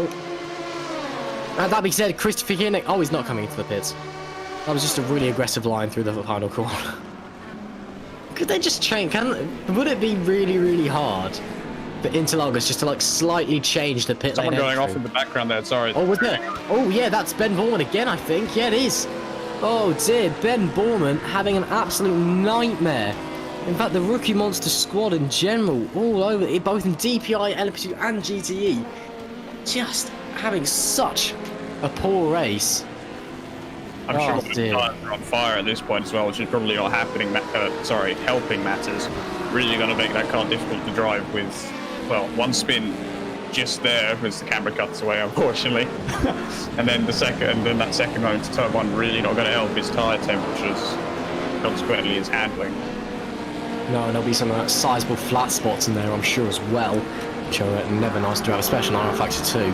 Obviously, I mean, this is the only game where you really can get proper kind of flat spots, which actually kind of go on the tyre in the correct place, such as the weird and wonderful tyre model on rFactor 2, but my oh my, they are really rather annoying once you get going with them. Here's Team Imperium in P14 in class, and then Ryan Elliott in the Epic RSR car, who is finally overtaking for position. It's taken them however many hours, probably coming up to about 4 now, from the disconnect, to try and get back up into position. And Ryan Elliott, finally, the Epic RSR car, is on the fight. P7 in class, and it is on. Well, I mean, I think that was an LMP2 anyway, actually, so it's still P7 in class, but he is actually finally fighting for position now, so they're not only on the lead lap, but they are here. And I think the lead cars should start to get a little bit worried, because we know that when that Epic RSR car gets going, it is absolutely rapid. Here's Lucas Lichten once again in the RLR Abruzzi Esports squad, still plodding around on those medium tyres. Luca Tizano behind, a second a lap quicker on that last lap. There's James Julia just flying through on the inside. James has just been so fast here today on his debut with Revolution Racing. And this is well on the way to booking them into the VMG 24. And that was a lock-up from someone, I believe that was Lucas Lichten, who just had a big lock-up into turn 1 there. Very easy to do so, to be fair, but on the back stretch or the middle stretch, got a Corvette to deal with in front. Lichten holding up Juby there as well. He's just not confident enough to make that dive bomb. And he's driving fast, but he doesn't want to risk it. He knows that there's still 2 hours and 25 minutes of this race left. He doesn't want to just throw it all away now, because, well, he's definitely now in contention for this victory, I must say. Because at the wheel of that Revolution Racing car, he has been absolutely rapid. Ryan Nash seemingly struggled. I'm not sure if it was just a setup difference, or maybe, ooh, a bit of a slide there from Lichten. Yeah, I'm not sure if it was just a setup difference. Maybe Nash isn't very confident around Interlagos, but I'm telling you that James Julia is loving this car, and he is loving this track. We head up, following the HPR Scuderia Blue car, down onto the main stretch. You can see there the leaders of the class, Barclay, Gitzov, Laffins respectively. And there is Danny De Haas, who is still on the back of Dennis Vyers. Those two have been locked together for ages now, like 20 minutes at least. And they are just fighting their way round. And Bottling Motorsport, to be fair to them, have been pretty strong today. They're usually kind of in the middle of the pack to the lower end of the midfield. Ooh, that being said, that is the grass, and that is going to kill his momentum out of the last corner. And that is going to allow Danny De Haas to get right in the toe. And I'm sure this will be an overtaking opportunity and a half for Danny D's. He should have the pace advantage, but he's not in the slipstream. Looks like Vyers might actually get away with this one. My goodness, that was very dangerous indeed. Oh, very lucky for Dennis Vyers there, as they fly through the center S's now. Danny taking a very aggressive line through turn 2. And on the exit of turn 3 now, on the run to turn 4, 0.6 of a second separating them. And that BMW looking for a way through, but the Boston Motorsport car just holding firm for the time being. Just while we've got a bit of downtime, I've just been keeping an eye on James Dubia and Nico Barclay. Just keeping an eye on the gaps and the times they're doing. They're both lapping in very, very similar very similar what's the word? Very similar lap times between the two. There we go, got it in the end. With Dubia just doing a 22.0, while Barclay's last lap was a 22.5. Obviously, traffic can make a bit of a difference between the two, but so long as Barclay can stabilize that gap and kind of reduce the time that Dubia is taking out of him, it's going to help him a lot towards the end of this race. Yeah, well, it should be interesting. We obviously saw early on James Dubia is the man to beat, but frankly, this is anybody's game at this stage, I think. I mean, obviously, Barclay is lapping very quickly, and as you said, traffic permitting, but we saw early into the stint that Dubia was running about a second a lap quicker. So, who knows at this point? There's still 2 hours and 20 minutes left to go here at Interlagos. And, well, it should be very interesting to see. And, again, just when the social media pops up, make sure you get those tweets coming in as well, using the social media hashtags. If you want an interview, we're here in the booth. Just hop into the interview room, we'll drive you across, and please do come say hi. We'd love to speak to some of you. We've already had a few interviews already. And, again, it'd be great to have some more of you in here as well, especially as we enter the latter stages of the race. Well, it seems like the latter stage of the race. There's still 2 and a bit hours to go. It's still quite a while, but in respect of the 6-hour race, it is the last stage of the race. So, Danny the Haas. Sorry, Karen, Toby. No, I was just going to say very, very late there from the Global Endurance Racing BMW, right on the tail of that Bottling Motorsport. Very good name, by the way, 488. Looking down the inside now. Bit of contact between the two. Bit of Ardubardi, the Bottling Motorsport car forced off the road. Might get looked into, but I'm sure he's not going to be overly pleased with how that was treated by that Global Endurance Racing car. I mean, in touring cars that would be okay, but we're not in touring cars, unfortunately, for Danny.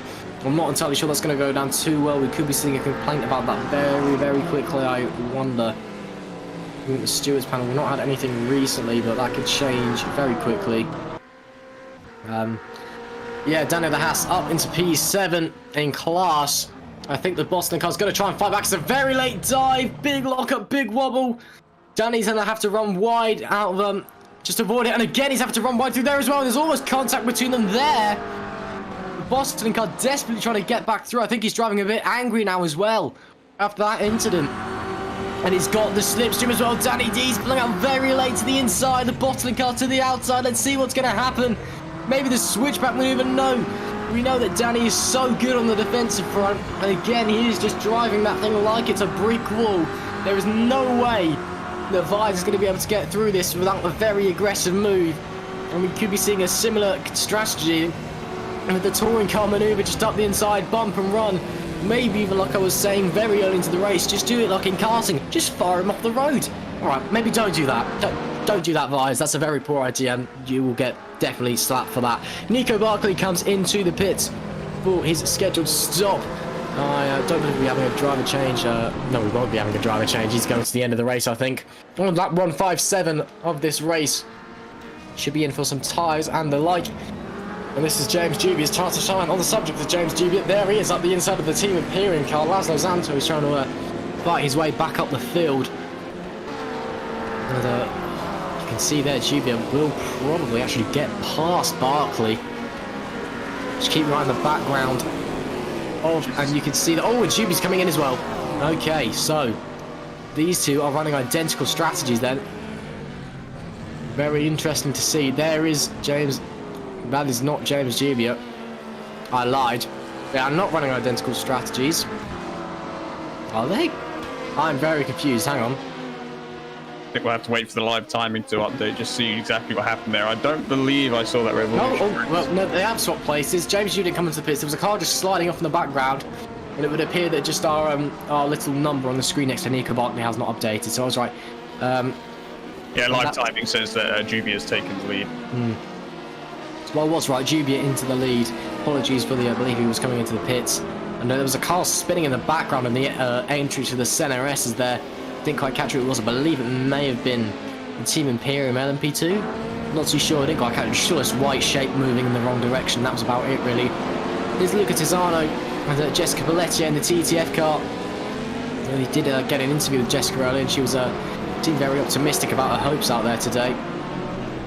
And actually, they're running a pretty strong race so far. Yeah, obviously, the LMP2 car is a different beast entirely to the DPI. That's the DPI behind it, I believe. No, it's not. I'm very confused. Sorry. That is a DPI behind. Don't worry. Alright, so Jessica Pelletier has fallen back. So the live time was lying to us because it's. Yeah, that's the Red Archer VRT DPI, and I was getting it confused with the TTF. Ignore me. Yep, through goes the Red Archer V2. Ooh, lock up into turn 1. Don't get an accident, please. Thank you. Yeah, Jessica Pelletier looks to have made a mistake in that lap. Sorry, carry on, Toby. That's all right. I was just going to say the Bottling Motorsport and the Global Endurance Racing cars still neck and neck with each other. In fact, I believe Vigers, sorry if I pronounced that wrong, has actually cleared the Global Endurance Racing car because yes, there was. Of course there was. Yes, there was that bit of bumping and banging a couple of laps ago, I believe, or minutes ago. So Dennis Vigers has definitely found his way back past that BMW and hopefully got to try and open a gap between themselves. Yeah, indeed. I think Vise will be, well, especially after that incident with Danny de Haas, I think he'll be loving to see that BMW in his rearview mirror. We've almost got a bit of a four-way battle for 7th here. Bossling, GR, Imperium and TCC Motorsport all kind of there or thereabouts. It's great to see, and here we can see Imperium and TCC having a go. Yeah, there's very fine margins on the line here. Very aggressive defending that we've seen in general here today at Interlagos. It's been fascinating to watch, but my word, the amount of drivers who have been millimetres from disaster has been extreme, to say the least. There's the man in the lead of this pack, Dennis Vyers in the Bossling Motorsport car, who again having a very strong race today. As he comes onto the front stretch. He's actually gonna... No, he's not coming into the pits. Very aggressive line from everyone. I think it's because it's the older spec version of Interlagos. This is before they changed the pit lane, I think. Yeah, that would make sense. And it would also maybe explain why there's no pit entry line as well, because it's such an old version. I believe this is actually taken from Stock Car Extreme, which is from way back when, so it's very likely. When was that game released? 2012, I think? I think it was about 13, 14, yeah. CTF Racing number 23 in the pit at the moment has dropped a position to the Satellite Racing entry. Yeah, so TTF into the pits, and I think that was the TTF Racing with Jessica Pelletier going across the grass in front of our screen there as well. Do they four-way fight? Oh dear, that's a music. LMP2 taking a very aggressive line there. And this four-way battle, tantalising as ever. And the Imperium car's actually caught up to the back of Danny de Haas now. So we've got an intense battle on our hands. They head through. Now the TCC car is going to try and fight back.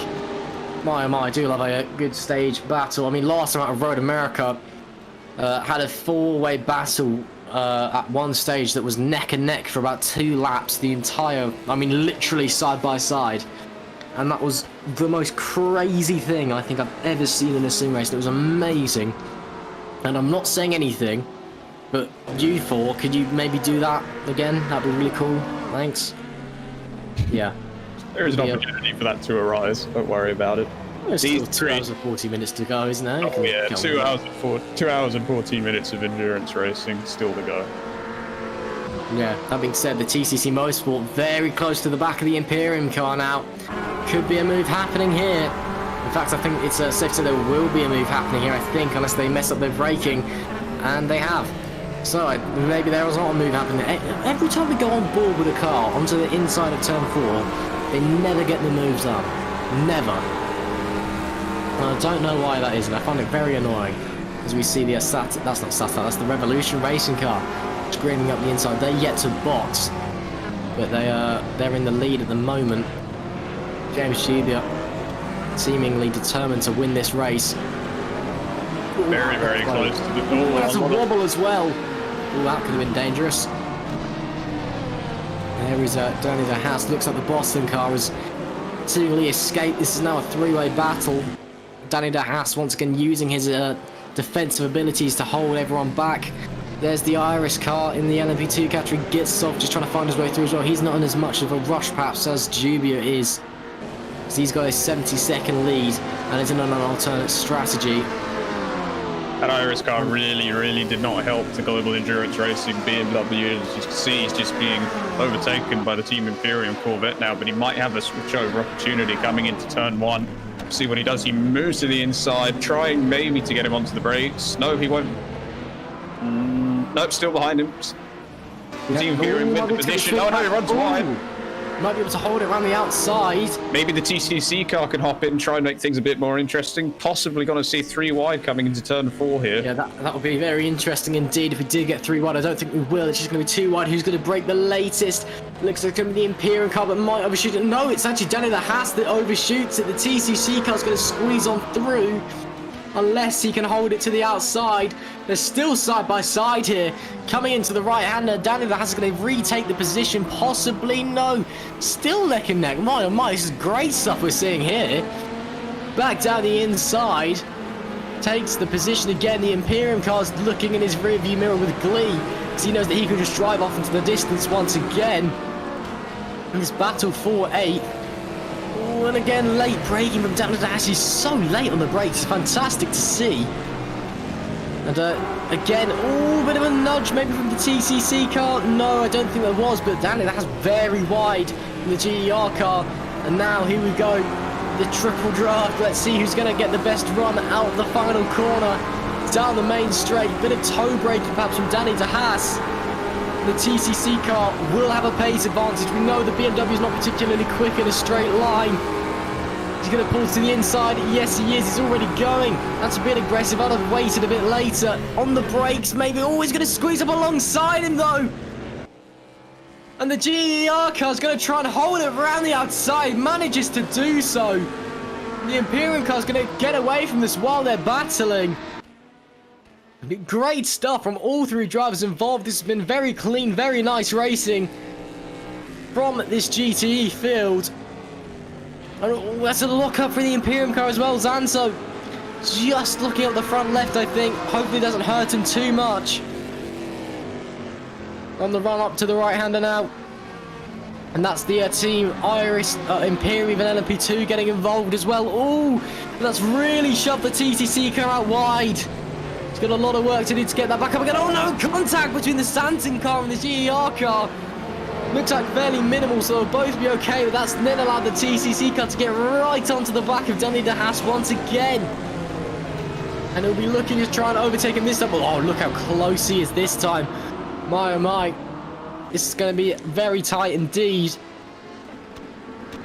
Coming up to the final corner now. Again, who's going to get the best drive?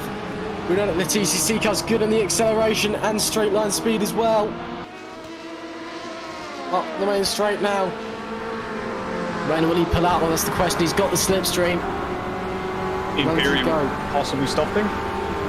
Yes, the Imperium comes into the pits. 2-way battle now. The TCC car goes for the dive. He's already drawn along its rear quarter panel. Here we go to the inside. No, can't quite get it done. Once again, Danny de Haas holds on round the outside. And once again, I don't think the TCC car's going to be able to have the drive down the back stretch. Maybe he will this time. Smith looking. Is he going to go for the dive? No, he's going to back out of it this time. Looks like Adam Smith's just catching Danny de Haas in all the wrong locations at the moment. Coming up now, back into the right-hander. Maybe a late dive bomb from Smith, we don't know yet, we just have to wait and see.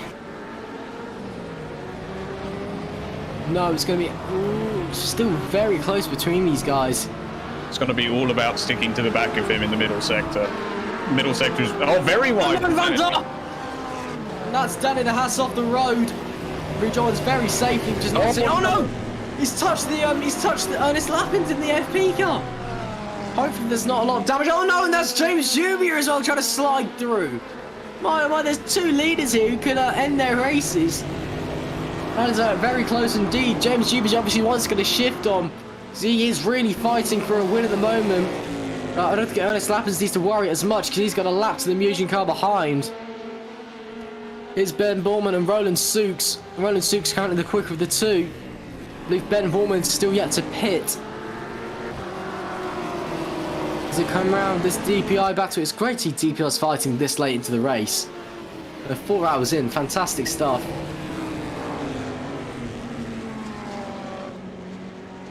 As they run into the middle sector now, Borman will hold the position for the time being. The number 22 Rocky Monsters car has had an interesting day today. A few penalties from Darius Andre. Ben Borman's had a spin and a collision as well as another penalty. It's in P4 though. Honestly, today seems to have just been a race of attrition. Who gets the least penalties from a pit lane speed infringement? Such is the case as Wings might have a white line for the pit lane. Ooh, and Roland Sukes has got a big run. Oh, that's the yellow. I was just wondering, that yellow in S3 popped up and there was a P2 car to the inside, backwards. Very unusual place to be backwards. Yeah, that could be very dangerous from that car. Roland Sukes has the move done very easily. He had a huge spurt of pace. And there's a code 80 out.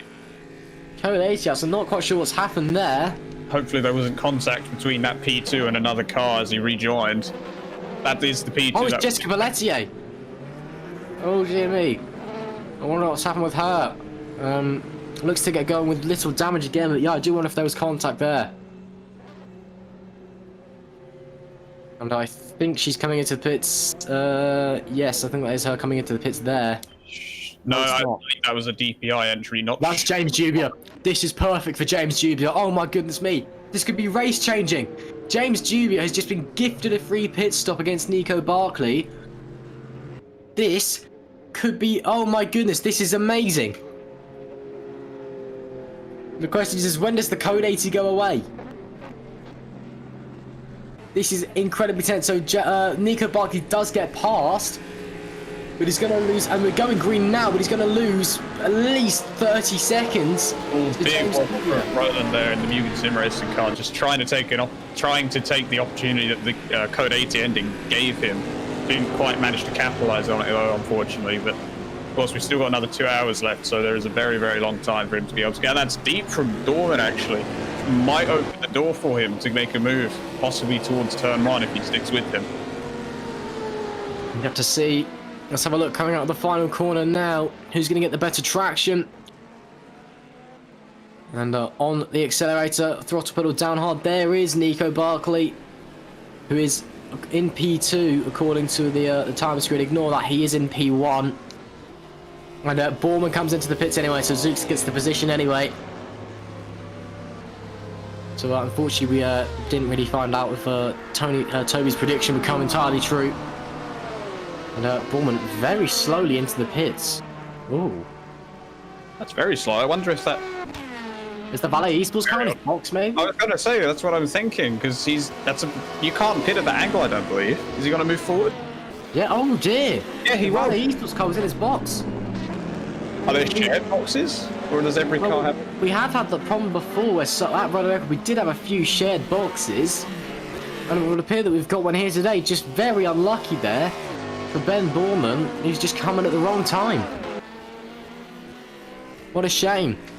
Kian Butler at the wheel of the Abruzzi Esports car, who have driven a very solid race today. The Ligier has been really slow, like slower than usual. But in comparison to the Oracle, obviously the Ligier typically been the slower of the two cars. But the RLR squad have driven it very well, and Kian Butler now behind the wheel, I'm sure will be hopeful to hold on to that 10th position. Jessica Pelletier behind them will be looking to make up from that spin, in which there was possibly contact, we don't know. You were right in saying that pit stop under the code 80 was going to be very, very useful for Jubier, because the gap is now down to 22.4 compared to, I think, pre-code 18 before stops it was about 44 seconds. So obviously with this cycling out now it's down to half what it was. So it's just making this upcoming battle all that more enticing towards the end of this race. Indeed, so we've just got to, well, it's advantage Jubia at the moment. Obviously, there's still 2 hours to go, and you know that could happen again. It could swing in the direction of Nico Barkley, but at the pace Jubia is going at the moment, that could be crucial. Daniel Haas gets a penalty there.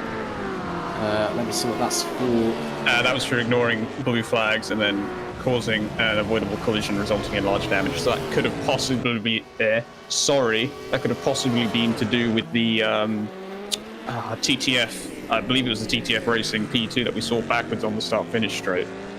Possibly, yeah. We'll just have to wait and see, I suppose. Dan Haas, unfortunately, with the penalty. There's James Jr. Oh, that's no! One. No, James Jr. hard into the wall. Oh no! Managed to keep going. Does he have a rear wing? That's the question. Yes, he does. Oh dear, James Jr. That will not be a healthy car. I imagine he's probably got some suspension damage at least on that car. Nonetheless, or not to ignore bodywork damage, of course, but if he's got some suspension damage, if that toe has been knocked out a little bit, that's going to really, really hurt that car's performance. Yeah, that is disaster for the Revo Racing car. Just trying to lap the LMP2. I think it wasn't just touching the grass, running a bit too wide. Oh, what a shame for James Jr. It looks to be drivable, but whether it was quick is another question. I guess we'll see what happens when he dives into the, if he dives into the pits at the end of this lap or not. Lost a few seconds out of that anyway, but just going to keep an eye on that interval as he comes up to the split line. Looks to have just slightly increased, so maybe a bit of damage, but not too much. If he doesn't dive into the pits, then James Jubia is a lucky, lucky boy. Let's see what's he going to do. And he's, my oh my, I mean, unless he's organising a pit stop, James Jubia can count his lucky stars. That was a huge, huge hit into the wall, and he seems to be okay. Wow. Wow. That is incredible luck for the Revolution racing car. Wow. Fantastic. And that also means that the race is still on as well, so... It's the team car stopping.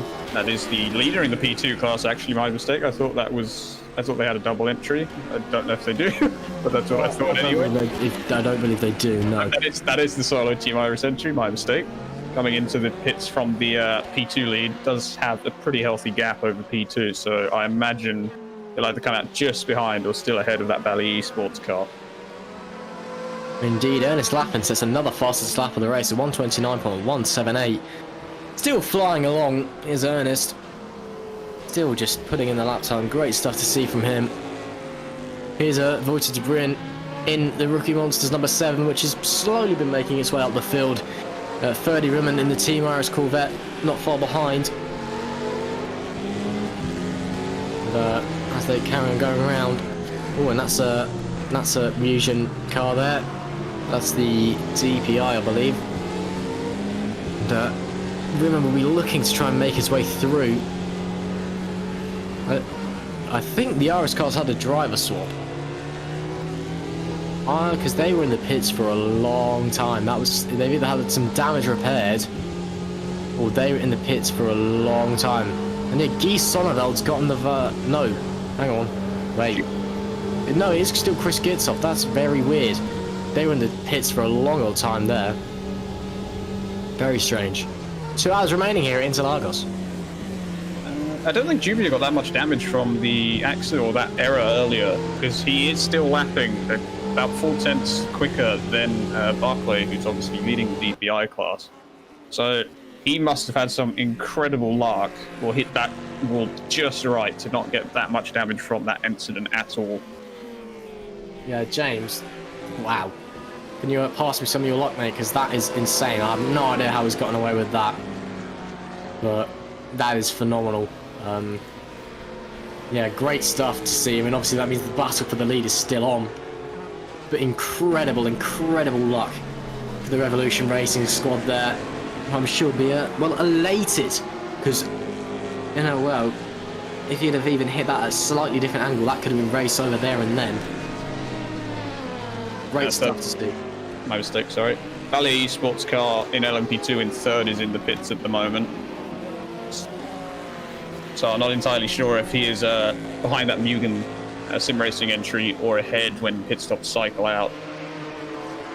So I have to see how that ends out. But just for the time being, I've got to say I'm very impressed by these prototypes drivers and the confidence that they have in the GTE cars to not, make an error when they're overtaking on the outside in these high downforce corners, because these GTE cars, obviously, they lack a lot of downforce compared to the P2s and the DPIs. And it would be quite easy for them to lose the back end. Oh, as I say it, that Team Rookie Monsters number 7 loses the back end in center S's. But just, yeah, it's something like that could easily happen in one of the high speed, high downforce corners. It could quite easily just ruin a prototype as they're lapping them. And I just find it remarkable that these guys have the confidence to just chuck it around the outside of the GTA and assume it will stick. Just remarkable stuff. Yeah, well, I think it's a combination of just confidence and also knowing that if they don't get past them there and then, they've got to sit behind them and wait. So yeah, but it is impressive to see. Now, it have just been confirmed by Ryan Nash, the James Juby's teammate, that the car is surprisingly not that damaged. So that is some incredible luck for the Revolution Racing. They're still lapping quicker than Red Archer at the moment as well. That is simply phenomenal stuff. And yeah, you can definitely count your lucky stars. All I'm saying is, if you win this race, can you give me your bets for the lottery numbers, please? Because I think you might be onto something there. Incredible stuff there for the Revolution Racing team. Still following around De Bruyne and Ferdy Riman. These guys fighting for P6 in the GTE class. Obviously, AFP just running away with GTE at the moment. Ernest Lappin's just doing Ernest Lappin's things, It's what he usually does. It's what he did last time out in Road America. He's doing it again here today. The inside there, the Team Rookie Monsters Porsche to possibly... Oh no, it's gone very, very deep. He probably would have got that, but he went very deep into turn 1, gave the position straight back there. So he's going to have to try and... That's no worries, Ross. It just has to... Now he's going to have to... Oh dear. You've ruined me, Ross. I was talking and you've ruined me. I'm sorry, Toby. He's going to have to try and redo all of that progress he made to get to the back of that Porsche. And maybe have to try again, but possibly into turn 1 or maybe some other place if you can get to. Yeah, potentially. Yeah, it was a very aggressive move, to be fair, from Riman. Just didn't pay off in the end. But obviously we can tell from that Iris Corvette has got the pace at the moment. It's just a matter of when he makes the move and where, really. There we see the Red Archer VRT car. Ooh, that's a Valley Esports car as well, getting very close to the wall. Oh, that was a bit too close for comfort. And Ferdy Riman, and you were talking about the confidence of those prototype drivers they have in the GTs, but then again, you also see stuff like that and you wonder, how can you do that? Because that could have so easily have been an accident. And you could tell from the body language of that car as well that he was not expecting that P2 to be there, and he came up and noticed him at the last second. Had to adjust to that. Yeah, it's yeah, obviously the prototypes are so quick, and a lot of time, especially here when you're competing with another car, you just don't see them coming. It is because you're not really looking in your mirror, are you? No, there's a lot of instances as well this race where there's been 2 prototypes following one another lapping a GTE, and they don't expect the second P2 to be there or the DPI to be there. That is a very aggressive line from start finish. They keep doing that to this. It must be intentional. It's an aggressive line because Jessica Paletti is going for the overtake on Dan Hart and has made the move done. So that was a very aggressive line, yeah, but that's because it was an overtaking maneuver. Up into P10 she goes on her comeback drive after that spin. And already driving very aggressively on the defense, all the way to the inside. That is some... wow, that's really aggressive. Reading straight out of the Max Verstappen handbook by the looks of things. Oh, and it's run really wide though.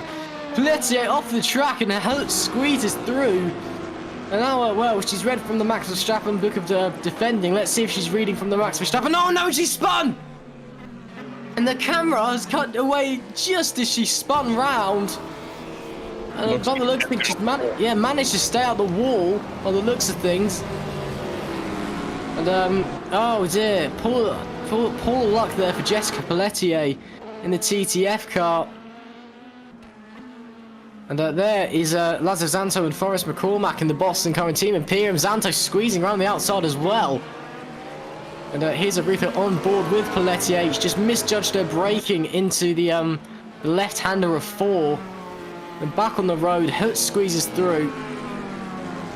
What actually happened? Oh, no. Okay, not getting the rest of the replay then. Fair enough. That was bizarre. She just, I'm not sure if maybe she locked the rear wheels or something like that, but it just completely snapped away. Possibly had some dirt still on the tyres, and that may have started it, or at least compounded the issue, or potentially even tapped the either Astro or grass. I don't remember what's on the outside there of the entry to 6, which would have quite easily have sent it around. Maybe. Well, all that we know at the moment is that Jessica Pelletier has done a pirouette and finds herself back in P11 and LMP2. McCormack is trying to get the slipstream on Laszlo Zanto at the moment. There goes Robert Horn diving down the outside. Still got a few LMP2s flying through these guys.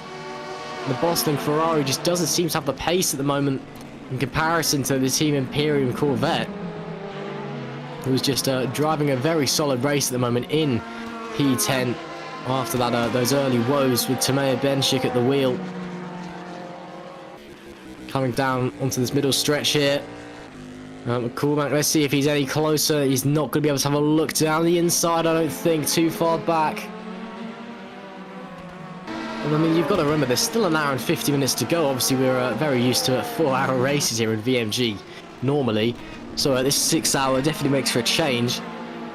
And yeah, so we've still got 2 hours to go. So this race would usually be done and dusted by now.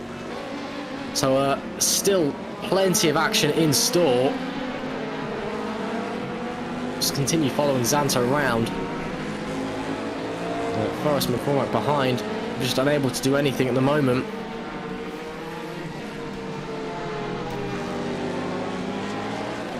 And oh, that's just reminded me. Actually, I was just thinking about something. I'm just going to quickly Google something quickly, and I know she won't be listening because she's in the middle of driving. But earlier, Jessica Pelletier did ask me to keep an eye on the Wickham score. And Wickham Wanderers versus Swansea City 2-1. Scored 2 in 3 minutes in the 80th minute. Oh dear me, that's not good for her. I'm sure Reading will not be liking the sound of that. But enough about football. We're here to talk about sim racing. Zanto seems to be pretty happy at the moment in P10, pulling away from McCormack now a little bit. And there is the TCC Motorsports car with Adam Smith, who's been plodding along all race in P8. David Martin is back in the Solo Sport racing car behind in P9 as well.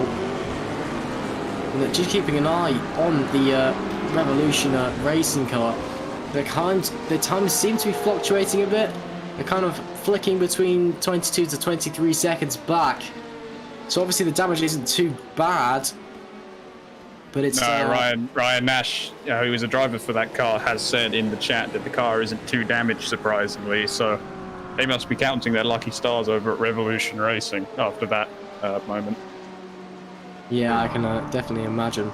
So that was a very interesting incident, it must be said. But still, and then we can see in the bottom left there is the man himself in the lead of the race, Nico Barkley. And that is also side by side between Adam Smith and David Martin on the big screen. And that is also David Martin squeezing through down the inside of Adam Smith into P8, that is. Can Adam Smith fight back down the inside? No, he cannot. So it's going to be David Martin taking P8 in class for Solo Sport Racing for the time being, setting his sights forward. I believe that's Danny the Haas ahead of them. I'm not sure if they're in the same lap, but... And behind them, I believe... Oh no, there's a... That's oh! That's a half spin for a Team Imperium LMP2. And that was also... I believe that was the Epic RSR car squeezing through as well. But also put that my live timings just crashed, so I can't tell you what's going on there. It's apparently Right, okay, yeah, the live timing's just jumped off the cliff. So that's not happening anymore. But, yeah, so that was the Epic RSR car squeezing through. So they are on the way back up. There is Levante Giorgos.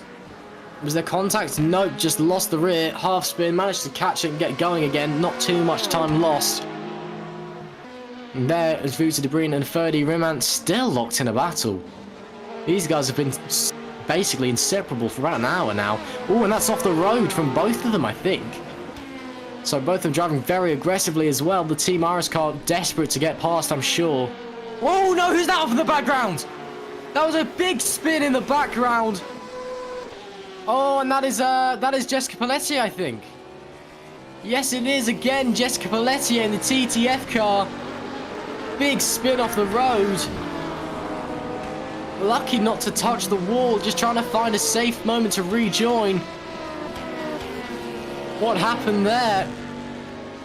Well, she ran wide again. Ooh, and then just rejoined off the grass, then understeered, oversteered, and understeered off. Lucky not to smash into the wall there. Jess Pelletier having a bit of a rough day out there, it seems, in the walls a little bit.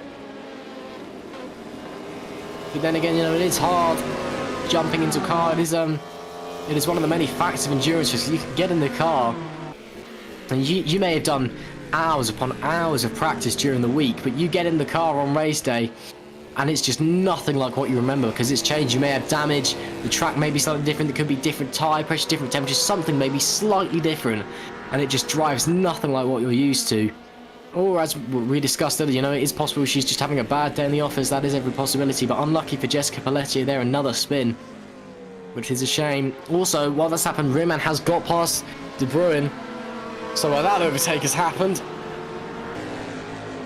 always seems like it happens when we're not looking as well, which is always lovely to see. And Pelletier does come into the pits as well, presumably for new tyres, because I think those things will be practically square after that. Now 45 minutes left in the race here in the 6 hours of Interlagos. Now it's still just under 24 seconds between Revolution Racing and Red Archer VRT.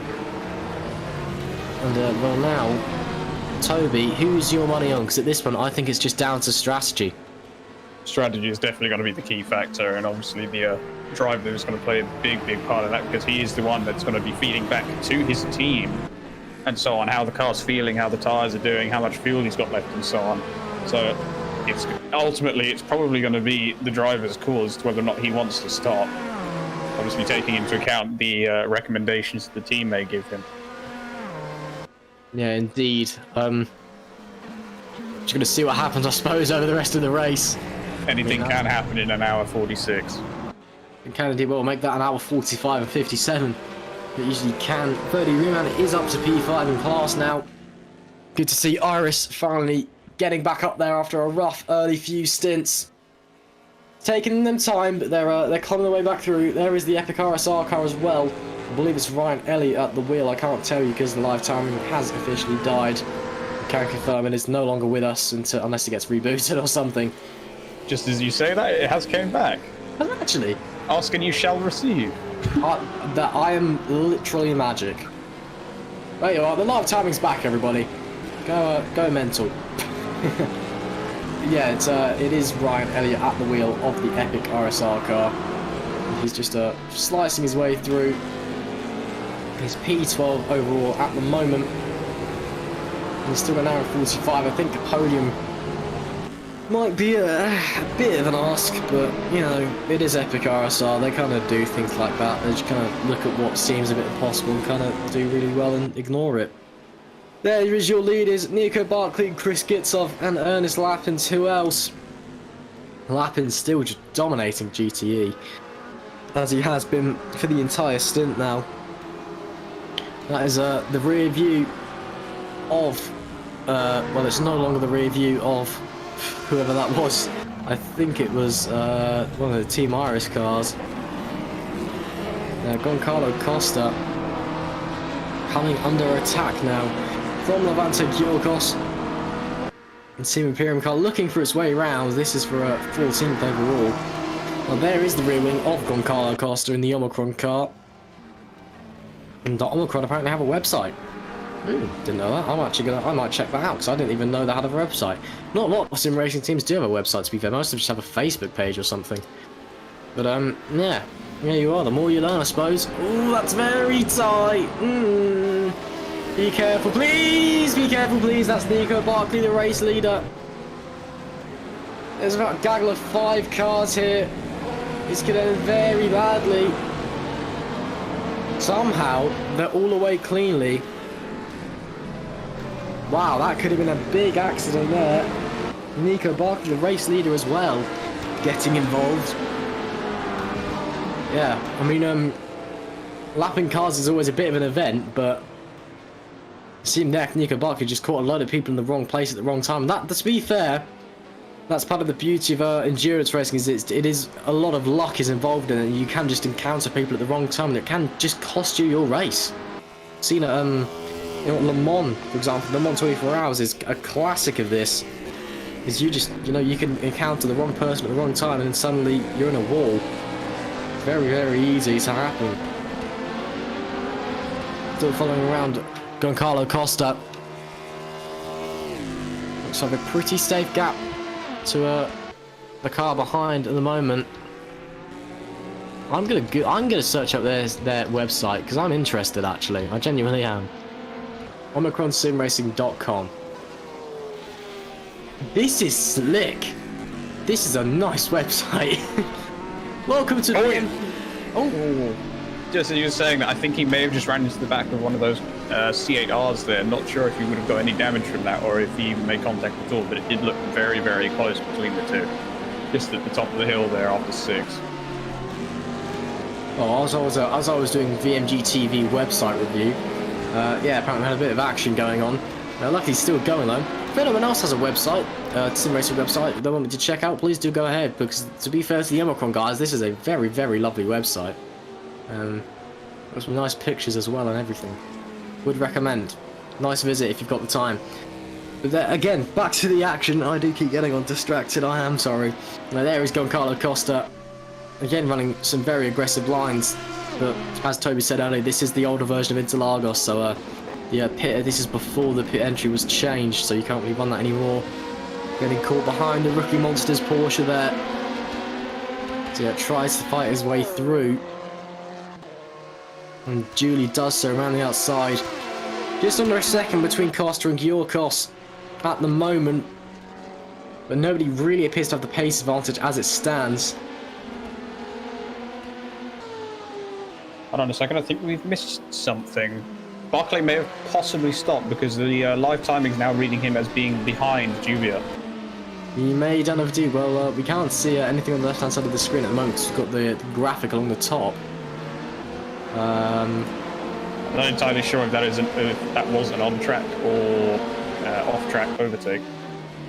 I'm going to presume... well, in the live stream it says it's red, so he is in the pits. So Nico Barkley's in the pits. And there's a replay of Heimdall Racing's Delye going for a bit of a trip round at turn 1. But yeah, Nico Barkley in the pits. That'll be back into the lead. Goes James Jubia. Well, he is now back out now, 18 seconds back. The question is now, we know the car isn't too badly damaged for James Jubia. When he comes into the pits, does he take the repairs? Because that could be crucial maybe a second a lap, potentially. If it's, maybe downplaying the damage, it may be drivable, but not as quick as it could be. But it could be time in the pits that they're wasting. He may have to push very, very hard towards the end of this stint to see if he can get that gap to be... Well, it won't be big enough at this point, but if he can make that gap any bigger than it is, it's definitely going to help reduce the blow he's going to take from his next pit stop. Yeah, that is very true. We'll just have to see what happens, I suppose. Robert Pawn and Massimiliano Riboli still going at it. These two have been, well, kind of to and froing for a good part of an hour now. As I say, about an hour and 39 minutes are remaining in this 6 hours of Interlagos. Here's a replay of a Tibble kiss in the Team Imperium 88. What's happened here? And he's just... Ooh, yeah. Oh no! Oh, that was the Musion DPI as well. Oh, horrible incident there. So that's the Musion DPI, as well as I believe that was the Phoenix LMP2 getting taken out. And super unfortunate for those guys. Oh, what a shame. Just goes to show how quickly your race can change in an instant, though. I was just about to say the TTF Racing coming to the pits, but I think they just left. They have indeed. Oh, they're on the mediums. Ooh. Well, Hygo Poom in the TTF car in P3 is double stinting. Ooh, interesting. So they were on the softs for the first part of this race. Maybe they've seen what Lucas Lichten was doing in the RLR Abruzzi car, who has now been replaced by Keane Butler, and who is continuing to double stint on the mediums. Maybe they're confident that the mediums are the better tire to be on at the moment. Maybe. We'll just have to see. Orlan and Raboli still going around. Raboli looking to have maybe a slight pace advantage at the moment, but he's got some traffic to deal with ahead. Yeah, but oh, I thought they were going very slow there for a minute. I thought they were actually on fire there for a moment, but it was just dust coming out the back of the cars. And that was a very weird acceleration out of the corner. Hopefully they're not on fire. That would be less than ideal. You can blow up. We saw it last time out at Road America. Someone did blow up actually. I think it escapes me who it was, but it definitely was an engine going bang towards the end of the race. And there is Robert Pawn. The gap stays exactly the same as they cross the line. Let's see what it's going to be as they come through split one though. I want to see who's quicker through sector one. I think it is Robert Pawn. I'm not too sure though. The rookie monsters appear to be running a lower downforce setup compared to most people here. I don't know, it's not. Riboli has gained 4 tenths, and that's really wide from Rob as well, through turns 4 and 5. So, if Riboli keeps up this pace, we could be seeing a dive bomb sometime soon. Here's a replay of Roland Sooks and Ernest Lappins. Oh, oh no! Oh my goodness me! Very, very close between himself and the GTE there. I think what happened is he got a bit loose on the exit of the corner and then corrected it, but then obviously got onto the curb in the AstroTurf, and that just sent him around. Very fortunate not to get collected by that Porsche though. That was a very close shave for Roland Sooks. And yeah, very lucky to not get collected there. Riboli in the tow now. Don't think he's going to be quite close enough to have a dive bomb. Let's have a look. You can see the speed he's getting in the undertow. He's already 8 kilometers an hour faster than the straight. He might be. He's going to have a look. No, can't quite get it done. Oh, that's really sideways from Robert Pawn through turn 1. And again, really wide on the exit turn 2 as well. This is going to allow Riboli to get very close. And maybe have a look into turn 4 now. Here's gone Carlo Costa. What's happened here? Oh. Very unusual. Oh, and he's backed into the wall as well. Luckily not lost his rear wing. Very weird, isn't he? He wasn't going... Oh, no! That was the Team Imperium Corvette that he's just knocked into. Nowhere that either of them could go. Very weird incident though, because he wasn't going particularly fast. In fact, he was in the middle of the track. So I don't know if he got upset by a bump or something. Very, very strange. The body is right there now. If he gets the exit out of the, well, what is essentially the final corner, he'll probably have it into turn 1. Yeah. Gap's about 3 Oh, he tenths. was on the grass though. We'll just have to find out who's going to have the slipstream. Well, I mean, obviously Roboli's got the slipstream. Who's going to have the pace? I think he might be a bit too far back again, just touching the grass in the exit of the corner. Yes, he is going to be, unfortunately for him. This battle for P3 continues. They carry on through. Here is a replay of Laszlo Zanto. Oh dear, the Omicron car just came on, nowhere he could go. Hopefully that wasn't too much damage. I think we'll be seeing a penalty for them. Yes, he has. He's Yeah, got 30 a second stop number go. penalty. That's quite a big penalty, but that was quite a awkward rejoin, so very understandable indeed. Still following around with Vrolijk at the moment. That is a Corvette going straight on at 6. What on earth happened there? No idea. Hopefully not too much damage. Vrolijk looking for that way past, just can't quite make the gap appear at the moment. Still having looks at every corner though. Rompon must surely know that he's there by now. Definitely got to be playing games with him, just poking his nose in his mirrors when he can. Not that he doesn't think, oh, was that a spin for that DPI head, or was that just very, very sideways? That was just very, very sideways. Riboli now, I don't think he's going to be close enough this time to make a move into turn 1, so he's going to have to try again, possibly next lap, unless he proves me wrong this time. But it's going to be the middle sector where he's going to have to push, because that is where he will find the time to make a move into turn 1 and possibly turn 4 if you don't make it into 1. Indeed, yellow flag out in sector 1 for reasons we are not too sure on at the moment, and it's gone as quickly as it came. Oh, Bolly's. Oh, that is a DPI stop on the exit of, or on the outside of 3. oh, there's a code 80 out. Who is the DPR that stopped? That's the question. I saw a Fanatec logo on the fin. Oh, it's a TTF car. Oh no, that's Jessica Pelletier, and it's an LMP2. It's Jessica Pelletier pulling to the side of the road. She's really been in the wars today, hasn't she? In the brief time she's been in the car, she's had some awful luck. Now the car grinding to a halt, not too sure what's going on. Maybe the engine's gone, potentially.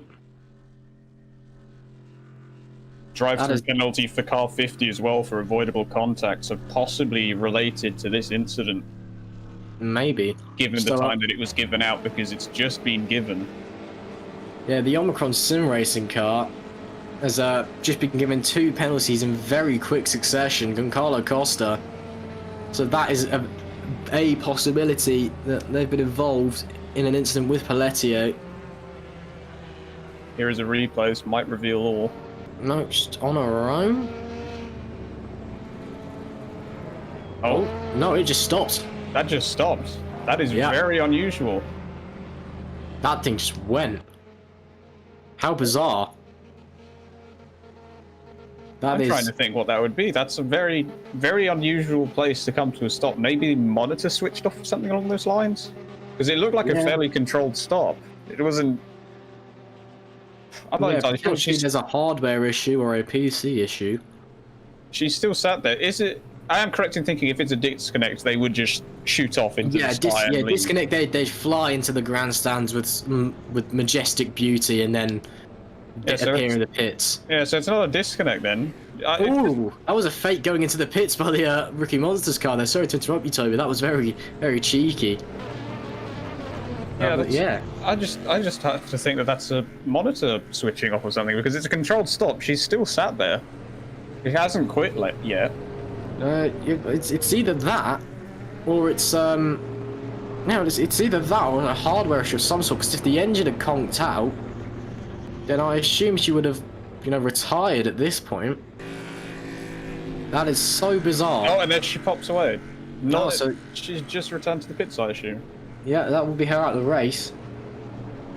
That's very unusual. I'm not entirely sure what would have caused that, unfortunately.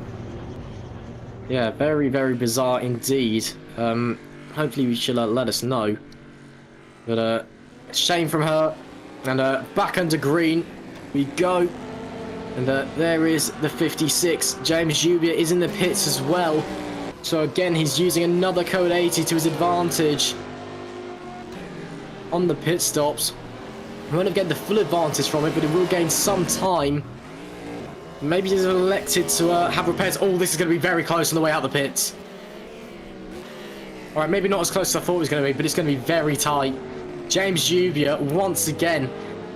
The sim racing gods are smiling on that man today, because my oh my, I have not seen such luck in a long, long time. Smashes into the wall, no damage, then 2 perfectly timed code 80s. And now the gap is as small as it has ever been. Okay, just to confirm with Jessica, it was, according to Tyrone in the chat, who I'm assuming is a teammate, it was an issue with rFactor 2. She got a black screen. Oh, what a shame. What a shame for Jessica there and for the TTS squad.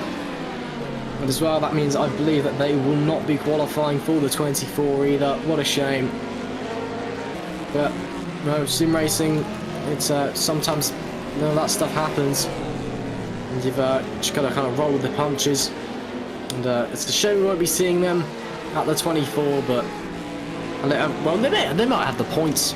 I'm not entirely sure. But at the moment, I don't think they do, and that'll be a shame if they don't make it.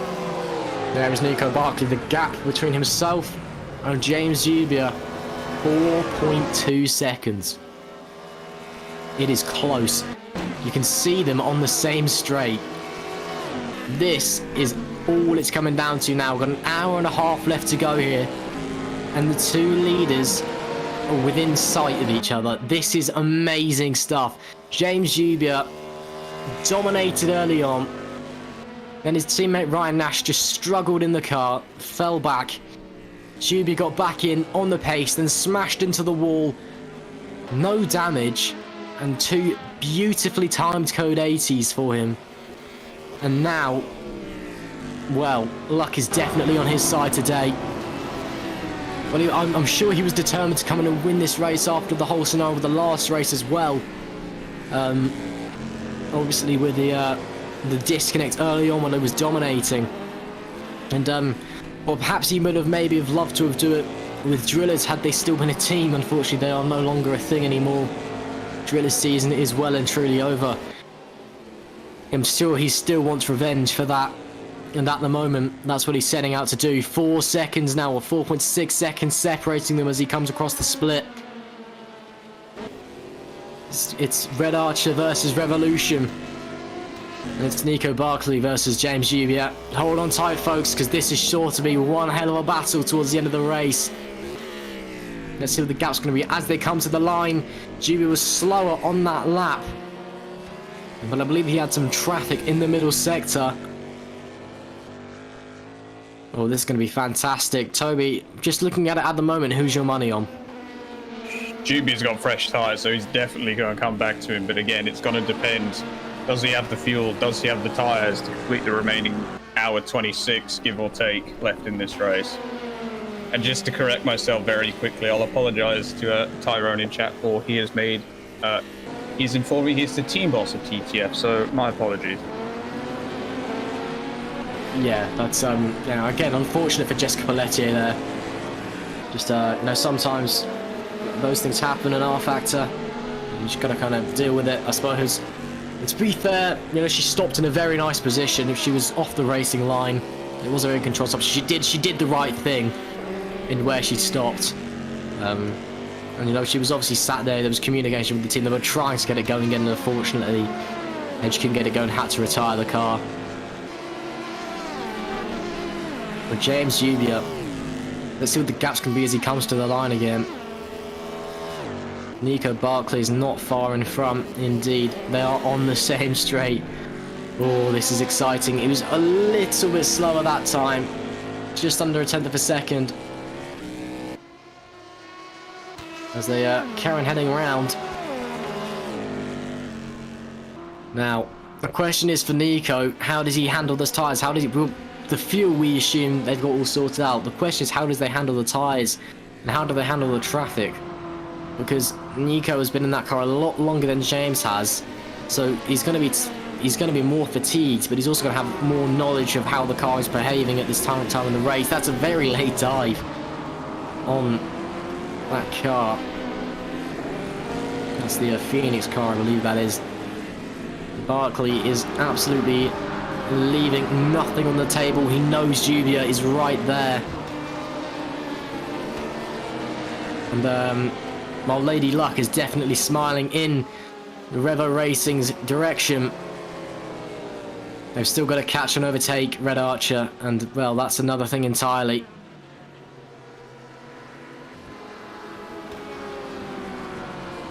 As they carry on down the main straight.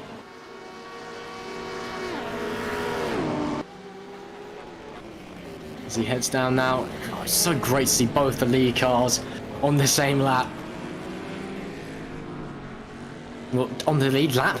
On the same straight even, should I say. It just took me a moment to process what I'd actually just said there. And what I said was the wrong thing.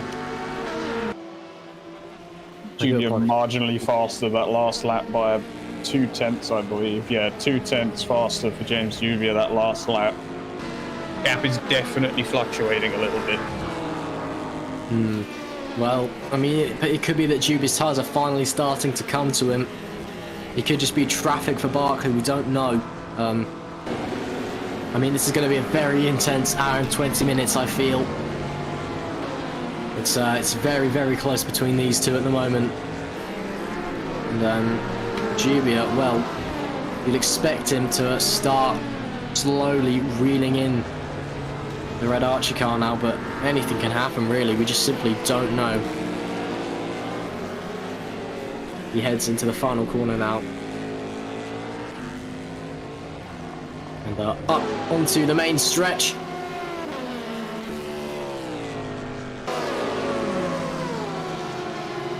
As he carries on now. Let's see if he's any faster this lap. And he is. He was 3/10 quicker on that lap. He just gained 3/10. Okay. Well then, Jubia has started to turn it on. The car started to come to him. And now 4.5 tenths faster that lap. Okay, so James Jubia, he's on the move. I would be very scared if I was Nico Barclay. He's just getting another 2/10 through the first sector as well with traffic. He's starting to reel in. There is Nico Barclay, and very soon he is going to be seeing a Revolution Racing DPI all in his rear mirrors. Looking at the other gaps in the lead, if anyone's interested, the GT is now 2 laps between Ernest Lappens and the Mugen car, and Mugen are leading the way in LMP2 with 35 seconds in the bank. In DPI, Red Archer VRT have 3.9. It is so close. These guys have been, well, we knew it was going to be tight. You know, we knew the rookie monsters we were expecting to be up there. They just had a pretty unlucky race. And Epic RSR with that disconnect early on. But we were expecting these two to be close. But this battle is not only going to be a good one, but this is crucial. And, you know, we weren't expecting it to be this close, you know, this far into the race. I mean, there's still an hour and 20 minutes to go. It's not like it's the last remaining 10. But it is tight indeed. Jubia was actually a bit slower on that lap. Must have lost some time in the middle sector, but on average, he's been quicker the last few, and he's going to start pulling in that Red Archer VRT car of Nico Barclay. Barclay has been in the car longer than Jubia has. Barclay going for a 3-hour stint, while Jubia only pops in the last 40 minutes or so. So James will ultimately do a lot more time in the car because he did the first 2 hours and is now doing the last 2 hours. He is, well, he's been in the car less, so he's had time to recover from those first 2 hours. So he's going to be less fatigued. I know I've said that already before, but you know, he's going to have more energy, he's going to be more alert. He's lost a lot of time, that being said, behind the RS car, I think, in the middle sector. 7/10, roughly. That's not great for him, but let's see what the gaps when he comes to line. He's going to get the RS car's slipstream as well as his power. And, yeah, that was quite... The RS car's trying to fight back. Ooh, there's contact between the pair of them. That's not what James Jubia needs. Still slides through. Don't think there'll be any damage from that. And I mean, it's nothing like what happened earlier when he just smashed into the wall, but... I mean, praise the fact that this is not real life, and rFactor 2's damage model isn't that great. Just news from race control very quickly as we see a replay of the contact between Jubia and that LMP2. Car number 27 has got to stop and go for 30 seconds for passing through the pit lane under code 80.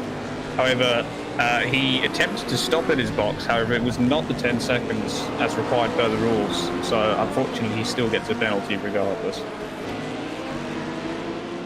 Yeah, well, the sounds things is, from what I can tell, he wanted to go into the stop and his stall was occupied. As we can see the rookie monsters in the Boston cars once again having a tiff. And instead of just kind of waiting that 10 seconds, he just went straight through. And he's been slapped with a penalty as a result. Very unfortunate situation for that team. It is an unfortunate situation, but then at the same time, you know, kind of read the rules. And there in is- the rule book. I Yeah. believe that is the stop and go being served now. Yeah, I believe it is. It's either that or it's the Team Iris car, or the usual sim racing car in LMP2 in the pit. They are not in P1. And yeah, it is serving its penalty now. Zoltan Varkonyi. Small bump between the two Porsches there coming into turn 4. Yeah, Not this sure if it's a position.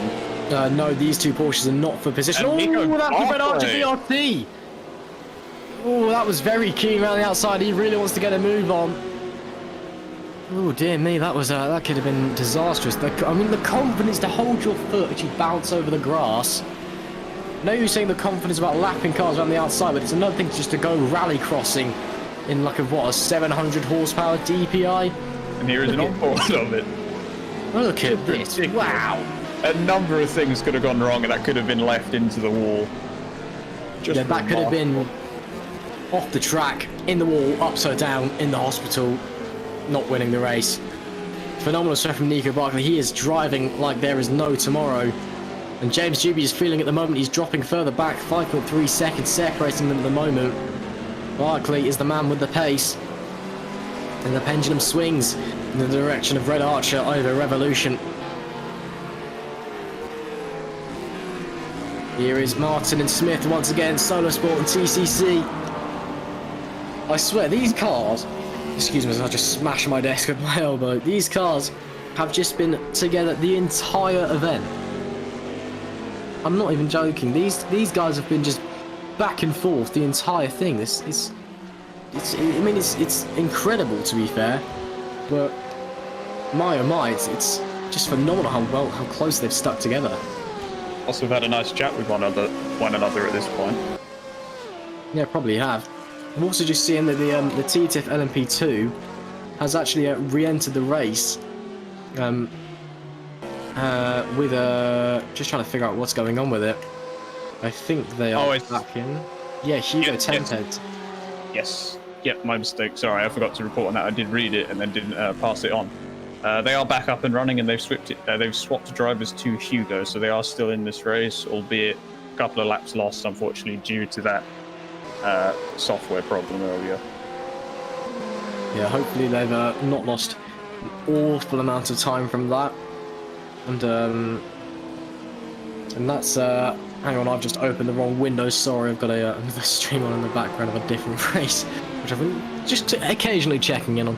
Martin and Smith still together. Guy Sonneveld into the pits on the left, and then quickly out of the pits as well. He's not in P2. Apologies, I'm not quite sure why our cameras are telling, or our not our cameras, our timing boards telling us these things. Actually, no, he is in P2. Sorry, I think it's he is. second in class, yeah. Yeah, sorry, I thought it was the Musion car that was second class, but they just had a stop go, didn't they? So it will be decent. Well, sorry, I got confused there, and it's also, I think Seb Schou is back now, so good to have him back. Hope you enjoyed your birthday celebrations. And Smith now, alongside Martin, into the front stretch. He's going to try and squeeze up the inside into turn 1, or even get the run done before. They're still neck and neck coming to the line, and we're not going to be told about this. Oh, that is... Oh, and that's Jessica Pelletier into the wall again. So it looks like Jessica Pelletier got back in the car, then had another incident, as now swaps out for Hugo Tempest. Smith has got through David Martin now. So the move is done for Adam Smith. He finally gets through the solo sport car. And, well, Martin unable to fight back just to the rookie monsters. LMP2 sat on the inside line. Oh, that's wide from Smith, though, coming out of turn 4. That might allow Martin to get a bit of a run up into the right-hander.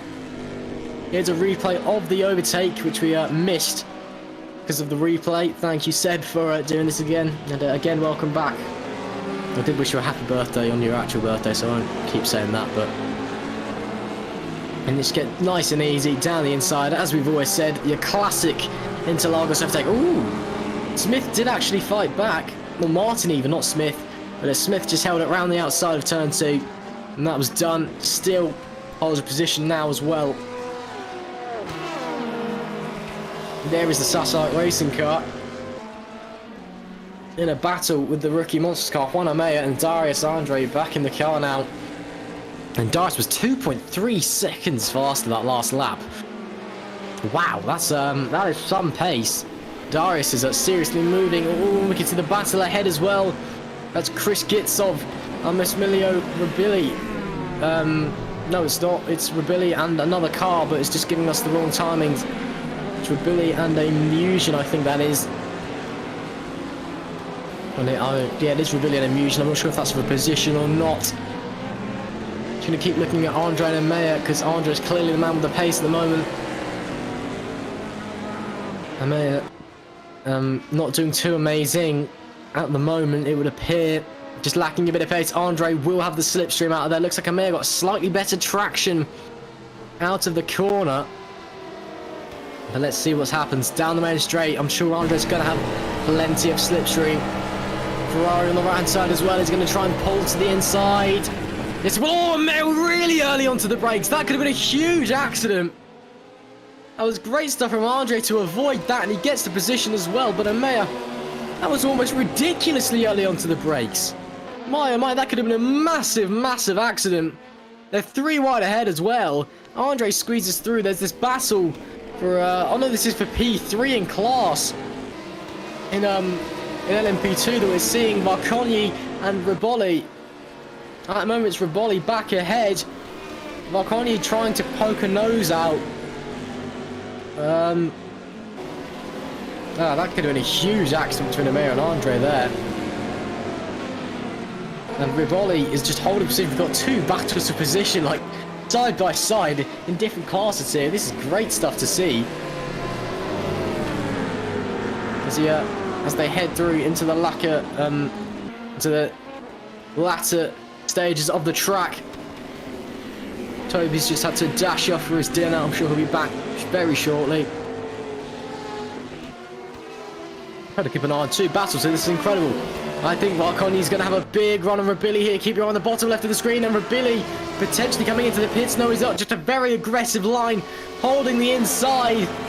Who's going to be latest on the brakes? Is it Rabilli? I think Marconi may have touched the grass on the outside. Yes, he did. It was way too wide coming into the corner. There was no way he was ever going to make that. And he's actually just run off the road as well. So he's been pushed completely wide. So he did touch the grass coming into the first turn.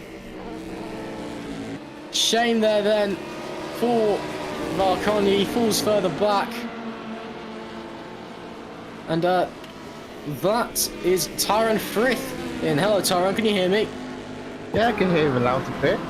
That's good. So, hello, sorry, I just didn't realise we were having an interview there. Hello, welcome along. Sorry, I haven't got control of who we're interviewing today. There's just been some stuff going on with the server. Yeah, hello, welcome along. So, what's been going on with the LMP2 car? It's just been through the wars a bit recently, hasn't it? We've had some of the linking damage we had during the race, which caused a lot of the spins. And then with Fire's computer, it decided to black out rFactor 2. So we spent like a good part of 5 minutes trying to talk you through how to like get it working again, which we luckily managed to get working. I've got Hugo in the car. So our main aim is just to get to the finish line to get the point, the all-important point for the 12-hour race. I mean, that is the goal for most of the teams on the field at the moment, is to qualify for the 24. It's been a bit of a different story for your DPI car, though. It's running very, very well at the moment, currently in a P3 with Hugo Puma at the wheel. Is that kind of just the obviously, I'm not going to say you're trying to like pin all your hopes on a podium on the DPI, but, you know, is that what you're kind of expecting at the moment? Pretty much. We had issues with the soft tyres. Could we make the last one stint? So we decided to change tack and double stick on the mediums, as we can get a lot more at the mediums, and that's have helped us into this position. The penalty that we got before, sort of avoiding blue flags, has hurt us a bit. We could be a bit closer to the top 2 to take advantage, but considering all the action we see on the track, we've done quite well to be in the position they are right now. Yeah, he's yeah, I mean, obviously the DPI car has had a very strong race, running on the mediums as well. Double stinting appears to actually been paying off. The few cars that have double stinted in general today has been very good, and you've switched that strategy on the LMP2 as well. Is the plan for the rest of the race then just kind of hold position, maybe try and make up places where you can, and just qualify for the 24? Yeah, the rest of the race is just simply just get the car to the finish, you know, take advantage of anyone else's mistakes. But with the gaps that we've got right now, it's just really consolidated the points, so we don't want to take any further risk, particularly with close to 1 hour left in the race. Well, thank you very much for that insight, Tyrone, and thank you for joining us. And well, good luck to both cars in the race, and fingers crossed that you'll be able to qualify for the 24. Thank you very much. Anytime. Tyrone Frith, ladies and gentlemen, team boss over at TTF Racing. See now on the screen, we've got a battle for the lead in LMP2. Guy Sonneveld's really caught up to Chris Gitsov, and well, now Valley Esports look like they could have a victory on their hands. Very interesting to see what's happened there, because frankly I thought the Irish car was just dominating and that was that, but no, it would appear that they're all very close indeed. There's also that battle for P3 and 4 in LMP2 down in the bottom left of your screen. Oh no! Gitsov gets really sideways through the first turn. Oh, just managed to keep it going. That could have been very dangerous indeed. Sonneveld's having to go around the that TCC Motorsport car. He's actually 2 wheels on the grass as well. Oof. I think Chris Gitsov can just have a moment of breath and reflection. Here's a replay into the first turn. Just locked up the brakes. Whoa! Really sideways from Chris Gitsov. No, my Sonneveld is right up the backside of him now. And Iris, who have dominated the LMP2 side of things, could suddenly find themselves being evicted. My goodness me.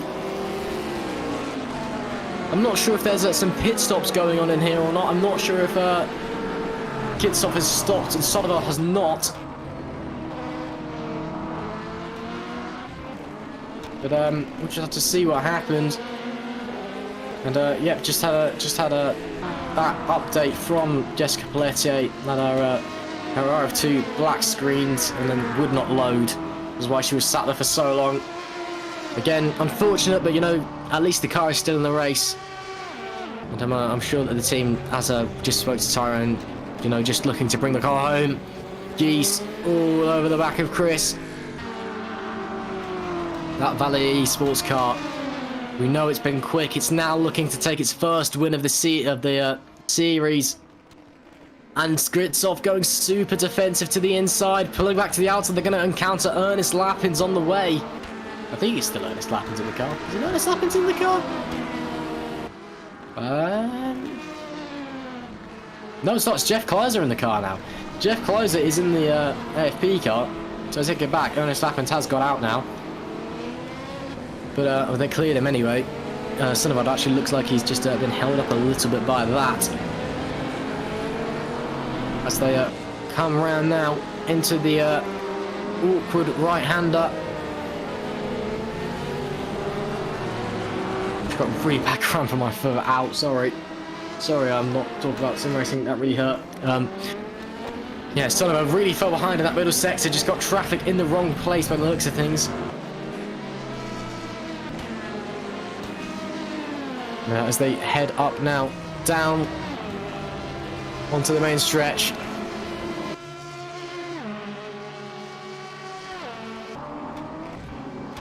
And it looks like Gitsov can just breathe for the moment. It's a massive lock-up into turn 1 again. Really struggling through that corner.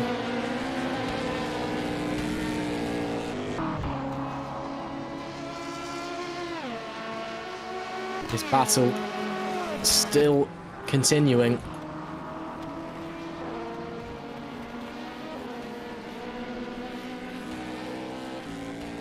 As we continue along. Sonneveld has just fallen back. I'm not quite sure what's happened to him, to be honest. He just doesn't, he suddenly lost that pace that he had. And that Gitsoff appears to have rediscovered that pace that he had. Not too sure, but I'm not driving, I'm simply a commentator. As we carry on our way round, almost an hour to go.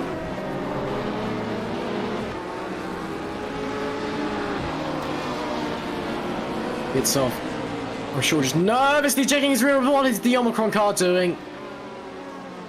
Goncalo Costa, I think that is at the wheel, has had an absolute hell of a race. Red Archer VRT is also just coming to the pits. Schou is James Dubious time. Oh my goodness me. That is way too close for coming. The Rookie Monsters car as well behind. Oh, I don't like this. Please stop. Please stop. Please. Oh, there's going to be a huge accident at this rate. My goodness. I think we're all okay for the time being. He's Sonneveld going to try and get the slipstream off the Rookie Monsters car, which promptly disappears with the 800 odd horsepower it has. Oh my goodness me! Ooh. I thought there was going to be... There was contact! The Yaris car's just been sent firing off into the background. I don't know if it's in the wall. No, it's still there. Thank goodness. Whoa. There was contact between the Rookie Monster and the iRace car. My, oh my, oh my. That would have been an incident. Yeah, and Darius Andre, penalty as well for that.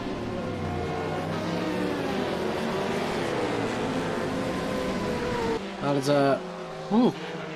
I can get a replay of that in a moment. That was very, very close between them. Yep, there we are. Here's a replay. Ooh. Just a touch between the Iris car and the Rookie Monsters car. Then Magna Sport well wide. Luckily he's okay, and it actually wasn't as heavy contact as I first thought. Into the pits comes the Rookie Monsters car to a service drive-through. Gitsoff and Sonneveld.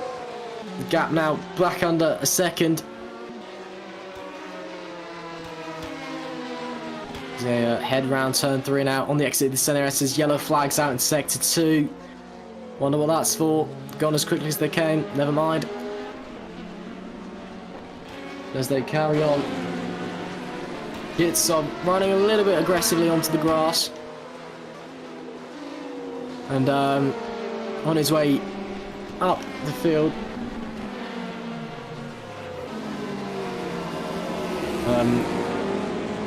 Gitsoff just running, just trying to hold the position for the moment. Sonneveld doesn't look like he's got the pace in the middle sector. As they now head up into the right-hander.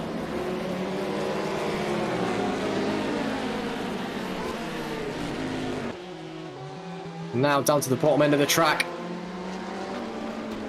Having to pull a very aggressive move on the Mugen Porsche there. And Sonneveld is going to get the slipstream. This is going to be the move, I think. If he can pull it to the inside.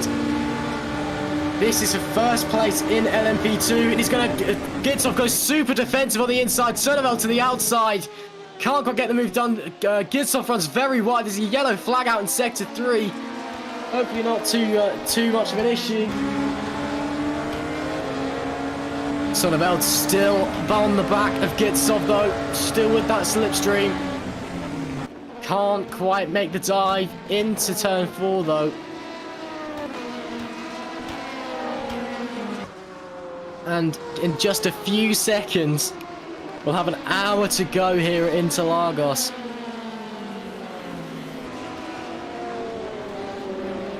My oh my, what a first 5 hours we've been. It has gone by in an absolute flash. There's a replay of Andrea Zampini getting it very wrong through turn 1. That is not the line, I must say. Yep, and there you go. 59 minutes on the clock. And that is Darius Andre trying to get past Juan Amaya again after that penalty.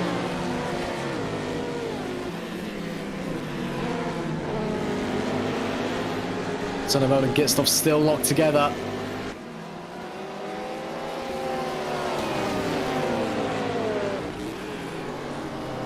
I don't think he's going to be close enough again this time to make the move. That is also Darius Andre jumping into the pits.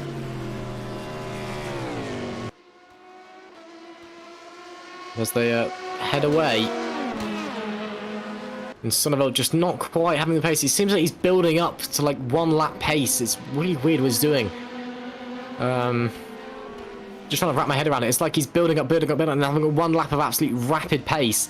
Then can't get past Gitsov. And having to build up once again.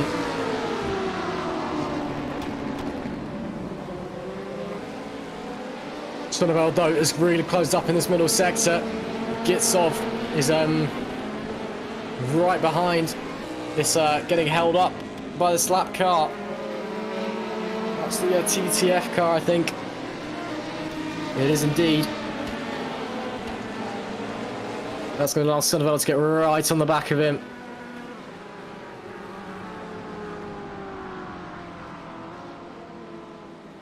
Again, social media hashtags VMG Endurance Series. It is a thing if you want. Not many people have used it recently, but... And Gitsov actually coming in. So Gitsov comes in. Sanford inherits the lead of the race for the time being. So that'll be Gitsov in.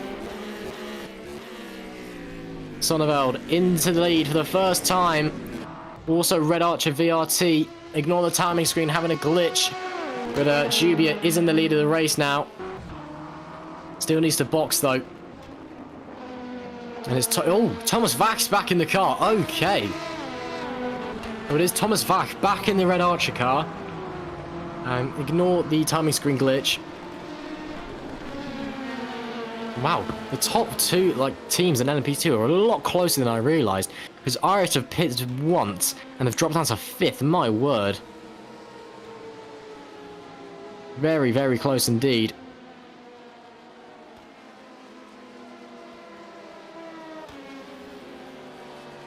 As they head through now. There is the leader, the newly crowned leader of the LMP2 class, Guy Sonneveld. Alan Valley Esports fighting for their first win in the VMG Endurance Series, and at this rate, very much qualifying both cars in for the 24.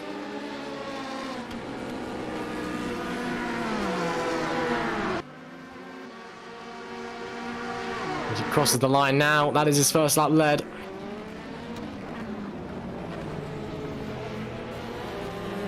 "56 minutes remaining here at Interlagos. Yellow flag out, no longer is out."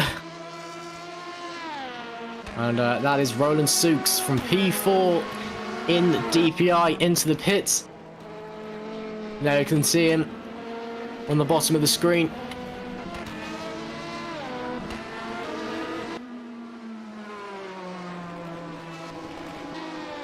And that's how far the Team RS has fallen. It's almost a lap behind. Was there a driver swap maybe? Because that was an awfully long time in the pits. No, it was just a long time in the pits for Chris Gitsov. Here's Zanto and Klaver. Klaver's already squeezing up the inside. Oh, and they're very close. There is contact between the pair. Both of them forced off the circuit. Klaver's going to get through. They just locked wheels and got pushed off.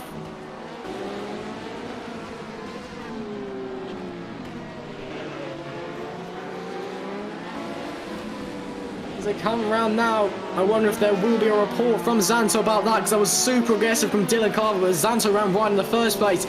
There is the Sanford Motorsports car squeezing up the inside as well. Desperately trying to get past Claver as well. Let's get a replay. Nice, if slightly unrealistic camera angle from Dylan Claver here. Zanto runs wide. Squeezes up the inside, just understeers into Zanto, and they just lock wheels, and off the circuit they go. No damage to either cars by the looks of things. And now they've got another drag race on, and Zanto's already got past. He must have had a great drive out of the last corner.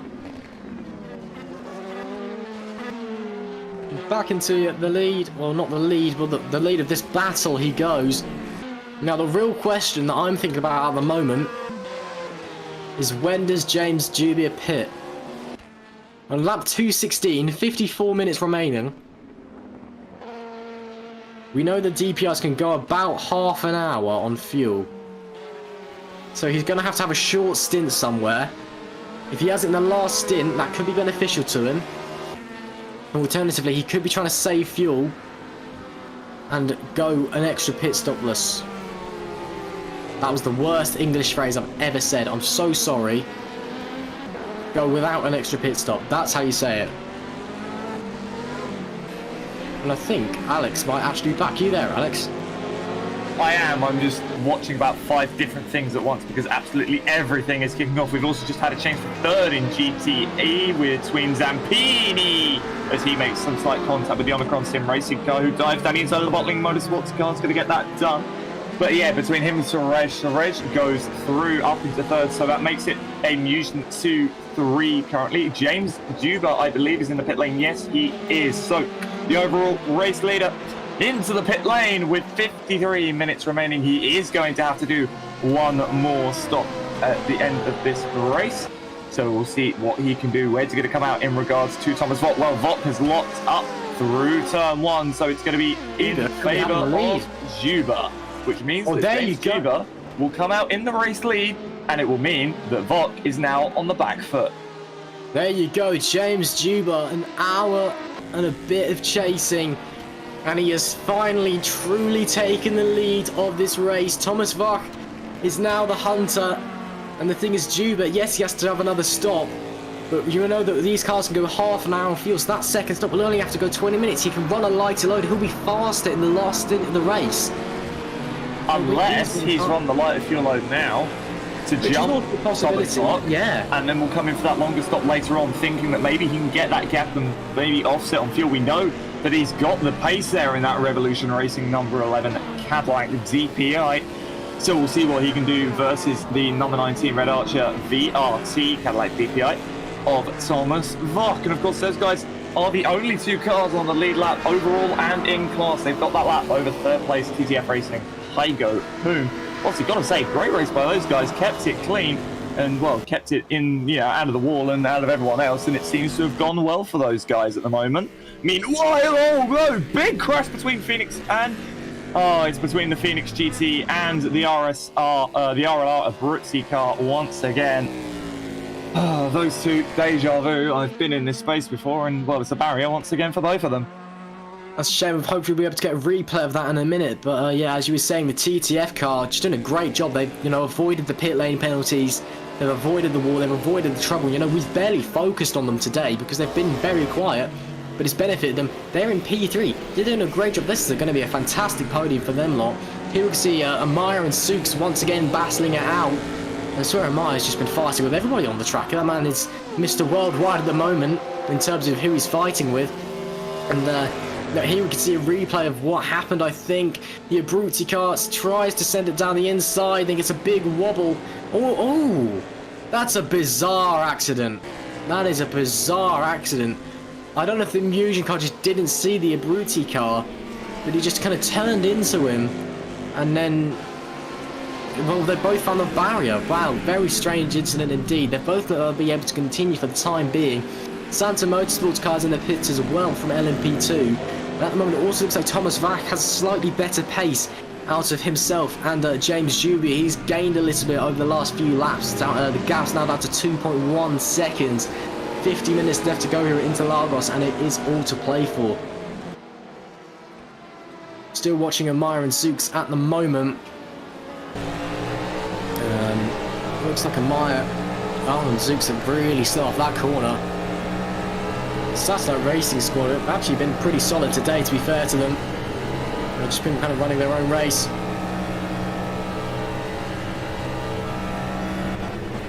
And as they carry on, wide from Zooks.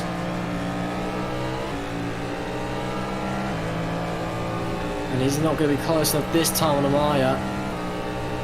Heading down now into turn 4.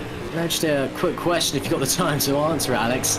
How bad's race control been this race? No comment.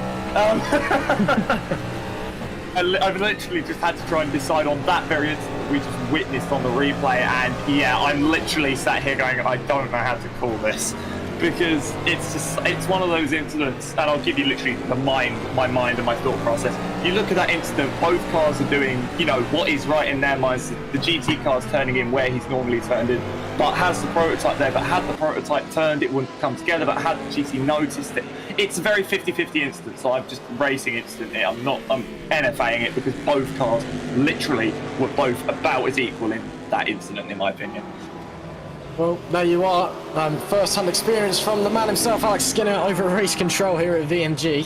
Thanks to the, it's not really an interview, is it? Because you've kind of been popping in and out of the booth all race, but I guess we'll call that one an interview, except you permanently get to stay for as long as you want.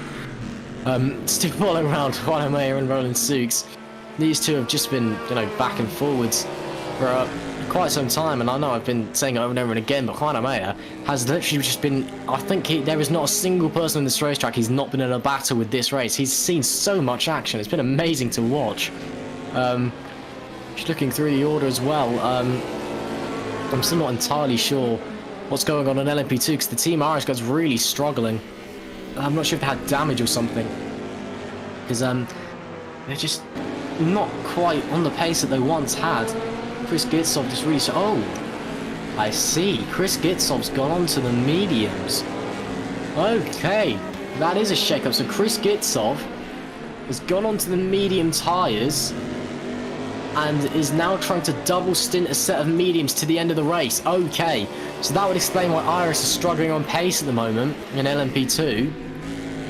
Well, that's a shake-up. I would not expect the leaders of LMP2 to take that gamble.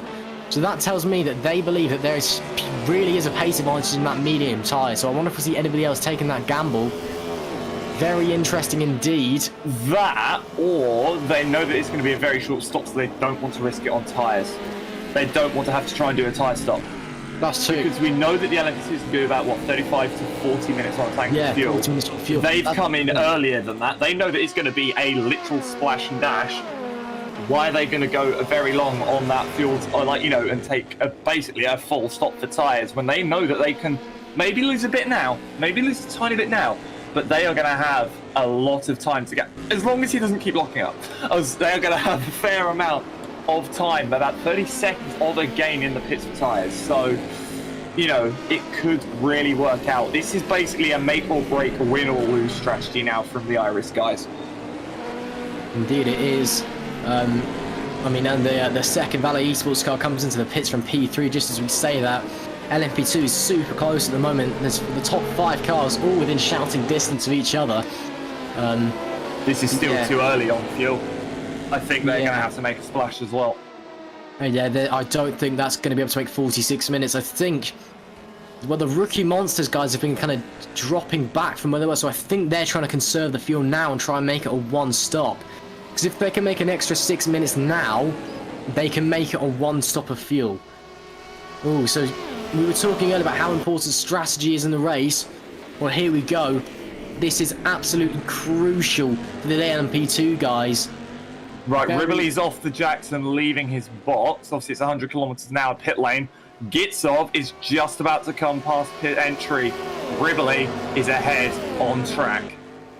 Well, what tyres is Ribbley on? Let's have a look on the live timing. He's on the soft, so we will have to stop again, however. If he does come in for fuel, and we know he'll come in for fuel, we will likely have to stop again for tyres. Well, this will be it. This will be it. He's going to try and double. He's either going to try and double stint those softs for this final stint, which is easily possible, or he's going to try and basically use these tyres up as much as he can, get as big a gap to Gitsov as he can, come into the pits, take that that tank of fuel, and get on a fresh set of softs and bolt it. Because of course, the one driver that we've sort of, we've not counted out, but has been going quick in these guys consecutively is Zoltan Varkonyi. He has been flying ever since that penalty that he got earlier on for that pit lane infringement. That car has been one of, if not the fastest LMP2 on circuit, and is pretty much a dark horse strategy-wise now, because they will only have to make their one final stop as well. Oh no! Oh, sorry to interrupt you there, Alex. Juana May, a big crash into the wall with Roland Sukes out turn 1. Sorry to interrupt you there, Alex. Hopefully he's... Oh, and he's got no rimming. That's going to be a code 80, I think. Yeah, that will be a code 80. And that is another strategy shake-up. So suddenly... Yep, code 80 out, and it's right at the start of the track as well. So it's going to be a long way, a long code 80, and suddenly... those LMP2 cars could make it on fuel. So what we're seeing, perhaps, is Team Iris, and Team Iris are already in the pits. So Team Iris may have just thrown away the win. I don't believe this. My goodness me. More drama here at Interlagos. The LMP2 battle has just been blown wide open. What happened there? Kanye could fucking win this race. My goodness, this is incredible stuff here. Roland Sukes just completely missed his braking zone into turn 1. That'll be a penalty for him, I'm sure. But my oh my, Zoltan, yeah, as Alex said, Zoltan Varkonyi could win this race. Unbelievable. Team Iris, having dominated from the get-go, may have just absolutely thrown away this victory. Unbelievable. And again in DPI as well, Revolution Racing and Red Archer, there's 1.6 seconds separating at the moment. What's going to happen? That we know they both need to make another fuel stop, but they're going to try and conserve it to the end now with this code 80. Who knows? My goodness me, what a shake up to the strategy. We were talking with Toby, and I know you've returned. Hello Toby, by the way. We were talking with Toby about how crucial the strategy is. Now Toby, we can see now this is possibly the most crucial it's ever been. I was just going to say, this is, I don't know if this is a good or a bad time to come back. Everything has just been blown wide open as soon as I got back, sat down, unmuted my microphone. Just amazing stuff. We're going to have a really, really exciting good 40 minutes or so left of racing once this code 80 ends. Just unbelievable how quickly things can change here. Well, we've had an amazing first 5,020 minutes, and now suddenly we are being gifted with an absolutely tantalizing 40 minutes to go here in the VMG 6 hours of Interlagos. The code 8 is about to go green again, and boy oh boy, hold on to your hats guys, because this is sure to be some of the most intense racing we've seen in a long time. Waiting for the green flag. The effector car is into the pits now. When does the green flag come out? We wait. It's into the pits. And we're waiting now. That is James Jubia in the lead of this race. Green flag's out. We're underway here. Not Road America, Interlagos, that's the one. And the question is who has the advantage? Will either of these guys be able to make it to the end on fuel? I don't think He hasn't got his so. tyres fired up. Small error from Jubia there on the exit of the last turn. Tyres weren't fired up by the looks of it, just got a bit loose on power on exit. Obviously that's minor error, but that could again have big consequences because that is going to bring that gap down just a little bit. No, Thomas Vac is right there, 1.7 seconds away. He was closing when the code 80 came out. And here's a replay of Thomas Vac, actually. What happened here? Oh, and he understood off as well. So Vac ran super. He's now 4.5 seconds back. So Jubia made a mistake, but Vac made an even worse mistake. Unbelievable. So both of those drivers just completely unprepared for the green flag. What's happening in LMP2 as well? I'm going to politely request of the broadcaster that he puts the side tower up instead of the scrolling at the top so I can see exactly what's going on. Because it is so tight here at the moment. My oh my oh my. Chris Gitsov. Oh, Team Iris, I'm convinced, may have just thrown this race away. I am convinced that their strategy... I mean, granted, they probably weren't expecting a code 80, but I thought it was a risky strategy anyway. So go on the mediums and just try and double stint the last hour from the lead. I think they've dominated the entire event up to this point. I think they've just thrown this race away. That is, they qualified for the 24 anyway already. We know that, that's fine. But they have absolutely dominated this event. 40 minutes left here. And I am convinced that Iris will now not win this race. Unbelievable. And again, if anyone wants to hype up this last 40 minutes, come in and interview us. Give us your perspective, especially if you're involved in one of those 5 LMP2 teams that are fighting their way at the front of the pack. They're all within 40 seconds of each other. from first to fifth in LMP2, and the two Valet Esports cars are right together as well. Now the will team orders come into play, with albeit no racing here, boys. Oh no! The Massimiliano Robili! No, that's Sonneveld even's touched with the AFP car, and it's gone round, so Robili gets through. Sonneveld goes round. This is absolute chaos here at Interlagos. My oh my! And that's the AFP car running off the road as well. Oh my goodness me, this is going to be a very, very fast 40 minutes, I suspect. Just, yeah, it's all kicked off. Code 80 ended and everyone was just urgent, fully aware that this now matters. This final 40 minutes or so is now critical for their own races. They need to get a move on if they want to try and gain any positions that they can. And obviously, as you saw there with Sonneveld, that's just exactly what he was trying to do, and got caught out by a GTE car that maybe wasn't expecting him to be on the inside.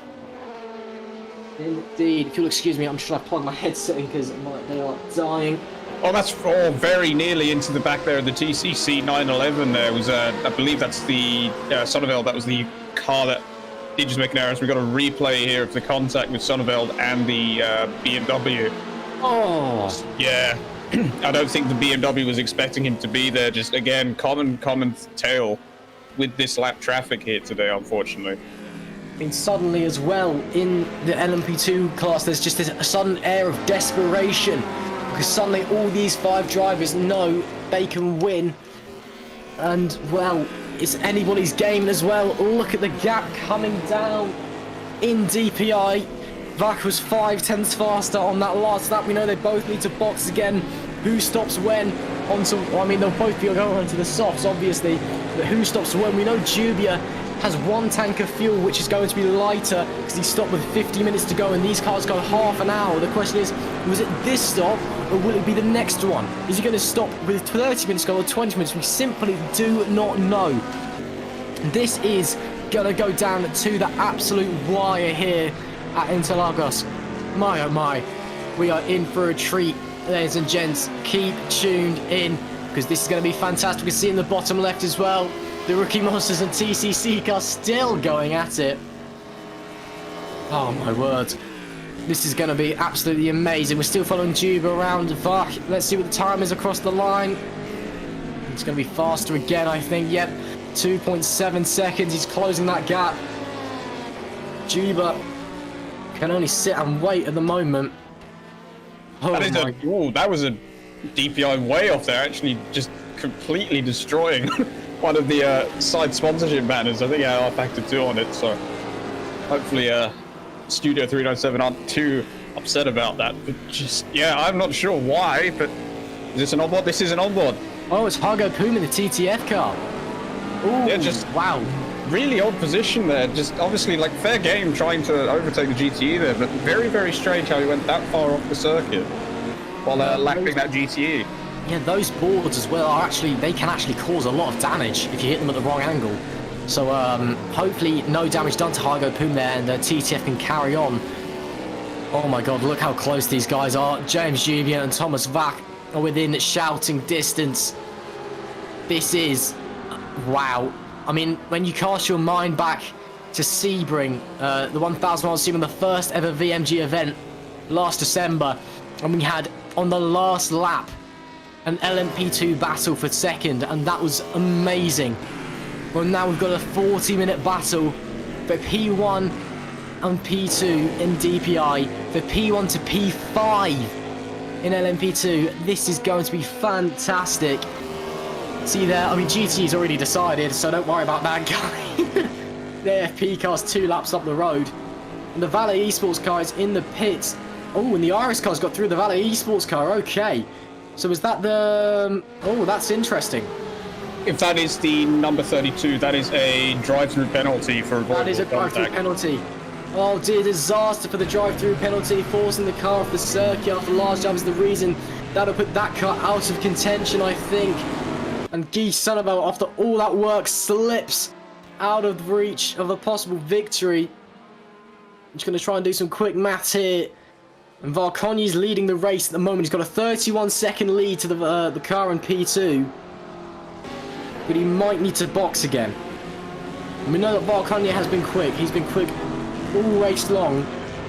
And Alex said, I also do apologise for any language that you may have heard from Alex earlier. No, just in the heat of the moment, slip of the tongues do happen. But he did indeed say that, well, his expression was, you know, that Mugen car can win this race. And that was not something that anybody predicted coming into this. My oh my, 2.5 seconds separating the Revolution Racing and the Red Archer VRT car in DPI. Jubia and Vac pretty much putting in identical lap times that last lap. And Vac having to run off the road as well. Jubia's getting held up into T4, I can see. Oh, lap traffic could decide this race as well.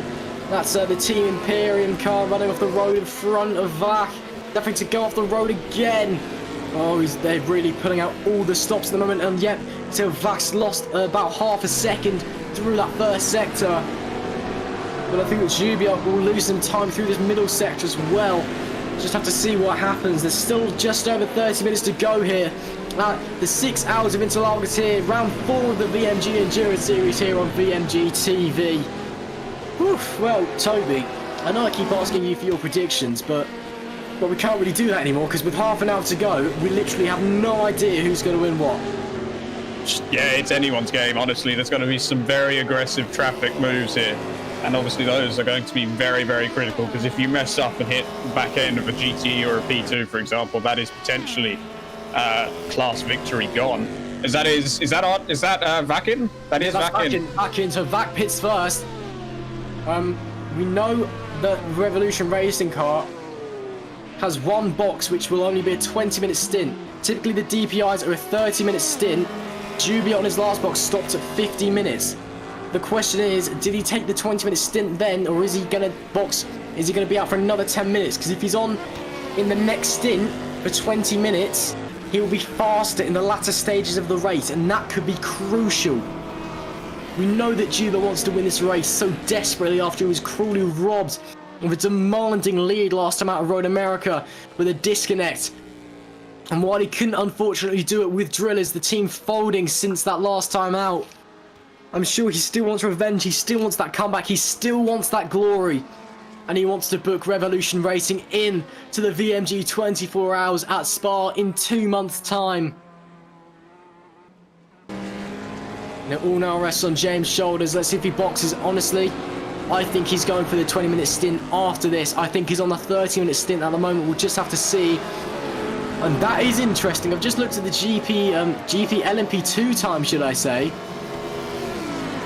And the man in the lead, Zoltan Valkonyi, Massimiliano Riboli even, is pulling him in from P2.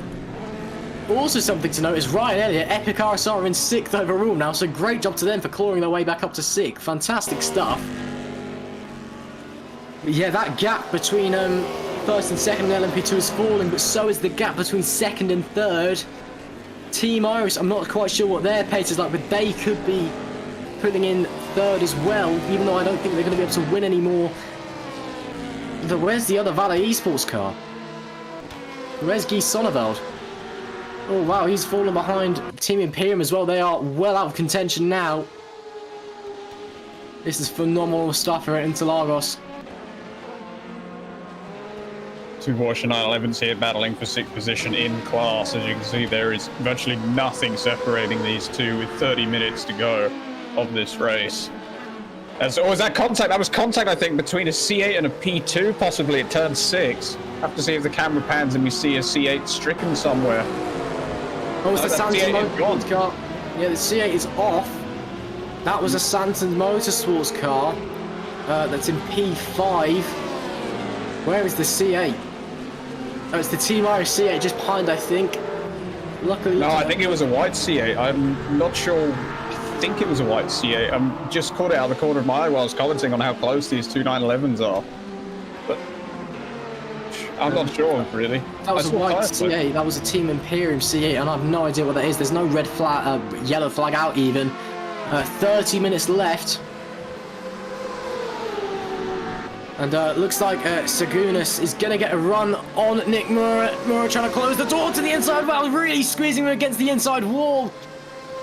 Sagunas is going to get a run up the inside line. Who's going to brake later? Looks like it's going to be the rookie monster car. Mura's going to try and hold it around the outside into T2. Oh no, and round goes. Oh no, they both go round. Oh no, and that's the rookie monsters car in the wall. And Mura, I think, has actually beached himself. Yes, he has. No way, Mura's beached himself on this little. Oh my goodness gracious me, no. He might. Yeah, he's just about going to get it. His back wheel's now further on the ground. He's just about going to get off of that little hill. Nick Mura has just been able to get away, I think. Oh, no, please. Don't get it beached, come on. You've been so strong all race. Don't throw it away now, Nick. Code 80's out. He's got it off. He's got it off. Code 80's out, so it won't be a long Code 80, so it won't be benefiting anybody, really, in terms of pit strategy. That's again, this... Oh, that's Jubirin. Jubi's in here. Jubi's taking the plunge in now. Oh, no. That could be crucial. Jubi's coming in now, so that was the 20-litre stint. Either that, or he's filling up with a really short stop now. And we see, then we got the Archer car. Green. Yeah, there's the red Arch car. It's a 50-second gap. Where's Juba going to come out? This is for the race leader, potentially the race win. Oh, Jubi's coming out now. That was a super short stop. I'm wondering if that was a splash and go. That was not long enough for a full fuel That refill. was definitely a splash and go. Juba is miles ahead of Thomas Vach. I don't think that was a change of tyres. That was definitely a splash and go. No, it wasn't. That is on the same style. So Juba's going to try and double stint these softs. Vach is on a new set of softs. He's a long way behind. About half a lap behind, give or take. So Juba taking a huge gamble, double stinting the softs. Oh my goodness me. This is going to be so close at the end. We still have a good 27 minutes of racing left as well. And we've just had this amount of action in, what, about 20 minutes oh my of racing so far. This is going to be the craziest 27 minutes of your life, I can tell you. Here's Riboli trying to hold off Robert Pawn. This is the P3 in class, I believe. Yes, it is. And Robert Pawn 1.4 behind. That's one of the Imperium cars coming out of the pits. And Robert Pawn slowly pulling in Riboli here. Oh my goodness me. This is going to be amazing. I'm literally frothing at the mouth. I cannot wait for this. And, well, here we see Riboli and Robert Pawn trying to hold each other off. But the gap I'm interested right now is what's going on with James Giubia and Thomas Vach. And what's going on with Roland, Zoltan Varkonyi and Massimiliano Riboli. Because with the Team Iris car, I think, aren't going to make the end. I mean, these three leading LMP2 cars will have to box again. They won't make the end on fuel. Even with that Code 80, and there was a previous one earlier, but... oh no, Nick Mora's got a penalty! Oh, what a shame for Nick Mora. I'm not quite sure what for. Shame for him. Epic RSR car 6th in DPI in the pits at the moment. They've had a fantastic comeback drive, to be fair to them, from last overall following a disconnect very early on. They fought their way back up to 6th in class. It's been a great race from them. Chris Shepherd and Ryan Elliott once again putting on a display. And there was I was speaking to their team boss Chris at the last race. And a similar thing happened where they had an incredibly poor result by their standards after getting taken out early on and a poor qualifying as well, I believe. But they just had a great comeback drive, and although the result wasn't particularly strong, they were you know, a fantastic drive from both of them. I think well, here we've got a replay of the incident with Mura, who has got a penalty for this. Oh, just bounced off the curb and lost control of the car. And then just tried to beach it up there. And just couldn't get the car turned around. Very interesting. They've even got a drive-through penalty for that as well, for avoidable contact. Now, Varkonyi is 40 seconds ahead of Riboli now. Well, they both need to pit again. The question is for what? I know Riboli won't need... Oh, there goes Robert Vaughan up the inside! Robert Vaughan into P2! That is the DPI. No, it's not. I got... Oh, I'm so... same livery, similar shape. I don't blame you. That being said, Robert Vaughan is right there, though, this time. And this time it is Robert Vaughan going to the outside. And it's going to be Riboli holding the inside line. Robert Vaughan's going to try and sweep round the outside. Can't quite get it on both off the circuit. Can we get another camera angle, please? Thank you. Robert Vaughan's going to have the inside this time. Oh, and almost contact between the pair of them. Who's going to get the inside? It's going to be Robert Vaughan who breaks latest. He's going to have the inside through this next corner, though, and if he gets a better exit, he'll cover him. I think he's going to hold the position for the time being. This is rapidly close, but this is also deciding the race lead, because all while this is happening, Varconi's thinking, I'll have some of that, and shooting off further into the distance. There was actually contact between the pair of them coming through 4. And Riboli's holding the position for the time being. Up into the back end of the track, but Robert Vaughan's got a huge slipstream. Is already for... Oh no, they both had to lift off to avoid. And that was the Rookie Monsters GT as well. Oh my god, there's so many Rookie Monsters cars out on track, and here goes Robert Vaughan to the outside now. Will he be able to hold it on the outside? No, brakes nice and early, tries to get the switch back done. He's got a lot of pace off of turn 1, happens to back off because Riboli brakes in the right area.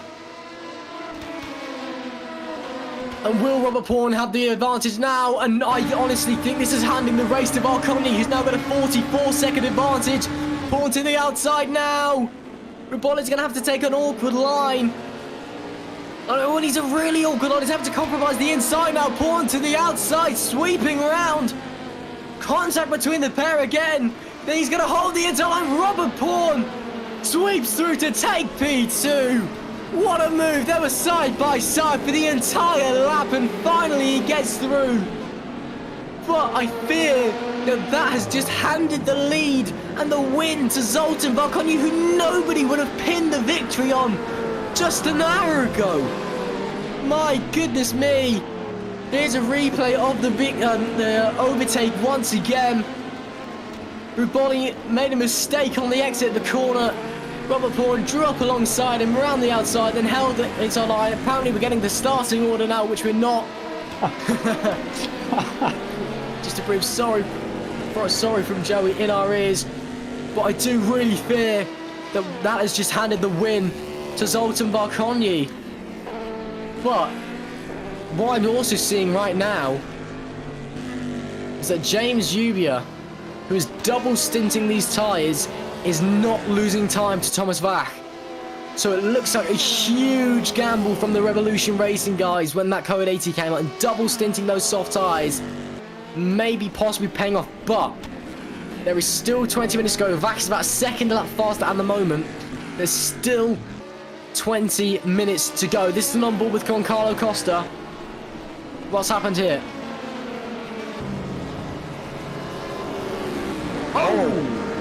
Oh no! That's got to be a penalty for Darius Andre there. Kept out of the wall. That is very dangerous place to be going the wrong way around, or facing the wrong way on the circuit as well. Yeah, that's very, very dangerous. Thankfully, he makes a safe rejoin, doesn't collect another car, because that could have been a very, very nasty incident indeed. Yep, and as I predicted, Darius Andre slapped with the penalty almost immediately for that. Doesn't surprise me in the slightest. That's Riboli there in the background, getting very sideways on the exit of the last corner, so that's going to hurt his performance even more, and his tyres. Really not going to help him trying to catch back up to Robert Vaughan. It's not, but the real question now that I'm thinking of, Andre immediately comes in to serve his penalty from P4 and DPI, is, well, who's doing what on strategy? Because we don't know what the LMP2 strategy is. We know that Red Archer VRT have the pace at the moment because they did not double stint their stop. They are on a fresh set of tyres. 20 minutes left to go here at Interlagos. Revolution Racing hold a 21.3 second lead in DPI, but they are on very old soft tyres, and they are just going to get worse and worse as the race goes on. Will James Ubia be able to hold on from Thomas Vach? I simply do not know. Imagine the story, though. It would be picturesque for either of those drivers to win this race. And either way, it's going to be awfully close. And as well as an LMP2, Zoltan Varkonyi, we don't know what's going on with the tyres. That is James Juby at the moment, a 1.5 seconds slower than Vak on that last lap. In LMP2, we simply have no idea if anyone has to box again or not. Zoltan Varkonyi, yet just 50 minutes ago, nobody would have even thought about him winning this race. He now has a 43-second lead. And I have to say that Team Iris have absolutely thrown this one away. They dominated the entire event, and they reside in P4 on a set of mediums which are just not working. I mean, you've got to feel for them. That's unfortunately the way. Well, it's the way it goes sometimes. It's just you've done everything right, and you still get robbed of a good result through no fault of your own, and it's the way it is in real life, and obviously here. It's really, really unfortunate for them. But you know, I believe they are qualified for the 24. Correct me if I'm wrong. So, if anything, it's going to give them more motivation, more drive to perform really, really well next time out at Spa. I mean, it will indeed, but still, it's just interesting to see. We're having Chris Shepherd saying that he believes the Code 8 has actually ended the DPI race, but, well, I wouldn't be too sure, Chris, because judging by the pace of the Red Archer car, this is going to be very, very close to the end, because James Jubia's tyres are just going to keep getting worse and worse. And that Red Archer car is just going to keep advancing. They are going to be very, very close together at the end of this race. That being said, I do think, though, the LMP2 race is over, because the Tiruku Monsters car is falling back from Zoltan Varkonyi somehow. I'm not going to say it just yet, but Zoltan Varkonyi is in a very, very nice position for this win. And then GT, well, I mean, it's AFP. Don't just worry about that. They won the race from the get-go, really. Here's Carl Magnus Ball. Oh, no. And that once again. That was Goncalo Costa into the back. Yeah, Goncalo Costa, who just keeps getting involved in incidents. There's got to be some nasty back-end and front-end damage for that Team Iris 77 Corvette. Indeed, and well, I'm starting to suspect a very heavy penalty is inbound for Goncalo Costa. 16 minutes to go here. Well, just over 60 minutes to go here. And Vach, again faster, 19 seconds behind. Judging from what we're seeing, I'm led to believe that Jubia did indeed take a stop and go, not stop and go, sorry, splash and go. And he's just using a higher engine mode, a more powerful engine mode to make up for the time lost on his old tyres compared to Vac's newer set. Because the gap is not falling as quickly as you may expect with Jubia being on tyres as old as they are. Vac is not closing the gap as much as you would maybe expect. There's still 60 minutes to go, though. And I'm just concerned about how... Yes, Jubia may be using a higher engine mode for sure. But the question is, as well, how much... Are they going to last? Yeah, are the tyres going to last? And will that engine mode last? Because he may have had a splash of gear, but these fuel tanks can only go half an hour. So if he pushes now, he could be compromising himself at the end of the race. I'm assuming he was on maxed out fuel when he came in. Who knows? Who actually knows? Here's James Jubia on a replay. What's happened here? Oh! Getting very close to the Omicron car there, and an AFP car as well, with a GER car, and having to sweep around the outside. That just astonishes me every time they do that. Sorry, Ross, just unbelievable. It's alright. 1.2 seconds faster than last. That was Vac. 18.5 seconds separating them.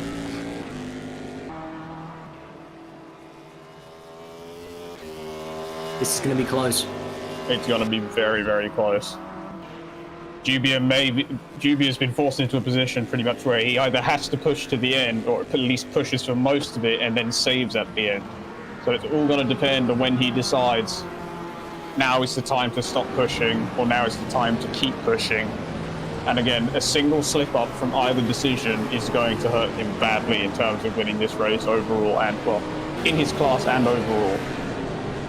Indeed. This is...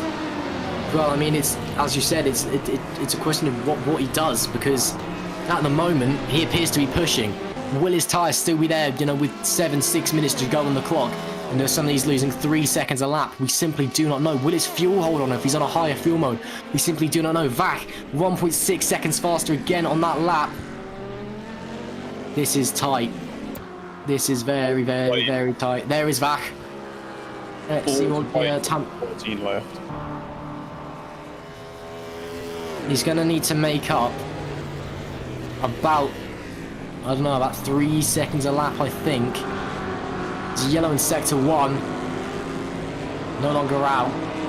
Must have been for that Porsche to the side there, just barely saw it in frame. Yeah, must have made a mistake out of the center S's.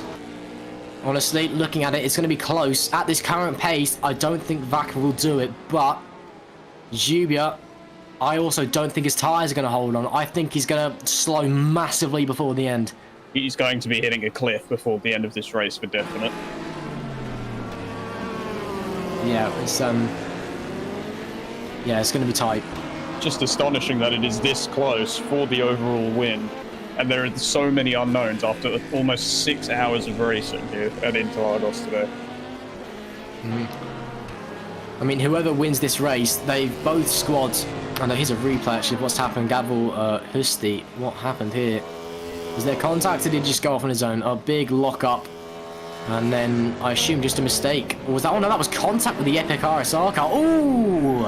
And got tagged by the 911 behind him as well. Yeah, the Phoenix car just giving him a bit of a punt as well.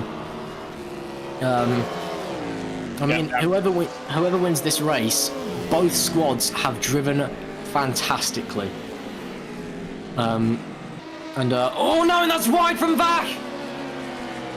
That could be crucial. Any mistake, especially from Thomas Vach at this stage, could be deadly in his hopes for victory. But as I was saying, you know, both squads have driven superbly from start to finish. You know, even in the middle stint, Ryan Nash really didn't look comfortable, but he still managed to keep that pace to allow Juby to get into the position. Juby getting held up by Renat van der Laan here. And as well, the Red Archer squad have just been so consistent the entire race. And my, oh my, what a race it's been. It's been a race of crashes, of strategy, of code 80s galore. And 6 hours of, well, 6 hours of VMG. This race has just summed up what this series is all about. And it's a great precursor for a 2-month break before we head, finally after what's been such a long delay, to the VMG 24 at Spa. But that, like I said, that's still 2 months away. What's 11 minutes and 42 seconds away is the end of this race. And at the moment, it's game on Revolution Racing, I'd say. Ooh, Nick Murray nearly having a touch there with the Musion car. Van der Laan in P9 at the moment. Just to pop in and say that car 52 has got a drive-through penalty for avoidable contact. That is the Arlara Abruzzi eSports LMP2 entry. So I'm not entirely sure about where they are on the board at the moment. Not in the top 6 by the looks of it, but again, it's going to hurt them towards the end of this race. There's Key and Butler behind Goncalo Costa in the Omicron car, who's not on the board. Just trying to look up. They are... Oh, they're quite far back. So, yeah, not great. I mean, they are running in the Ligier, which has been really, really poor around this track. We know the Ligier hasn't been particularly strong in rFactor 2 anyway, just a few balance of performance issues there. This is Thomas Jaeger, and that is not a line you really want to be taking into that corner. The track's on your right-hand side, mate. Gets on back on track with no issues whatsoever.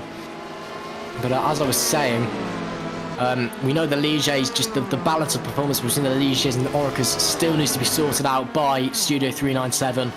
The Orca is still far too fast. Oh, and that is a car off on the side of the road on the inside there as well. But to be fair to Abruzzi RLR, they've been solid in all the races apart from this one. They've just really struggled around here, it seems.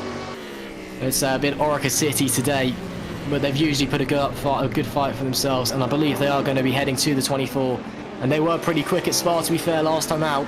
I know we were talking to a TTF team boss earlier, Tyrone Frith, and he was saying as we hit with 10 minutes to go that, well, the teams, yes, they were confident last time out at Spa, and yes, they were quick, but they need to improve because the squads are just getting faster and faster with all the invitational squads that are coming in as well. All those top line RF2 teams, people like One Acco, who find themselves in, you know, Black Hawk Racing as well, just looking through. DSG, Go Team, there's a few just really high-end teams here, and they're going to be an extra challenge, and you need to keep improving. And I'm hopeful that RLR and Brutzi are able to do that as they come through into the VMG 24. 9 minutes remaining here, and I think at the moment the gap is nowhere near low enough for Thomas Vach. P6 still up for grabs in the LMP2 category, as we can see from the graphic. 1.4 seconds separating Thomas Jaeger and Sonneveld in the Valet Esports car. All very, very close to the back of that DPI there. In fact, he's still right on the back of it. Just, there's got to be so much trust being put into each and every one of these guys when it comes to lapping cars, because this is the end of the race. Everyone is pretty much pouring heart and soul into their driving right now, just going as hard as they can within limits, possibly even dipping outside them every now and then. It's just all about pushing to the end now. Don't have to worry about fuel conservation and tire conservation as much as in the rest of the race. You just need to go flat out towards the end of this race and see what you can do. Indeed. Now we just have to really kind of wait and see what happens. 8 minutes remaining. This is the closing stages of the 6 hours of Interlagos here in the VMG Endurance Series. And it's been our longest race so far in the calendar, and my oh my, it's been one of our best. It almost seems like every race we have here at VMG, we just get better and better and better. And that's been no exception here today. Simply a fantastic event. The Sanford Motorsport, oh no!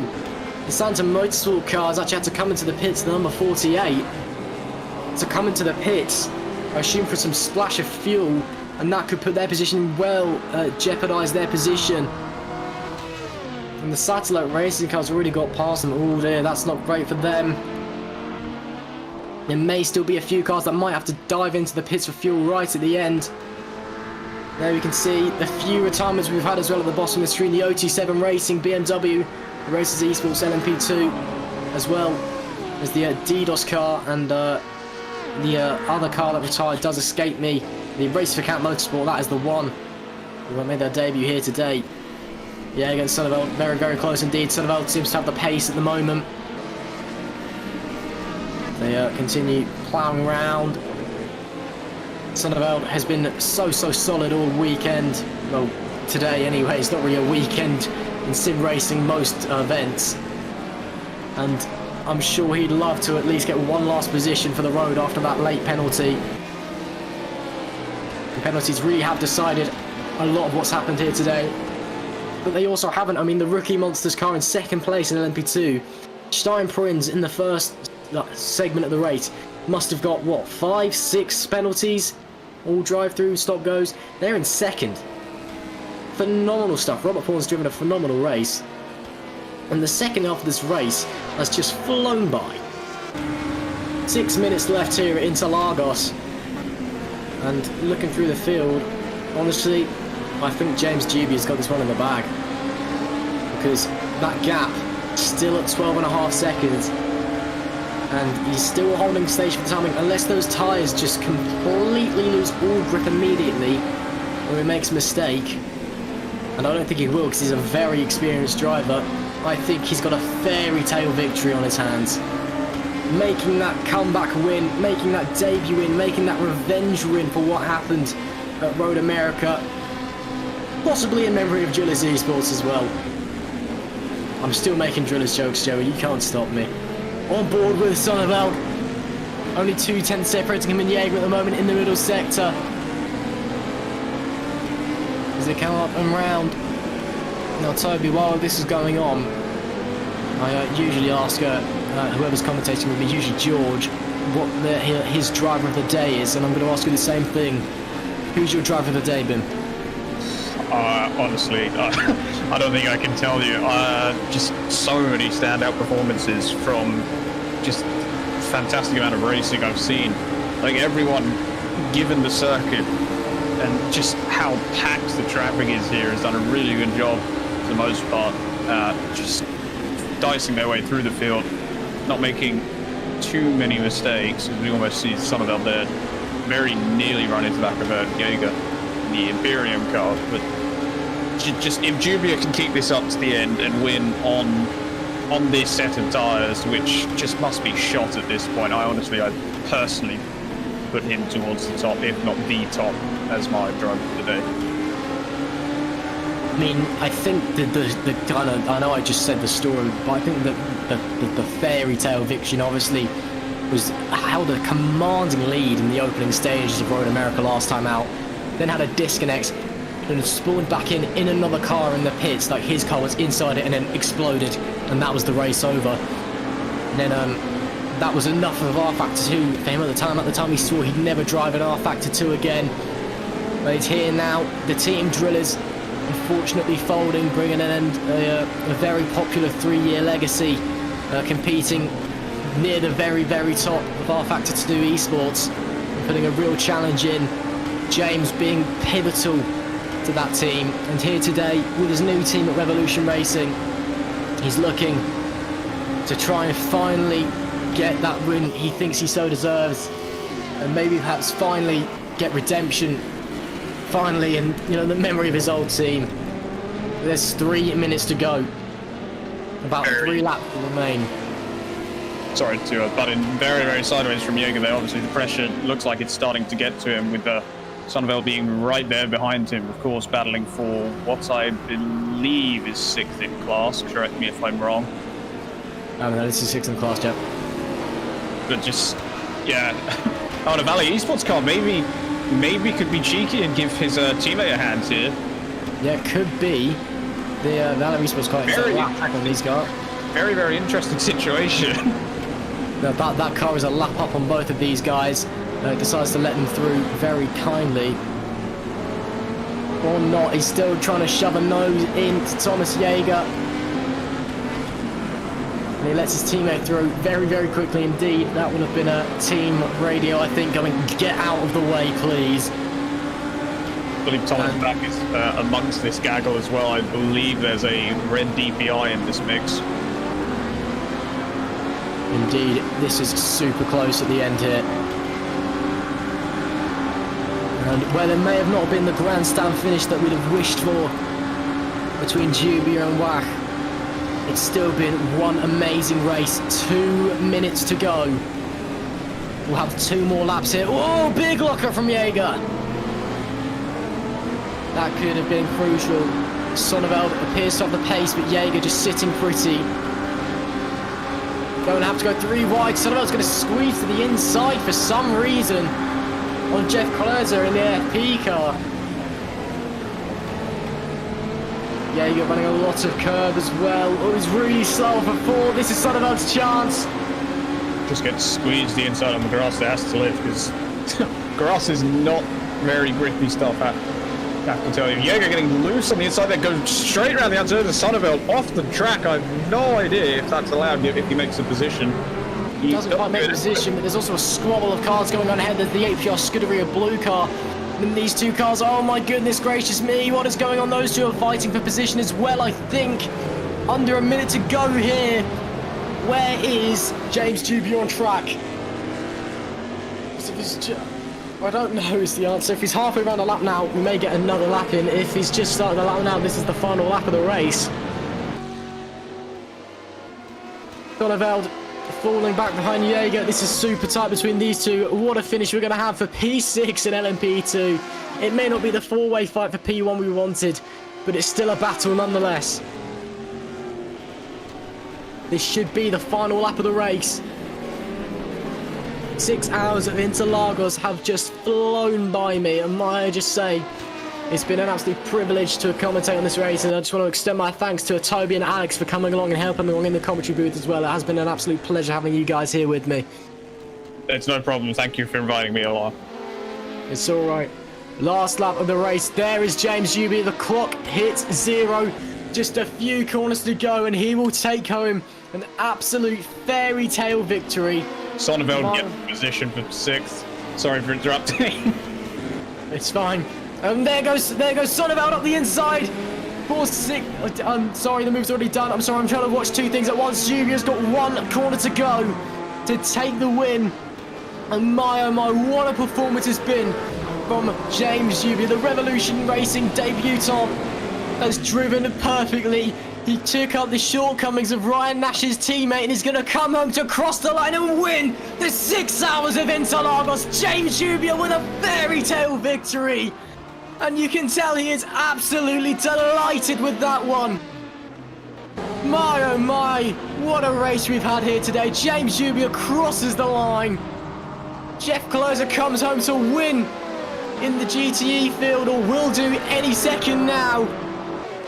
AFP once again just dominating the GTE class. There was no question about it who was going to win here today in the GT category. It's AFP once again taking the victory by 2 laps. What a dominant performance. There's Zoltan Varkonyi as well. Nobody even expected him to be within a chance of a podium about an hour ago, and he's won the race. Phenomenal stuff from the Musion team.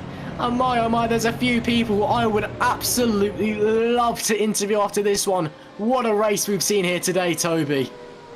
Just, yeah, pleasure watching it, even bigger pleasure commentating on it. Just thank you for having me along and just inviting me to watch and spectate this. Oh, the pleasure's been all mine, Toby. Thank you very much for coming along and saving us from just being me and occasionally Alex. There is your standings at the end. James Juvia taking a brilliant victory. Thomas Vac coming in with P2. Highland Poom, great result for TTF and P3. Darius Sandro P4. Musion in P5. And it's a Musion taking the win in P1 for LMP2. Then Rookie Monsters, Epic RSL with a great comeback drive. Ballet Esports in P3 for LMP2. And Team Iris in P4 for LMP2. What a great result for them as well. Even after it seemed like they've thrown away the victory after leading most of the race. My oh my, and it was some race for World Team Iris. Chris Gitsoff could have been a fantastic victory. I think we're just waiting for the majority of the GT fields just to come home and finish. But there is a new rule in place that you do have to complete an in-lap, so we do have to wait just a little bit for the interviews to speak in. We're not allowed to go back to pits. Juan Amaya comes home in 11th, then Santa Motorsports 12th, Valet Esports 13th, Imperium 14th, Scuderia Blue HPR 15th, Omicron 16th, RLR Esports 17th, Phoenix Motorsports 18th, the TTF car 19th after that drama earlier on, then Abstinio Force Polonia. What a victory to take the win in GTE. Then it's Musion 2 and 3, Glassing, Solo Sport, Team Rookie Monsters, Team Iris, Team Imperium, Global Endurance Racing, Van der Laan dropping back at the end there, unfortunately. Then it's TCC Motorsport, Bottling Motorsport as well. TCC unfortunately involved in that late incident which brought out the Code 80, which possibly decided this race. And Danny the Haas in the other Global Endurance car, Phoenix Motorsport, Team Imperium, Heimdall Racing rounding out the grid here today. And then our DNF's got the 027 Racing car, the Racers Esports, Race for Cat Motorsport, and then DDoS Racing, unfortunately being removed on the first lap. Would have been nice to see them in there. And wow, what a result we've had here today.